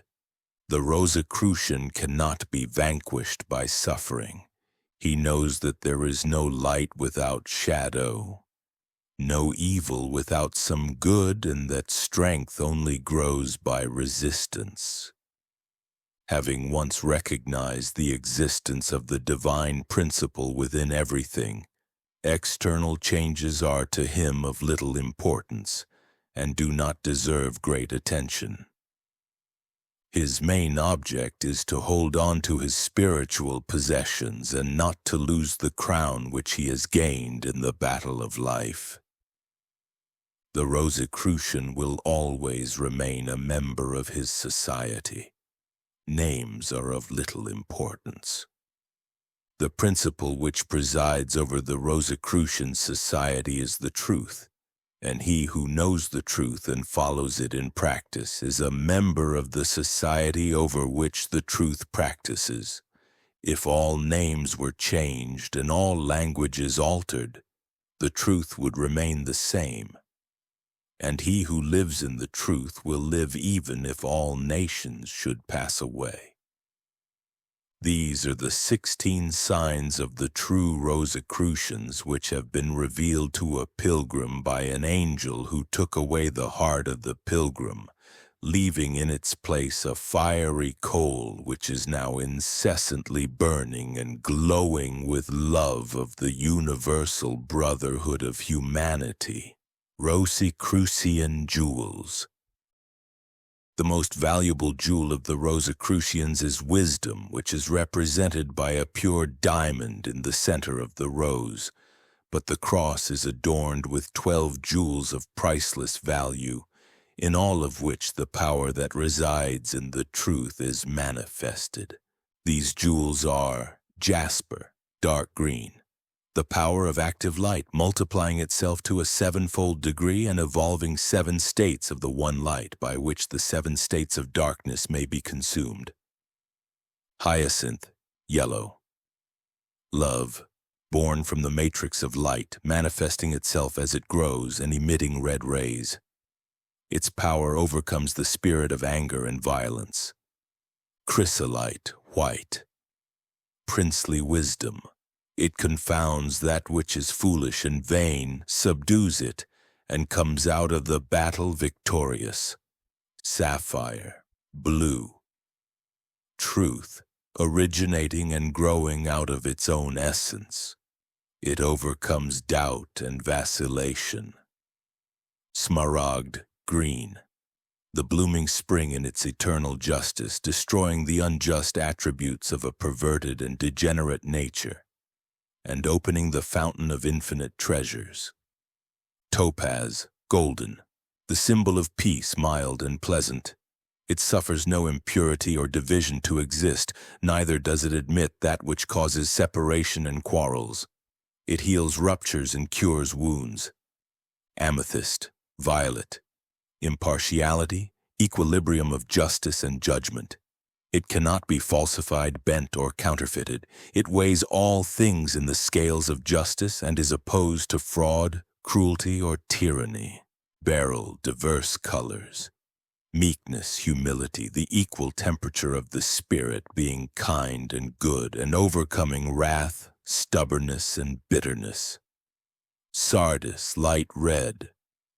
The high magical faith, growing into power and destroying fear, skepticism, and superstition. Chrysoprase, light green. Invisible power and strength, overcoming all opposition, allowing nothing to remain which could possibly resist the law. Sardonyx, striped. Triumphant joy and gladness flowing from the eternal fountain of happiness, destroying all sorrow and sadness. May it bless you. Chalcedony, striped. The crown of victory, dominion, glory. The keystone and the greatest of all miracles, turning everything to the glorification of God. Rosicrucian symbols, signs from the heart of the Celestial Mother. From the work of Antonio Ginther. August Vindelicorum, 1741. Pronaos, a ship in the open sea with a floating anchor and a star shining overhead with the inscription Hae monstranle viam.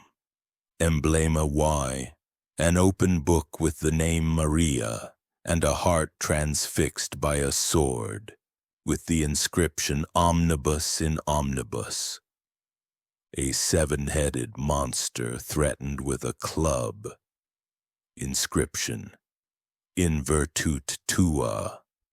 A closed and sealed door with an angel attempting to open it.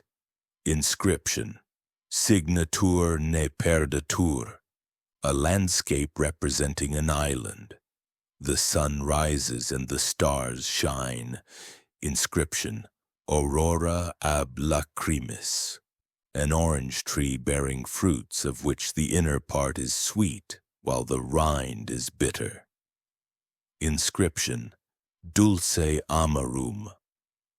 An altar with a fire upon it in which a heart is burning, sending out a sweet odor. Inscription, Inodorum suavitatis. A pure white lily in a flower pot standing in a garden. Inscription, Virgine laus prima pudoris.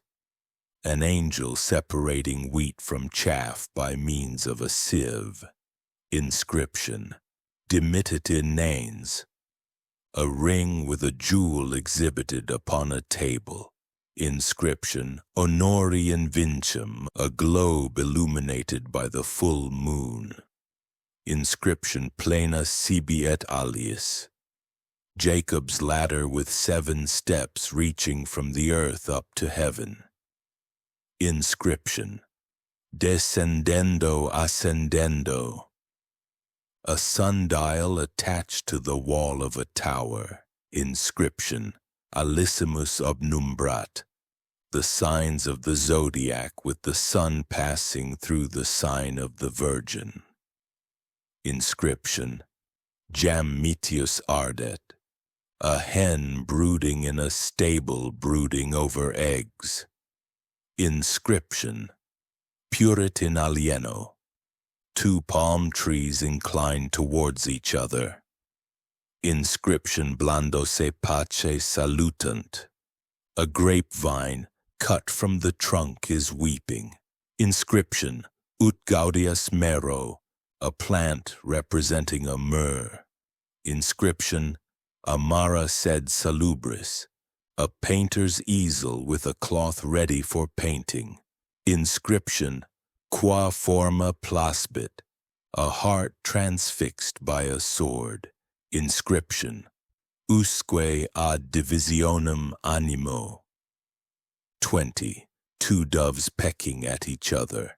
Inscription, Amat et castigat, a passion flower. Inscription, Detectat et cruciat, wolves and sheep, eagles and bats basking together in the sunshine. Inscription, Non possentibus offert, a bird sitting between thorns and thistles.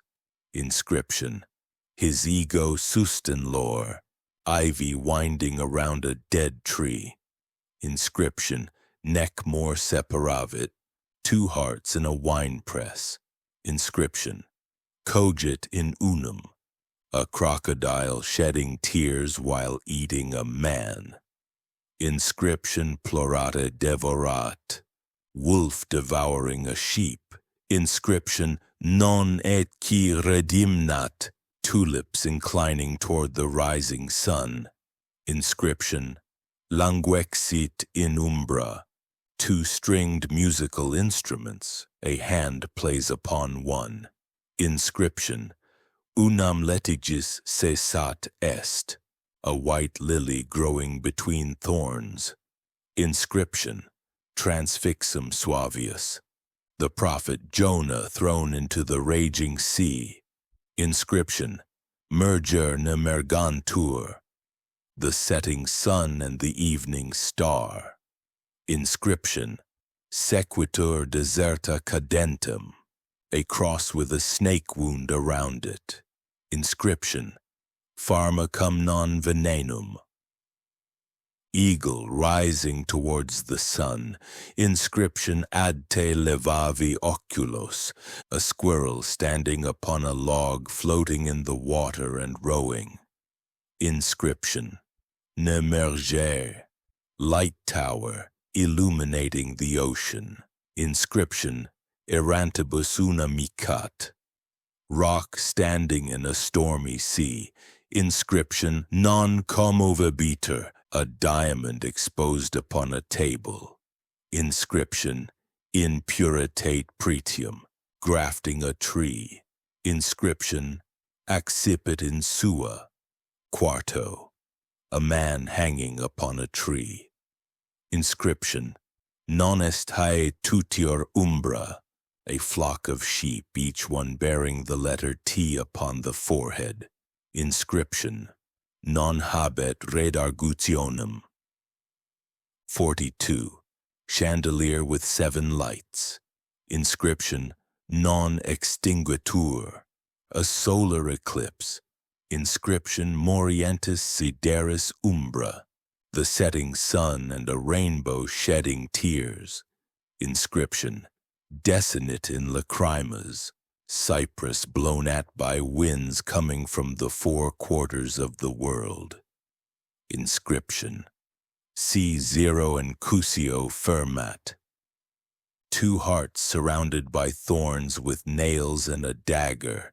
Inscription vulneratum vulnerat, a heart transfixed by a sword and instruments of torture.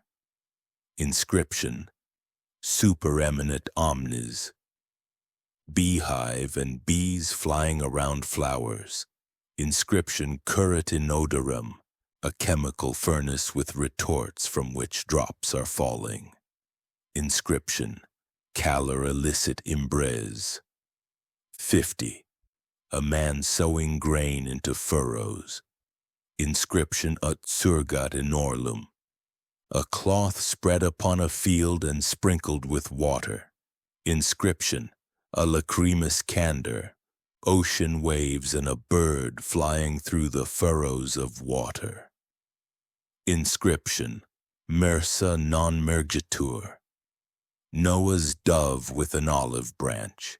Inscription emergere nuntiat orbum, flying eagle carrying a lamb. Inscription tulit prodeam tartari, rain descending upon flowers. Inscription dulce refrigerium, plumb mean and level. Inscription recta erecto, a hot iron upon an anvil.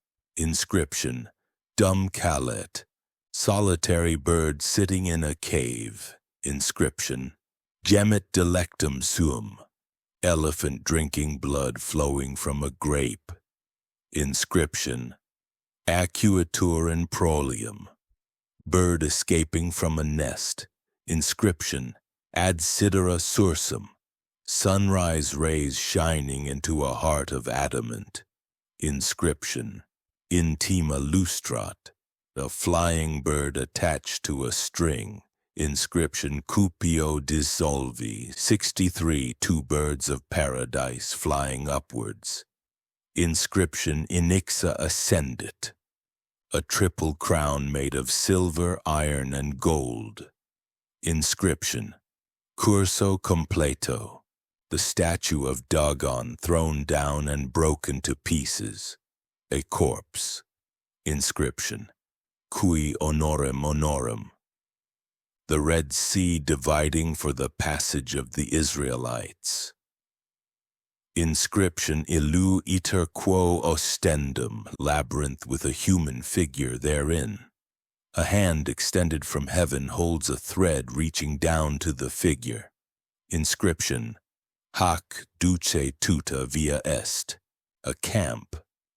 Among the tents is a standard bearing the image of a man. Inscription prosidium et decus, a clock whose finger points to the second hour. Inscription ultima secunda, setende, ship at sea carrying a light. Fishes and birds are attracted by the glow. Inscription veniunt ad lucem, epilogus, Noah's ark in tranquil water. Inscription non mergitur sed extollatur, signs referring T0 the divine child, from the above-mentioned work. Pronaos, a hen with chickens under her wings, a hawk praying in the air above. Inscription sub umbra alarum tuarum. Emblema 1, a figure kneeling and holding a book wherein is represented a fiery heart. Inscription tolle lege, altar upon which a fire is lighted by a sunray. Inscription extinctos suscitat ignes, sunray falling through a lens and setting a ship on fire. Inscription ignis ab primo, sun shining upon a lambskin extended upon the earth. Inscription descendit de is, a chrysalis upon a leaf. Inscription ex evenio, the sea and the rising sun. Inscription renovabit faciem terro, a rising sun eclipsed by the moon. Inscription condor ut exorior, a chicken and an eagle in the air. The former is protected against the latter by a shield. Inscription: A facie persequentis, a rose in the midst of a garden. Inscription: Hoc meet sola placet, a lamb burning upon an altar. Inscription: Deus non despicies, dogs hunting. Inscription: Fuga salutem, a lamb dying at the foot of a cross. Inscription: Obedience usque ad mortem, the Ark of the Covenant. Rays of lightning. Inscription: Procul este profani, sun in the midst of clouds. Inscription: Fulgura in pluvium fuit, sun shining upon sheep and wolves. Inscription: Super robos et malos, a well and a pitcher. Inscription: Hauriar non exauriar, animals entering the ark. Inscription: Una salutum, shepherd carrying a lamb. Inscription: Onus meum leve, sheep drinking at a well. The water is stirred by a pole. Inscription: Similum dant vulnera formum, a dove sitting upon a globe. Inscription: Non sufficit una, light penetrating the clouds. Inscription: Umbrum fugel veritas, a vineyard and the rising sun. Inscription: Per transiet beneficiendo, 3 hearts with a sieve floating above them. Inscription: Celo contrito resurgent, swan cleaning his feathers before proceeding to eat. Inscription: Antequam comedum, a hungry dog howling at the moon. Inscription: Inanis impetus, Ark of the Covenant drawn by 2 oxen. Inscription: Sancta Sancte, dash, a winepress. Inscription: Premitur ut exprimat, an opening bud. Inscription: Vulneribus profundit opes, amor shooting arrows at a heart. Inscription: Donec attingum, cross and paraphernalia for crucifixion. Inscription: Probet non prohibet, a sunflower looking towards the rising sun. Inscription: Usque ad occasum, drops of sweat falling down in a garden. Inscription: Tandem resoluta venit, sword protruding from the clouds. Inscription: Cedo non cedo, hammer and anvil, a forge and a fire. Inscription: Ferendo non feriendo, a ram crowned with thorns upon an altar. Inscription: Victima coronata, a sheep carrying animals. Inscription: Quam grave portat onus, a crucified person and a snake upon a tree. Inscription: Unde mors unde vita, a tree shedding tears into 3 dishes. Inscription: Et losa medclam, a spring fountain. Inscription: Regatut erigat, a heart offered to an eagle. Inscription: Redibit ad dominum, a heart upon a cross surrounded by thorns crowned with a laurel. Inscription: Pignus amabile patsis, bird persecuted by a hawk seeks refuge in the cleft of a rock. Inscription: Hoc tuta sua sub antro, target with a burning heart in the center, amor shooting arrows at it. Inscription: Trahemi poste, pelican feeding her young ones with her own blood. Inscription: Ut vitam habeant, phoenix sinking into the flames.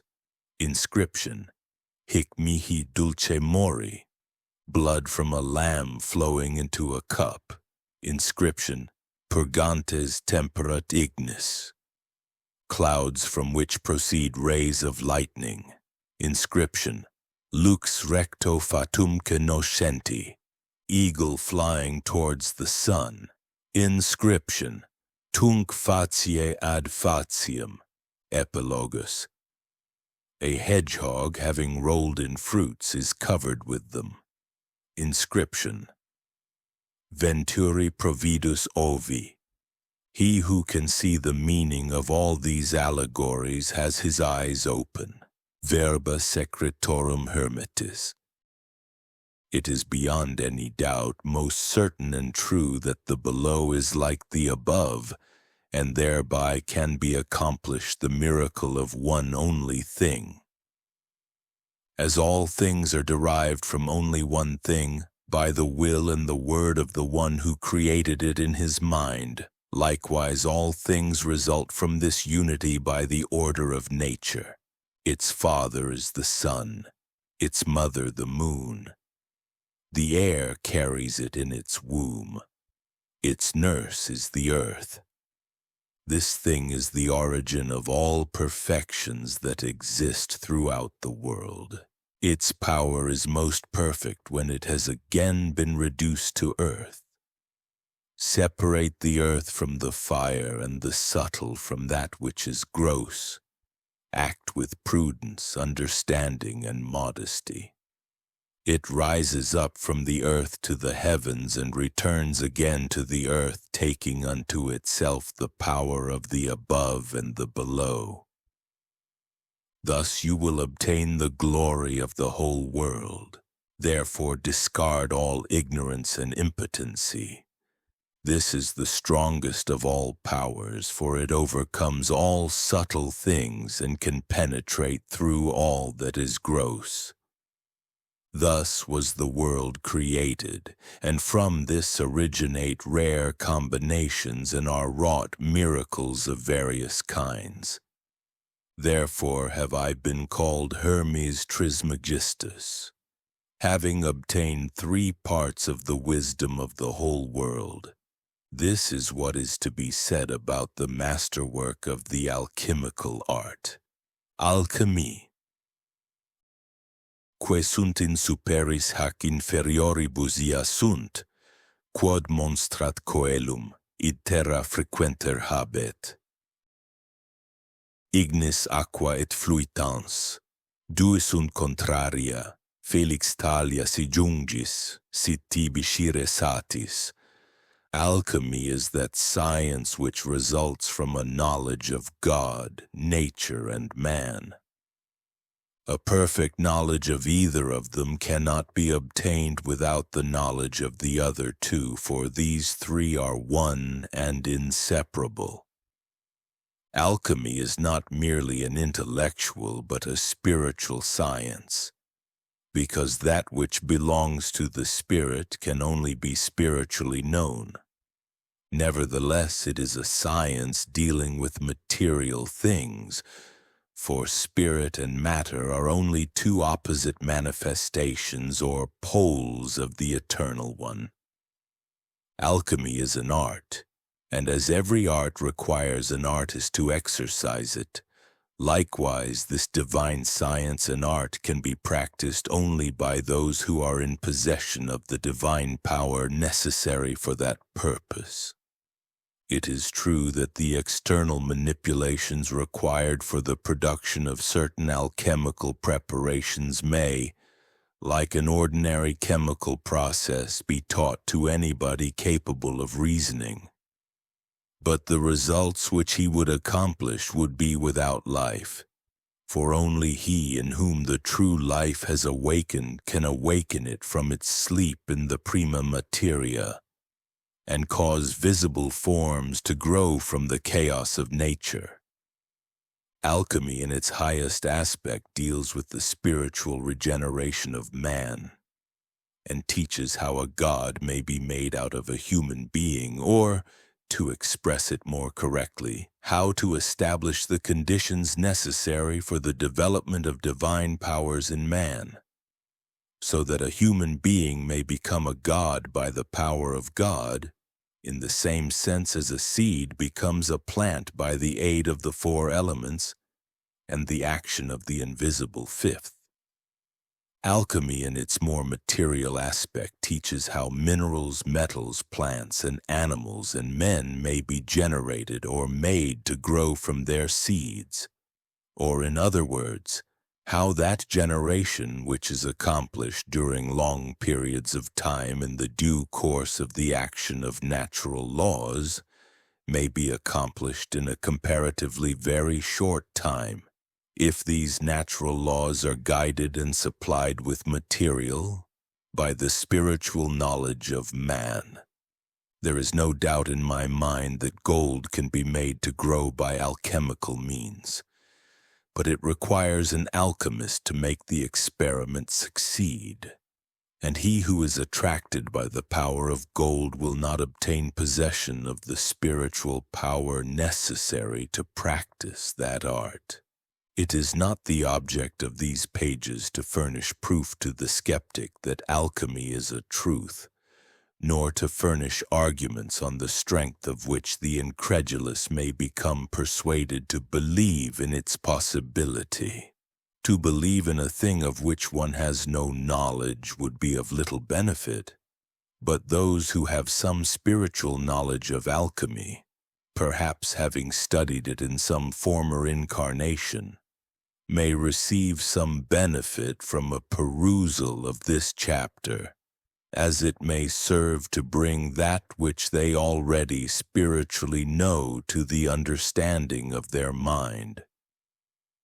It is a mistake to confound alchemy with chemistry.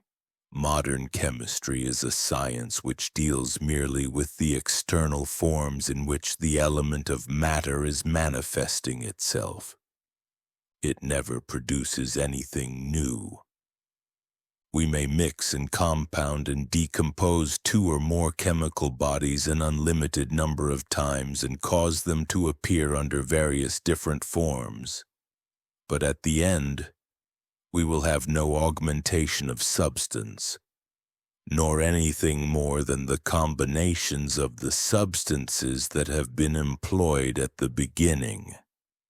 Alchemy does not mix or compound anything. It causes that which already exists in a latent state to become active and grow.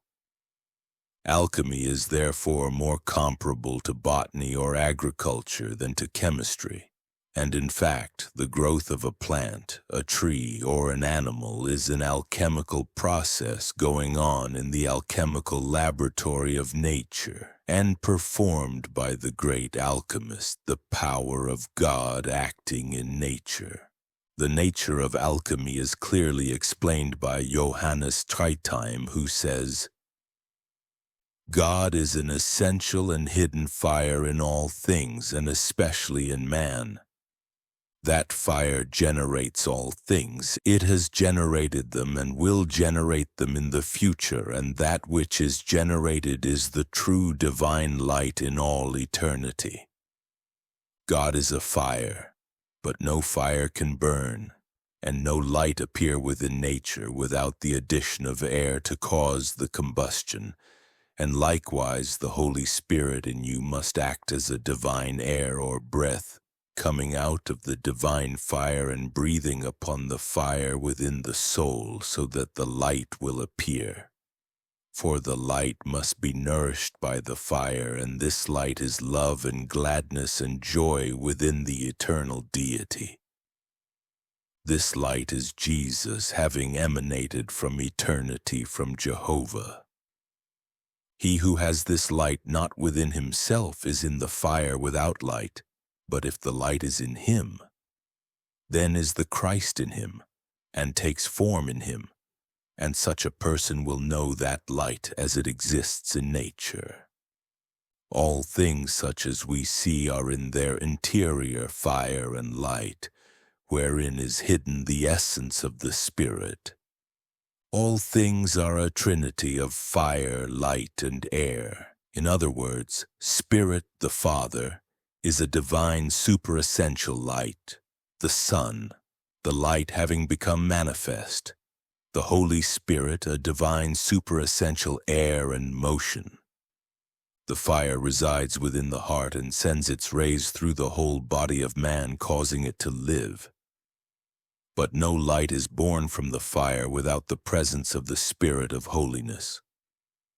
To express this, in other words, we may say, all things are made of thought and exist in the universal mind, the astral light, and within each is latent the will, by whose action they may become developed and their powers unfolded. This takes place under favorable circumstances by the slow and unconscious action of the universal will acting in nature, and may be accomplished in a very short time by the aid of the conscious will of the alchemist. But before the will of a person can accomplish such wonders in external substances, his will must first become self-conscious within itself. The light that shines from the center of his own heart must become living and bright before it can act upon those substances with which the alchemist deals. He in whom this divine light of the Christ, the Atma, has not awakened to life, is virtually asleep in the spirit, and can act upon spiritual things no more than a man can deal with material substances while he sleeps. But this fact will hardly be acknowledged or comprehended by the superficial scientist and rationalist, who imagine themselves to be fully awake, and therefore the secrets of alchemy are an inexplicable mystery to them, which can be disposed of in no other way than by being denied or laughed away. Alchemy was known at the most ancient times. It was no secret to the initiates among the ancient Brahmins and the Egyptians, and the Bible, if read in the light of the Kabbalah, will be found to be the description of an alchemical process. The Aleph represent 3 fiery flames, nevertheless it is only 1 letter. In magic it means AOH, the Father, the one from which all the rest take their origin, the Alpha and likewise the Omega, the beginning and also the end. As the air causes the fire to burn and to emit a light, likewise the Holy Spirit, without whose presence nothing can be accomplished, nourishing the divine fire with the soul, causes the living light of the Christ to become manifest. This is also indicated in the 3 first letters of the word for the means Ben, the Son, the AOH, the Father, and means Ruach, or Spirit.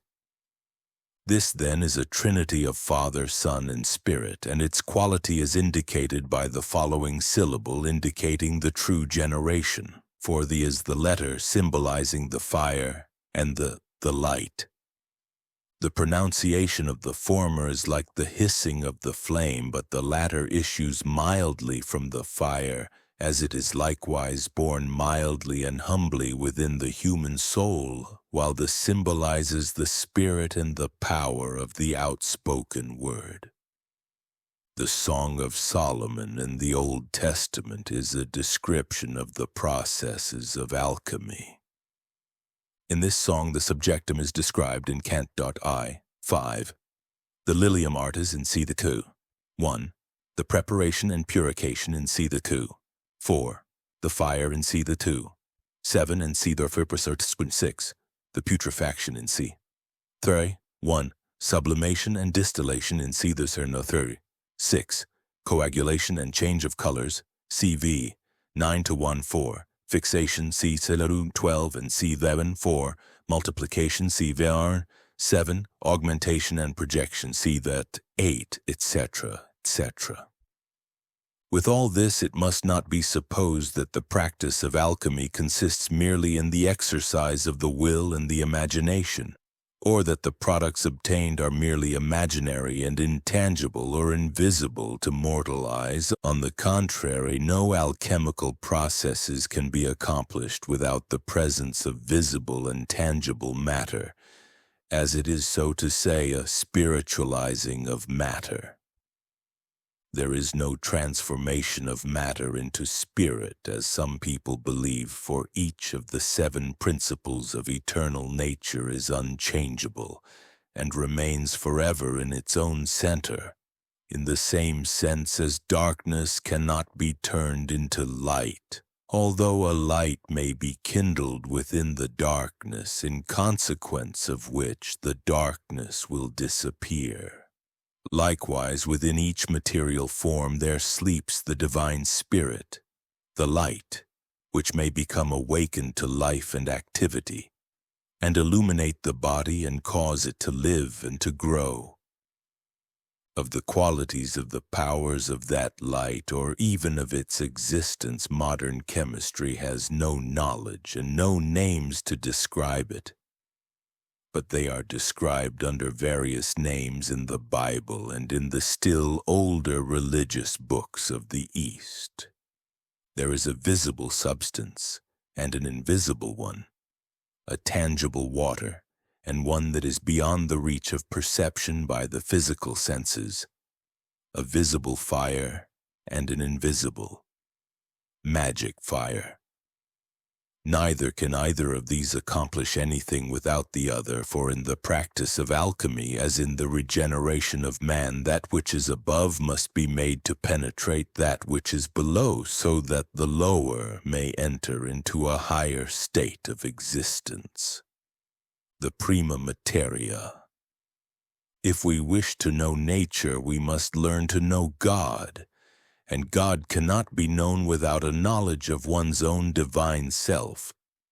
The spiritual substance of which external visible nature is an imperfect expression and manifestation has been called prima materia.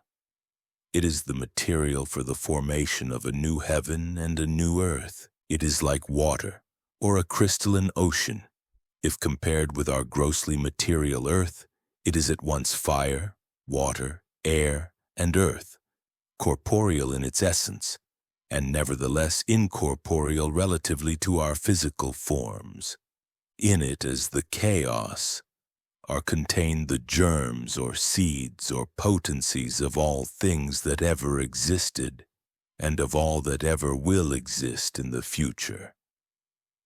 It is the soul or corpus of nature, and by means of the magic fire it may be extricated from all substances and be rendered corporeal and visible. It is a unity, and nevertheless a trinity according to its aspects as sulfur, mercury, and salt. These three are distinct qualities characterizing the spirit of light, and nevertheless they are nothing different from the essence of the light, and this light is eternal nature, or the soul of the world. This primordial matter contains the powers that go to form minerals and metals, vegetables and animals, and everything that breathes. All forms are hidden within its depths, and it is therefore the true principium or beginning of all things.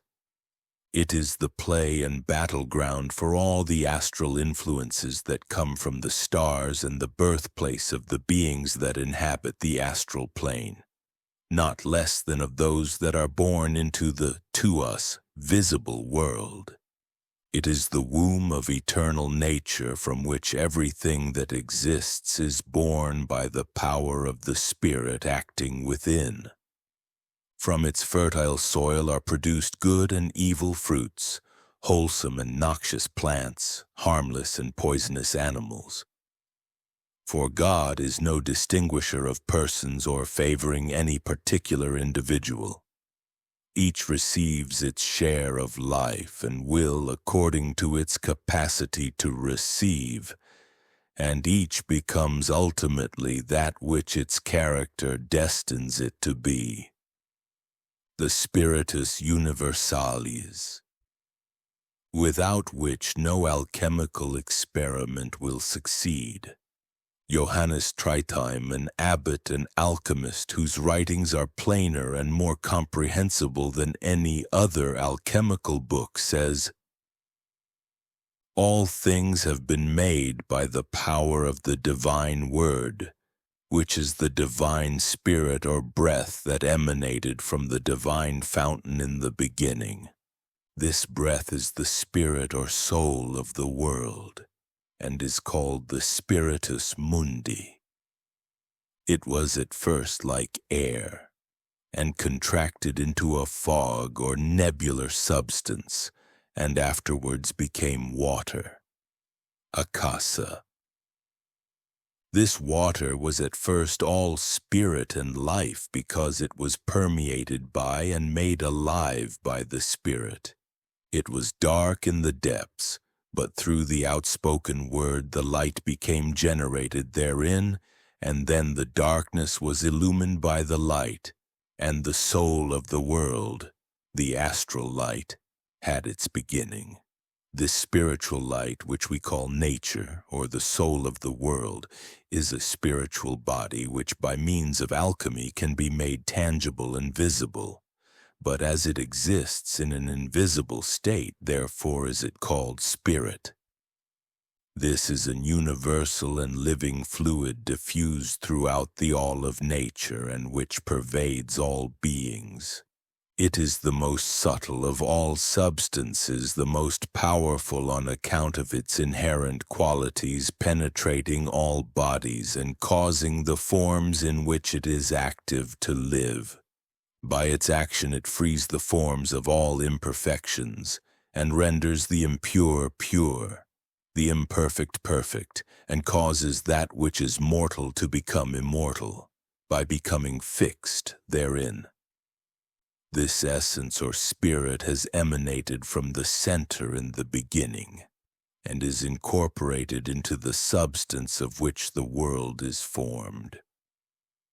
It is the salt of the earth, and without its presence the grass would not grow, nor the fields be green. And the more this essence is condensed, concentrated, and coagulated in the forms, the more enduring will they become. This substance is the most subtle of all things, incorruptible, unchangeable in its essence, pervading the infinity of space. The sun and the planets are merely condensed states of this universal principle, and they distribute their abundance from their throbbing hearts, and send them into the forms of the lower worlds and into all beings, acting through their own centers and leading the forms higher up on the road to perfection. The forms in which this living principle becomes fixed become perfect and permanent, so that they will neither rust nor decay, nor be changed on being exposed to the air. Neither can such forms be dissolved by water, nor be destroyed by fire, nor eaten up by the elements of the earth. This spirit can be obtained in the same manner in which it is communicated to the earth by the stars, and this takes place by means of water which serves as its vehicle. It is not the philosopher's stone, but the latter may be prepared of it by causing that which is volatile to become fixed. I admonish you to pay strict attention to the boiling of the water and not to allow your minds to be disturbed by things of minor importance. Boil it slowly and let it putrefy until it attains the proper color, for in the water of life is contained the germ of wisdom. By the art of boiling, the water will become transformed into earth. This earth is to be changed into a pure crystalline fluid from which an excellent red fire is produced. But this water and fire grown together into one essence produces the great panacea composed of meekness and strength, the lamb and the lion in one, the secret fire. In H.P. Blavatsky's book, The Voice of the Silence, the secret fire of the alchemists is described as Kundalini, the serpentine, or annular working power in the body of the ascetic. It is an electric, fiery occult or phohatic power, the great pristine force which underlies all organic and inorganic matter. And in another place the author says, "It is an electro-spiritual force, a creative power which, when aroused into action, can as easily kill as it can create. This point is the reason why the secrets of alchemy are not divulged to the curious, and why only those who have gained the power to control their own self will be told how that power can be aroused in man. In regard to this secret fire, the Rosicrucians say, "The potentialities in nature are aroused by the action of the secret fire, assisted by the elementary fire.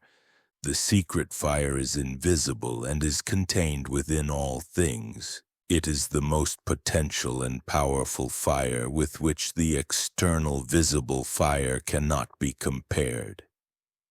It is the fire with which Moses burned the golden calf, and that which Jeremiah hid away, and which 70 years after was found by the knowing ones, but which by that time had become a thick water." 2 Maccabees I and 2.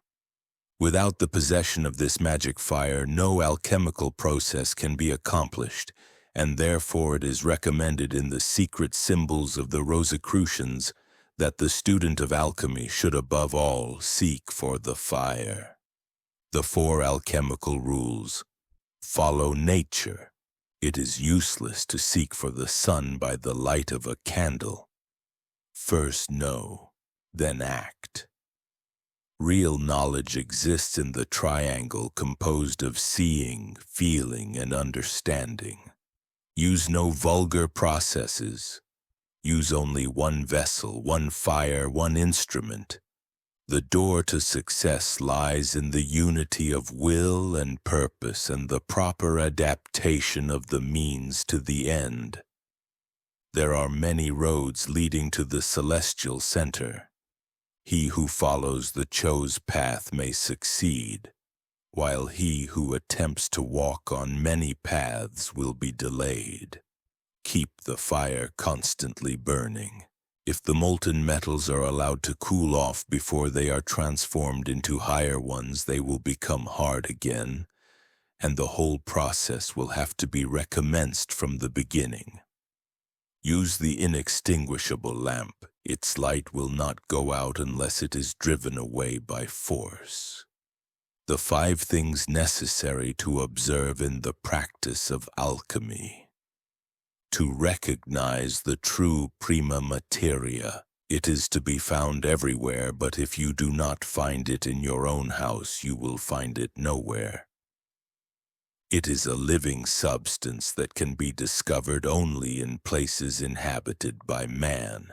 It is the only substance from which the philosopher's stone can be prepared, and without that substance no genuine silver or gold can be made.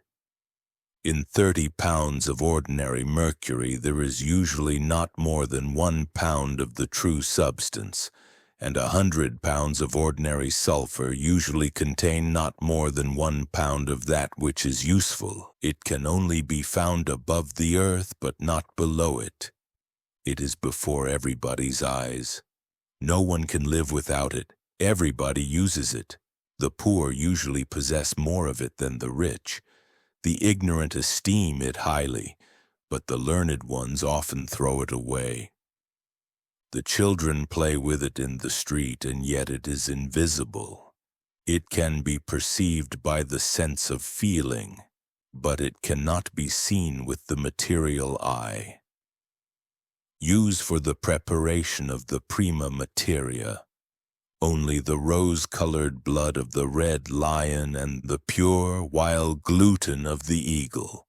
Let your will be strong but without anger, and your thoughts be pure from that which infects the lower strata of the earth's atmosphere. Let the fire of the divine will penetrate deeply within your soul and elevate your mind to the highest regions of thought.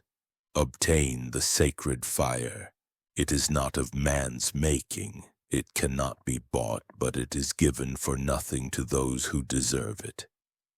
Then follow multiplication and increase, for which purpose weight and measure are. necessary. Weigh all things with the scales of justice, and measure them by the rule of reason. The fifth is the application, that is to say, the projection upon the metals. This will be accomplished by nature without artificial aid. Axiomata Hermetica. Whatever may be accomplished by a simple method should not be attempted by a complicated one. There is only one truth, whose existence requires no proof because it is itself proof enough to those who are capable of perceiving it. Why should we enter into complexness to seek for that which is simple? The sages say, ignis et asoth tibi sufficiunt. The body is already in your possession. All that you require is the tire and the air. No substance can be made perfect without long suffering. Great is the error of those who imagine that the philosopher's stone can be hardened without being first dissolved. Their time and labor is wasted. Nature must be aided by art whenever she is deficient in power. Art may be the handmaid of nature, but cannot supplant her mistress. Art without nature is always unnatural. Nature without art is not always perfect. Nature cannot be amended except in her own self. The nature of a tree cannot be changed by trimming the branches or by the addition of ornaments. It can be improved only by improving the soil upon which it grows or by grafting. Nature enjoys, comprehends, and overcomes nature. There is no other actual knowledge than the knowledge of self. Every being can only truly realize its own existence, but not that of any element entirely foreign to it. He who does not know motion does not know nature. Nature is the product of emotion. At the moment in which eternal motion should cease, all nature would cease to exist. He who does not know the motions that are taking place in his body is a stranger in his own house. Whatever produces the same effect as is produced by a compound is similar to the latter. The one is greater than all the rest of the numbers, for from it an infinite variety of mathematical magnitudes may be evolved. But no change is possible without the all-pervading presence of the One, whose qualities are manifest in its manifestations. No one can pass from one extreme to another except through a medium.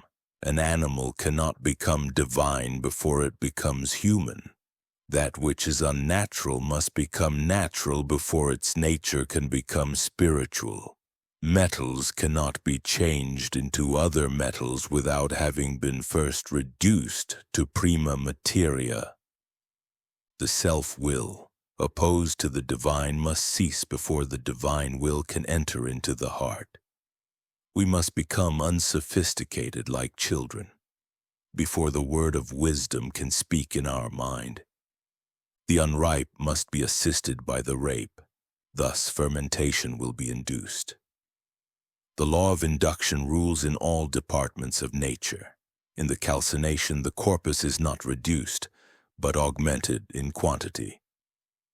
True asceticism consists in giving up that which one does not want after having received something better. In alchemy, nothing can bear fruit without having first been mortified. The light cannot shine through matter unless the matter has become sufficiently refined to allow the passage of the rays. That which kills produces life. That which causes death causes resurrection. That which destroys creates.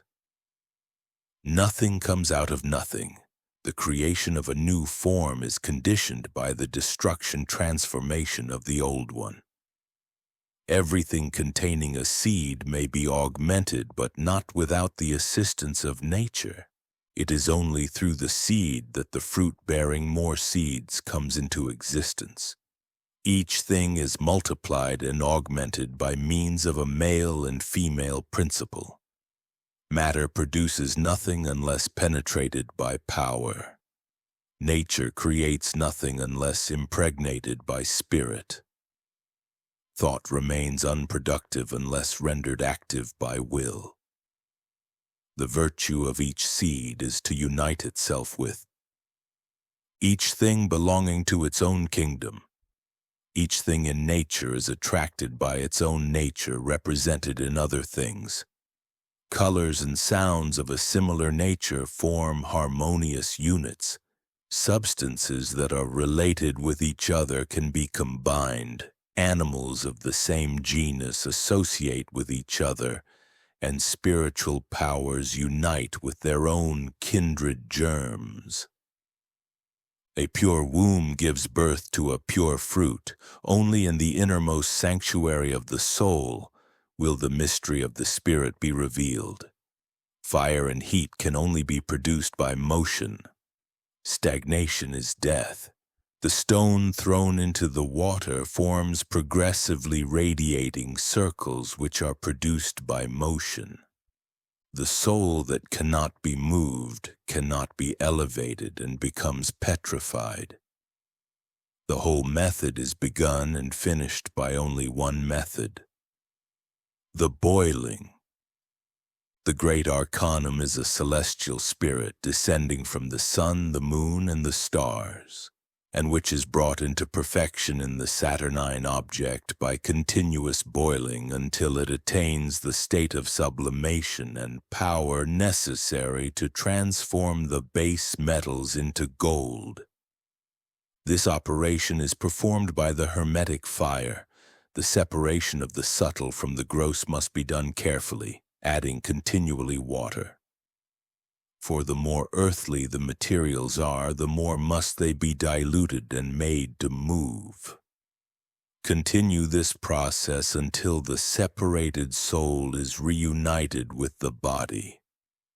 The entire process is accomplished through nothing else but water.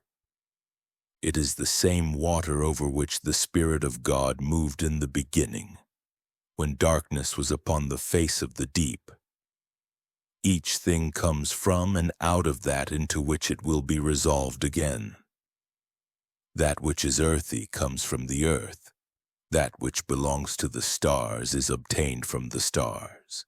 That which is spiritual comes from the Spirit and returns to God. Where the true principles are absent, the results will be imperfect. Mere imitations cannot produce genuine results. Merely imaginary love, wisdom, and power can only be effective in the realm of illusions. Art begins where nature ceases to act. Art accomplishes by means of nature that which nature is unable to accomplish if unaided by art. The hermetic art is not attained by a great variety of methods. The LAPIS is only one. There is only one eternal, unchangeable truth. It may appear under many different aspects, but in that case it is not the truth that changes. It is we who change our modes of conceiving of it. The substance of which the arcanum is prepared should be pure, indestructible, and incombustible. It should be pure of grossly material elements, indestructible by doubt, and incapable of being burned up in the fire of passion. Do not seek for the seed of the philosopher's stone in the elements. Only at the center of the fruit is that seed to be found. The substance of the philosopher's stone is mercurial. Those that are wise are seeking for it in the mercury. The fool seeks to create it out of his own empty brain. The seed of the metals as in the metals, and the metals are born of themselves. The growth of the metals is very slow, but it may be hastened by the addition of patience. Use only perfect metals. Crude mercury, such as is usually found in European countries, is perfectly useless for this work. Worldly wisdom is foolishness in the eyes of the Lord. 30. That which is hard and thick must be made subtle and thin by calcination. This is a very painful and tedious process because it is necessary to remove even the root of evil, and this causes the heart to bleed and tortured nature to cry out. The foundation of this art is to reduce the corpora into argentum vivum. This is the solutio sulphuris sapientium in Mercurio. A science without life is a dead science. An intellect without spirituality is only a false and borrowed light. In the solution, the solvent and the dissolved must remain together. Fire and water must be made to combine. Thought and love must remain forever united. If the seed is not treated by warmth and moisture, it will be useless. Coldness contracts and dryness hardens the heart, but the fire of divine love expands it, and the water of thought dissolves the residua. The earth produces no fruit unless moistened repeatedly. No revelation takes place in the darkness except through the light. The moistening takes place by water, with which it has the closest affinity. The body itself is a product of thought, and has therefore the closest affinity with the mind.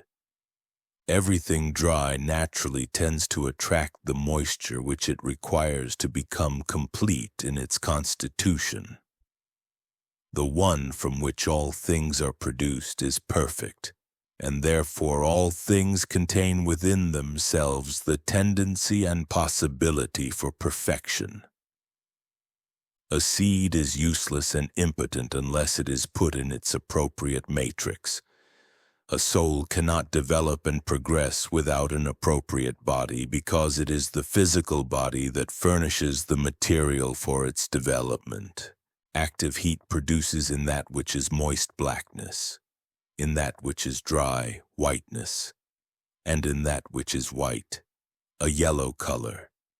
First comes mortification, then calcination, and afterwards the golden glow produced by the light of the sacred fire illuminating the purified soul. The fire must be moderate, uninterrupted, slow, equal, moist, warm, white, light, all-embracing, enclosed, penetrating, living, inexhaustible, and the one used by nature. It is the fire that descends from heaven to bless all mankind.